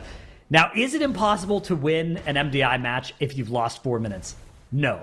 We've seen teams lose much more than 4 minutes, so if that happens to your opponents, then you can still win. On the other hand, Direwolves have looked like a team that is unlikely to give you that window. But EXODIA, they don't know that, and they don't care, right? It doesn't matter how likely it is that Direwolves will give them an opportunity to get back in this, because no matter what, the correct play for EXODIA is just put it out of your mind. Just say, look, we are in this situation now. What's the best we can do, right? What are our best chances to get this dungeon done as quickly as possible? And just keep that in your mind. Don't worry about how much of a long shot it has now become. Now, the question as well for Direwolves is, have they realized yet that this catastrophic thing has happened to EXODIA V?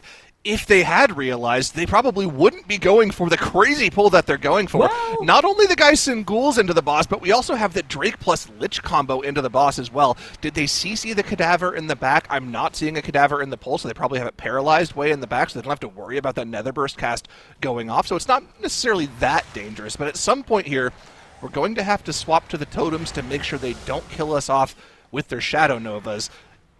And they're going to have to do that pretty quickly after they get this AoE done. Yeah, this is always one of those interesting theory points where it's like you kind of realize you're 3 minutes ahead, maybe 4 minutes ahead. Do you adjust your strategy? Do you slow down? Because the problem with slowing down is sometimes it's actually more dangerous to slow things down as well, because then when you're pulling the trash, separately, you don't have all the cooldowns ready that you practiced on that pull. Plus, you think you're 3 or 4 minutes ahead. If you start giving one of those minutes back, you can only do that a couple of times before you're even again. So Direwolves do opt to just basically keep doing their route. I think that's usually the correct play. It's only if there's something specific that you've practiced both ways and you're ready to do the slow or the fast way. That is the kind of time where it's like, okay, now we make the call that we're just going to do it the safe way. All right, now we can finally quantify the damage that is done. EXODIA V 2 minutes behind, a minute 50 behind on the first boss kill, in addition to the minute 15 in death timers, so a little over 3 minutes behind on that mistake. We did a good job of estimating that there. So a lot of room to make up, not as much as we initially thought, but they're within range, if Direwolves has some similar level of wipe, mid to late boss wipe here, unfortunately for EXODIA V on the 16 key level, it really looks like Direwolves is just going to be able to just burn this boss down without having to kill the totems off a second time, even with that massive AoE pull on top of the boss. So shouldn't have any wipe here. Now, we have seen wipes up in the Glacius area. We had it happen in one of our runs last weekend. Direwolves going to have to stay clean for pretty much just one final leg of the dungeon. Yeah, exactly. This is going to be all about just executing the last part of the dungeon safely. The problem is the last part of the dungeon does contain some very lethal pulls, so it is by no means a sure thing as Direwolves getting in position here for a potential... What are they doing? We're on a 3-seater mount. The rescue. Okay. All right. So we found a way to do that skip, and then it is the Transcend bonded spirits there to bring them all together. So not even having to deal with a Shadow Meld at all. No Shadow Melds used here by the Dire Wolves. In theory, that would mean they could do a skip here, but they, of course, need all the count. So just preserving those Shadow Melds, this is probably a little bit of a faster way to execute it as well, and safer for sure. A lot less can go wrong if you're not trying to meld off combat. Yeah, that's super smart. That's really clean. I'm sure if we continue to see Evoker played in this dungeon, that is something that teams will definitely want to execute. It looks very reproducible as well. You just have to be standing in the right spot and know exactly where to send the rescue to. We do have another further death, though. And this time, Dratnos, there's no battle res. They'll have one in 15 seconds if they want to use it here. They might actually be better served at this point just killing the pack and then rezzing afterwards, I'd say. But this is definitely going to cost them some of that 3 minutes they've amassed for themselves. Yeah, exactly. When you think about a situation like this, the important thought process is, are we going to need this B-Res for the boss, potentially? Now, typically, Scourgelord Tyrannus is not one of those bosses that I would describe as, like, super likely to require you to use a B-Res. But if you get in a position where you have a death and you've used that B-Res, now all of a sudden, it's going to really cost you that time. So Direwolves are going to be playing it fairly dangerously at the end of the dungeon. They do still have such a sizable lead over EXODIA that they could probably afford to have 4 players and kill that last boss, and they'd maybe still win, but it would be close. It's the kind of thing where they don't have that much room for further mistakes here. Now, of course, there is going to be another last bit of tech that we saw shown off all last weekend, where once we get up to the boss room here, we'll have our tank, it looks like. Yep, I think Okan just got the Wernstone from Jack there. He'll be jumping downstairs, tagging one of the packs they skipped earlier on, and they will run up the mountain to join our team up in Scourgelord Tyrannus' area. Great POV of the tank here as he goes and does just that. Once he tags the mobs, we'll see him Wernstone back up to the group, and we'll get on our way with the boss. Looks like that's gone well. Again, we just need to make sure that we're clean on this boss. Like you identified, I think they probably could 4-man this boss and still have enough time to kill it, but you'd be brushing up against a barrier you don't really want to, especially when you're already down 0-1 in the series. Yeah, exactly. It's, you're not feeling great about that, but you could if you needed to. So we will see how this works out for the Dire Wolves here, as they can be feeling pretty good as well about the fact that they'll be going into the next map with Bear still available potentially too, whereas EXODIA really did have a huge reason that this map in particular was so important for them. They are charging up the hill now. They are going to be a couple of pulls away from getting into combat with the Scourgelord, but Dire Wolves already have that boss to nearly half HP here. That lust about to expire for them, but still an army of the dead in their future here. So this is a little bit of a dangerous part here. The Graveblade's still alive as well. They just go down now.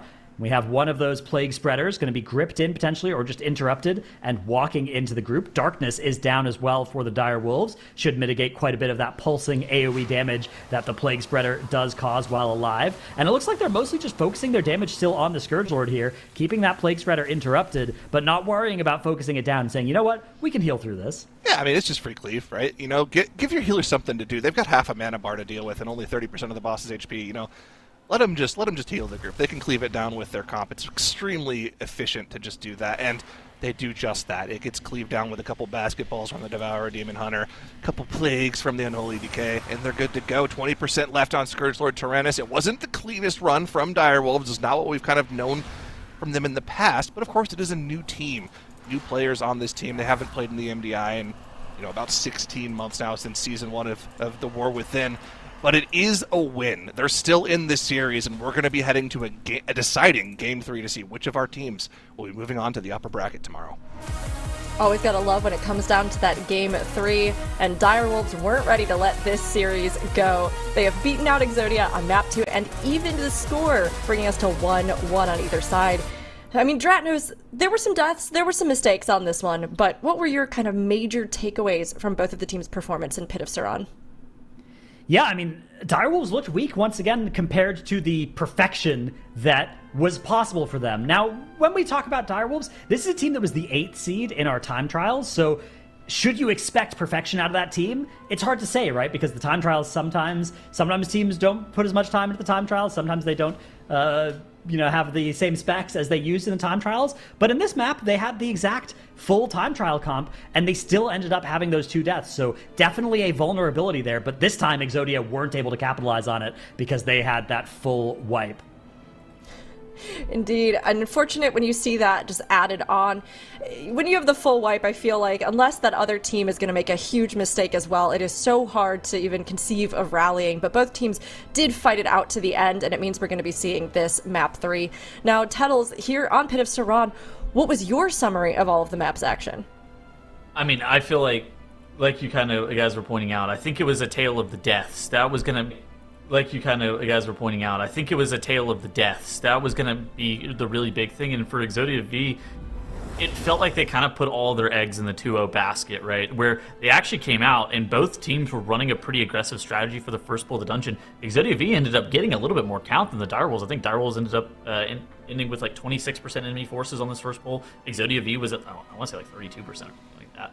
And then Direwolves ended up having a death on their Devoured Demon Hunter. Meanwhile, EXODIA V looked like they were in a pretty good position. They were going into the first boss. They were taking things, it looked very aggressive, but it looked like they were in control. And then, things started to unravel a little bit where a couple of deaths, death on the tank, that felt like that was almost unrecoverable. There was like a Serenite bomb that wasn't shattered by the boss. And here on screen right here, this is that death on Donnie, which I thought for Direwolves, it kind of felt very reminiscent of what happened in that Sky Reach, where an early death, if you're in like a very close matchup, is that going to come back to bite you? And for EXODIA V, look at this. Grizz, he's got a stack of the Forge debuff on him. At the same time, he's tanking the Graveblade, and the Lich doesn't get kicked on that Icy Blast cast. Takes down the tank. I was surprised that they were able to recover, but unfortunately, that death ends up actually wiping them because the inability to be able to kill off that extra Serenite bomb, you see both of those still being up, that's just going to wipe the group, and that was basically all she wrote. Once you have a full wipe of the MDI, it's over. Like, there's basically no recovering from that. Unfortunate for EXODIA V, but fortunate enough for them, that's not map 3, and we're going to be taking it to an Algathar Academy for a hotly contested 3rd map of the series. We are, and Algathar Academy has its own challenges, and of course we'll be seeing as well as some of the spec bans our teams are kind of mulling over and figuring out what they want to do or which ones were the highest played, most tallied teams so far, specs so far that will be eliminated. We'll get all of that sorted, but with Algathar Academy ahead of us, Zyro, with what we saw of the teams and what we know that they have played already, what do you think this dungeon is going to have as far as their spec options? Oh, there we go. They're in right now. So the big thing that we've already talked about, Guardian Druid. Direwolves has that, EXODIA V does not. That's going to be extremely good if they do end up using it, which I'd be surprised if they didn't, in this key. It's going to be huge for the massive pulls. It's going to make them a lot more quick. It's their Mark of the Wild, so they don't have to worry about playing, Resto Druid or not Boomkin again. We don't want to see that spec again. That's not been great both times we've seen it so far. So they've got that going for them. Both teams went out the Warlock. The other thing for Direwolves is they actually just have full DPS meta comp available too, right? They can play Aug Unholy, Devourer, and just blast the AoE in this key. So it's going to be an uphill battle for EXODIA V. Now, on the other hand, EXODIA V, we've already seen if they have a clean run, they're fast. We'll have to see what comp they decide to do that with here, but Direwolves, these random spot deaths have kind of been costing them. They need to keep it clean in this last dungeon if they want to take this series.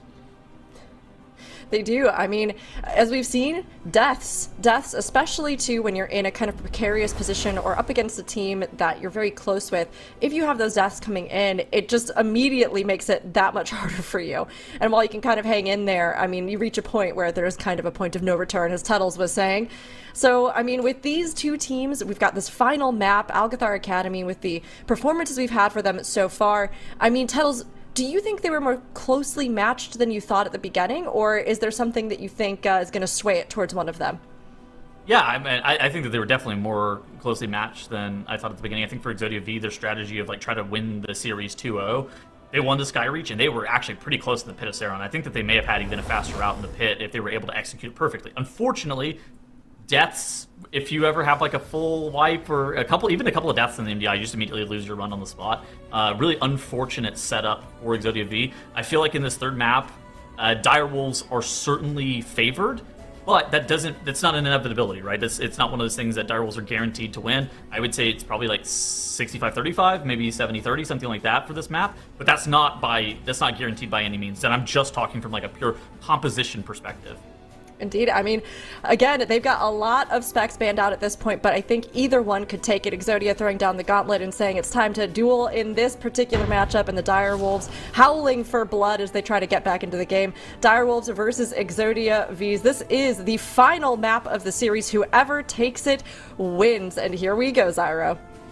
All right, looking at the choices, we have an Ellie Shaman replacing the augmentation evoker for Exodia V, Resto Druid Brewmaster coming out. So sort of the beginning of the comp. But yeah, the Prez Evoker, that's a massive question mark. No, first of all, first time we're seeing it across both weekends. Yep, check it off the list. There's a new spec. But like, okay, what are the strengths and benefits of this? In the past, it's always been stacked healing is kind of like their niche. I'm not really sure. Maybe it's just something that they're comfortable with. Yeah, it could be an element of the comfort. With this as well, you do get access to like rescue. Wernstone rescue gets your whole group anywhere you want. True. So that can be nice. So that might speed up the movement through the end of the dungeon in a pretty nice way. Yeah, we're also getting a production identifier that we have morning lighting for our Australian team and evening lighting for our European team live on the stream now. Love that. But yeah, I guess you get an extra set of stops for all of the massive AoE pulls as well, right? You know, another tail lash and tail whip, so that's kind of useful too for these big pulls. So maybe we'll see that come into play. Either way, again, similar to the Algathar that we saw earlier today, we're seeing differing strategies. Exodia V clearing the Overgrown Ancients room, Direwolves heading to Veximus. Dude, once again, it's a mirror match of the first Algathar we saw today, with the teams opting to do pretty much the same thing we saw from our two teams earlier today. Yeah, earlier today, I believe we saw the Veximus route deployed by the Physical God Comp, and they were the team that ended up winning that series, but it was by 3 seconds. So I'm not confident which of these routes is faster, nor is this the exact same route. I don't see a Ravager in combat with Veximus here for Direwolves, which I believe did happen for Physical God Comp. So it's not the exact same pulls as the Physical God Comp we're playing earlier today. Direwolves finishing off the last little bits of trash under Veximus, while Exodia working on the Guardian Sentry, and we've made it further into this map than either of the others without a death as well, so that's a good sign for both teams. We have the Void meta entered once more for Direwolves' Devourer Demon Hunter. Top of the meters there for that team. Meanwhile, over on the side of Exodia, we have a Brewmaster that is currently in second, dropping to third on the damage meter, finally down to fourth after doing quite a lot of DPS, or maybe just everybody else is holding CDs on that Guardian Sentry. That's probably a more likely explanation. This is such an awkward section of the dungeon to like map out DPS cooldowns for, because pressing them on single target on the Guardian Sentry doesn't always feel great, but someone has to press them, otherwise that guy's going to last for like a minute and a half or 2 minutes, and that's terrible for dungeon progression. Then the birds are a little awkward. You've got your Demon Hunter who wants to press meta, but like really can't right now because they need to make sure they have it for the Alpha Eagles. And then like your Unholy DK doesn't really want to pop cooldowns on the side of the birds because they'll just instantly evaporate, but that's also kind of good because you want to have it up for Croth. It's really awkward. Everything dies too quickly at this key level for them. In terms of dungeon routing, I don't think what we saw from Physical God Comp was like very conducive to a fast route. I didn't like how they went to Croth second. I think the ideal routing for Direwolves here will actually be like the double back. Like they kill Veximus, and then we go back to Overgrown Ancient, clear that area, and then go to Croth. You do end up skipping that entire platform with the double Ravagers, which we saw Physical God Comp pull. But for a comp like this, that's actually like Ravagers I think are really bad to pull. So I would like to see them head there next. We'll see if that ends up being the play as Veximus is about to go down for them. Meantime, EXODIA V, I believe they are on their second set of Alpha Eagles. Yep, you can see 2 of them heading down to the group right now, so they'll be in combat with Croth soon. Direwolves not going to Overgrown Ancient, though. No, they are not. They are moving across that bridge towards the Ravager section. Now, it is possible to skip these by hugging right, but it looks like we are not going to be doing that. We are going to be charging forth and grabbing all of this trash and fighting it in its own pull. Now, to me, this is something that is dangerous, not particularly count efficient either. So I'm always a little bit worried about pulling double Ravager, not pulling them onto a boss, and nor skipping them. The upside of doing this is you do get easy access to all the foragers on the side. If you're not going to pull like this, typically it means you're going to have to thread the needle, grab as many of the foragers as you can here, and then walk around the Ravagers, and that can be pretty difficult to do safely and quickly as well. But I will say there are certainly some drawbacks to this pull. And I mean, you can see the dilation being used on Flapjack there on the Augmentation Evoker just to help him live through one of those Ravager casts, as well as some of the Forager charges as well. That Augmentation Evoker, notably a lot less tanky nowadays than it was in previous expansions. They've lost a lot of their defensive value from not only just passive defensives, but just the strength of their self-healing has gone down significantly as well. So they're going to be kind of the main target of those externals from Ryu on the Prez Evoker here. Of course, the Vengeance and Unholy DK are pretty immortal when it comes to anything that's not a one-shot, so they can keep themselves topped through almost anything, especially once the Demon Hunter gets into Void meta. They've dealt with that Ravager pull. We're on to the Guardian Sentry now. EXODIA V only now starting to engage Croth. Let's see if they're able to do any potential chaining of damage buff into damage buff here. They don't have the Bloodlust, so I don't think we're going to see it this time, Dratnos, but you never know, man. Maybe they can pull it off. Yeah, it's not impossible, but I will agree that it is improbable that they will get something like that going. All right, Ruinous Winds casting for Croth on the side of EXODIA, as they instantly are going to throw those orbs towards the Wind Goal. And they have scored. The Wind Goal is live. And are they going to delay picking up any of these orbs? No, they are not. So in combat, they go with all of those haste buffs. Actually, it looks like the Unholy DK picked up a little bit late, but I don't think this is going to matter. I don't think they are going to get the overlap of the wind orbs and the fire damage amp that we saw a little bit done last weekend, although last weekend Algathar was a lower key level, so it was a little bit easier to set that up as well. Meanwhile, the Direwolves are fighting off the waves of Territorial Eagles. We'll see whether there is any cool Prez Evoker tech that exists in this dungeon. One nice thing that it does bring is a second Cauterizing Flame means that Croth is going to be completely unthreatening to the tank because that bleed will just be cauterized twice out of every 4 applications, and the other 2 can be bark-skinned very easily. No tank deaths whatsoever here. I want to point out that EXODIA V's cooldown usage was interesting. They opted to use it on the haste damage amp rather than the boss double damage amp. I feel like the Ascendants in particular could have been extremely good for damage, but there's also the factor of holding cooldowns for too long, right? You want to have it up for the next big AoE pull, so I guess it makes sense that they kind of press them as early as possible. You let your Devourer Demon Hunter really be the only one that benefits from that double damage taken on the Fire Ruinous Winds buff, but either way, it looks like it's going to be a very clean kill here for EXODIA V. If I'm not mistaken, in their first and third dungeon runs, I think they were perfect in the Skyreach. If they're perfect in this key, I feel like they could definitely have an advantage over Direwolves here. One of the points I want to make about Physical God Comp's route earlier on, and Direwolves are doing the same thing here, is the Overgrown Ancient section of the dungeon is extremely inefficient in this version of the route. The benefits of going to Croth first means you can pull that bridge trash in front of Veximus onto Overgrown Ancient, and also you don't have to wait for the RP of spawning the Overgrown Ancient as well. There's a couple weird things you have to do here, like we're seeing EXODIA V, they have to skip past these Ravagers. They also have terrible patrol timing on this Ravager, so they're just going to have to face pull it and drag it along to the next trash count. But this is significantly less of a time loss, in my opinion, than it is just to sit there and wait for the Overgrown Ancient and also not have the benefit of pulling extra trash on that boss. Yeah, exactly. All right, Croth spawning now for Dire Wolves. Soon we'll be able to get an idea of how these teams stack up against each other timer-wise. EXODIA working on the Ravager in the middle of the bridge here with all that extra trash. And the Brewmaster surviving these pulls is also something that can be a little bit sketchy. So you can see Brew Machine dropping quite low there. Niu Zhao is active and taking a portion of that staggered damage. And after Niu Zhao expires, I wouldn't be surprised if the Fort Brew gets used, but we might be trying to hold that for the pull of the trash that spawns Veximus. And yeah, Brew Machine is indeed running further into the dungeon for EXODIA. Keeping this going, but yeah, Niu Zhao is going to be despawning just now, so going to be pretty scary at the start of this pull, especially as many of these foragers, and I believe the Ravager, yep, is still very healthy for EXODIA. That deep red stagger already active for Brew Machine. The Fort Brew is rolling. Leg sweep will be nice defensively, but it does also need to get saved for the Monotonous Lecture, which actually lands on the Demon Hunter for a second. Another one. Him to sleep. Now we have another sleep going off, and it is unfortunately a Surge taking out a Shaman. The Ankh comes out. The healer goes down. The B-Res is available. Is it going to be castable, though? We need some runic power to be able to actually get that used.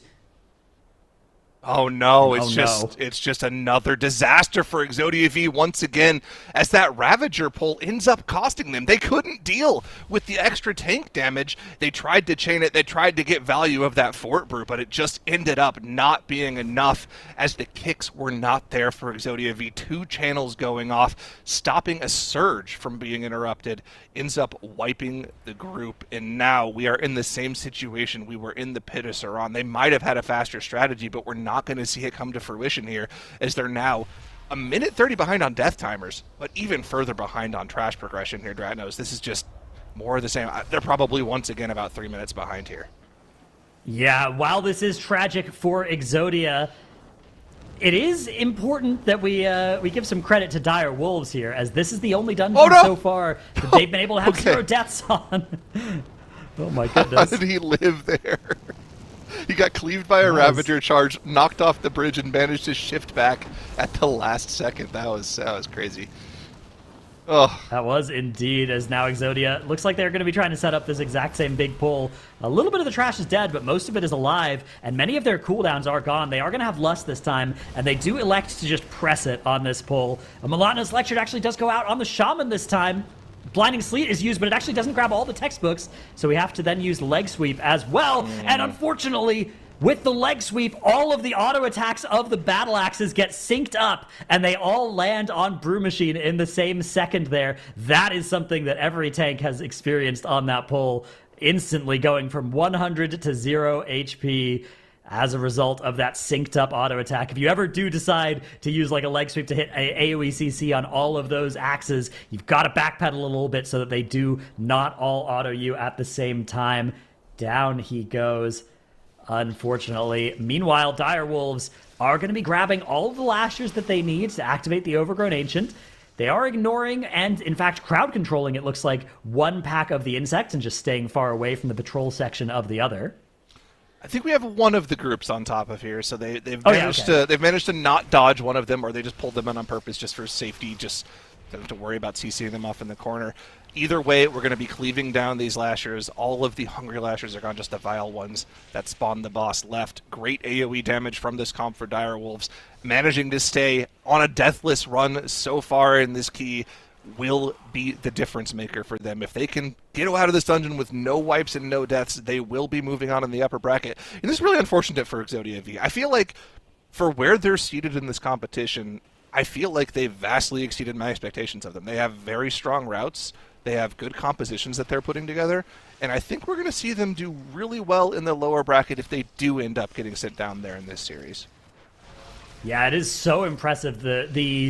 The ambition that EXODIA have used in these pulls, right? They are not stopping their, they wipe, they come back, and they do the exact same massive pull. They did a bigger pull at the start of Pit of Saran than Dire Wolves did, and they got through that successfully. Their Sky Reach was clean. It was flawless. But unfortunately, things have fallen apart on just one big pull in Pit of Saran, one big pull in Algathar Academy, and Dire Wolves, they weren't perfect in the first 2 dungeons. They're looking pretty perfect in this Algathar. but they are certainly playing in all 3 dungeons to a level where a wipe is not going to be recoverable against them. And I say that death does come out for them. Also for Exodia, though, both Demon Hunters on each team do go down here. That is one way to drop your bleed stack for the Direwolves. The other way, of course, standing inside that big green circle. Yeah, it looks like it was the classic Devourer Demon Hunter in meta, pull trash on top of it, gets hit by a basketball, and instantly rip aggro and get meleeed. And there's nothing your tank could have even done about it. It's just, unlucky. Unfortunately for Exodia V, more of the same issues as no cooldowns for the trash pack means your tank eventually dies.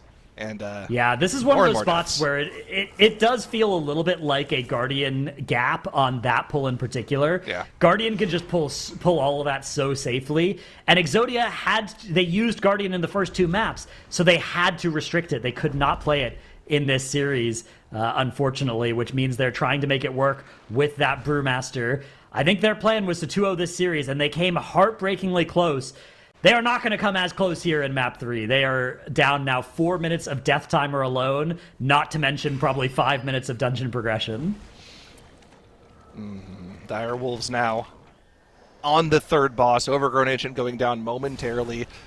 We said they were going to be deathless. Unfortunately, Donnie ended up going down to the Skitterfly there, so it's not going to be a deathless run. It doesn't have to be deathless to beat a team that has wiped in the same pool 3 times at this point. They just have a couple pulls, actually just 1 pull into Echo of Doragosa here. Should clean up the remainder of the trash count. They have the Bloodlust prepared for it, so it should be a clean pull from them here. See how they choose to get past this trash, as they don't have that Rogue Shroud available to them that we saw earlier today. It's going to be a rescue up the mountain here. Demon Hunter can just traverse it by double jumping. Super, super clean run past the mountain from them there. We have 3 Echo Knights and an Invoker. That should make up the remainder of the count we need here. I believe it does. Definitely. Yep, 10.8% on the pull. That's perfect. Heading into Echo Doragosa, all of our cooldowns available. Bloodlust ready and prepped.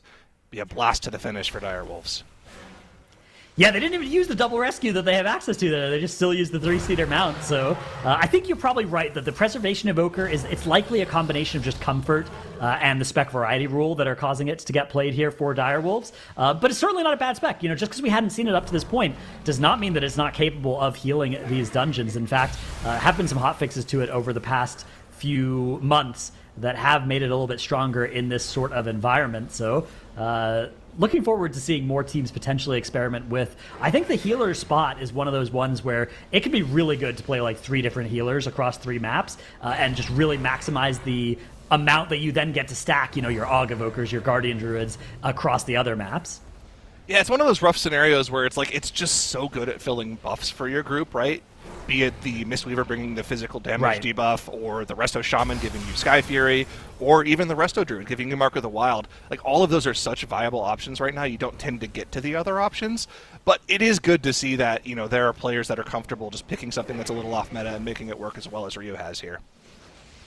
Absolutely, yeah. Always a joy to see the things that are a little bit less meta. Even with the spec variety rule, there will be some specs that we probably won't see, but we're actually getting close now. I think we've got 5 or 6 specs of the 40 in the game that have yet to get played. So there's time. This could be the season where we get all of them in the MDI. I certainly am I'm still rooting for the Prop Paladins to make an appearance. I think those Divine Tools can be really nice for gathering some of those caster pulls.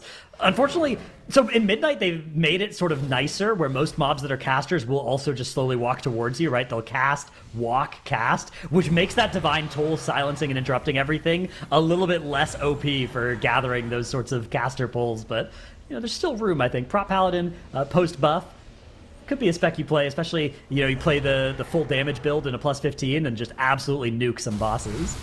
Is Prop Paladin still known for doing a ton of damage? Because that was always the profile I looked at them over the past couple of expansions. Yeah, right? you They've can. Just destroyed. You have a big choice in your talent tree between damage and defense, which problem with MDI is your tanks usually need to index into defense because you're doing such big pulls. But that also did get buffed. That got buffed quite a bit for the Prop Paladin, so we'll see if that ends up getting used. It's not going to be today, but it might be later this weekend. The day, however, is about to end in favor of the Direwolves. It's going to be a close series, much closer than this last map would lead you to believe. Exodia put up such an impressive fight across these maps, but it is going to be Direwolves taking the series 2-1. Direwolves played as a pack and went for the kill. They finally got a clean run and took out the competition, securing that victory 2-1. We'll see them tomorrow facing off with ANTTIS Angels.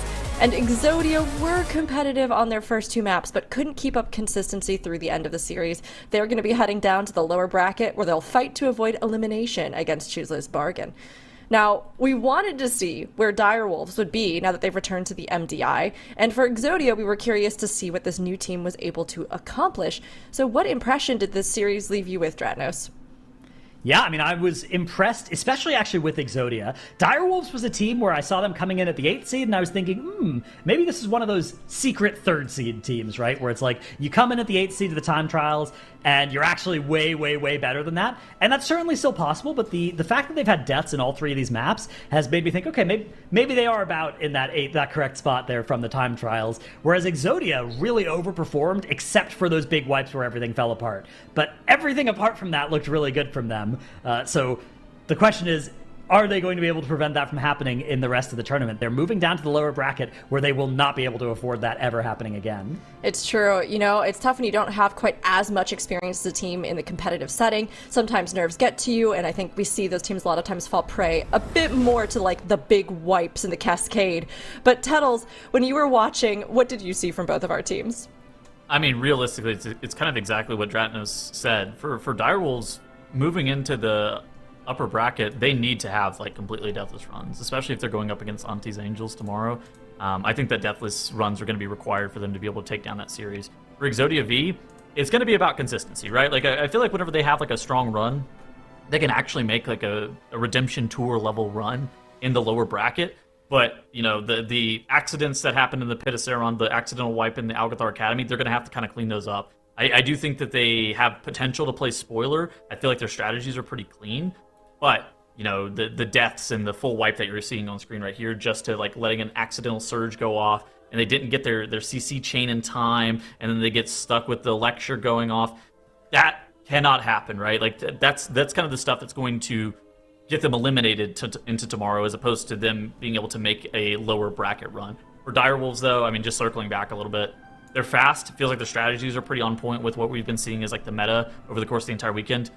Have to be more clean. They cannot be having deaths in every single dungeon.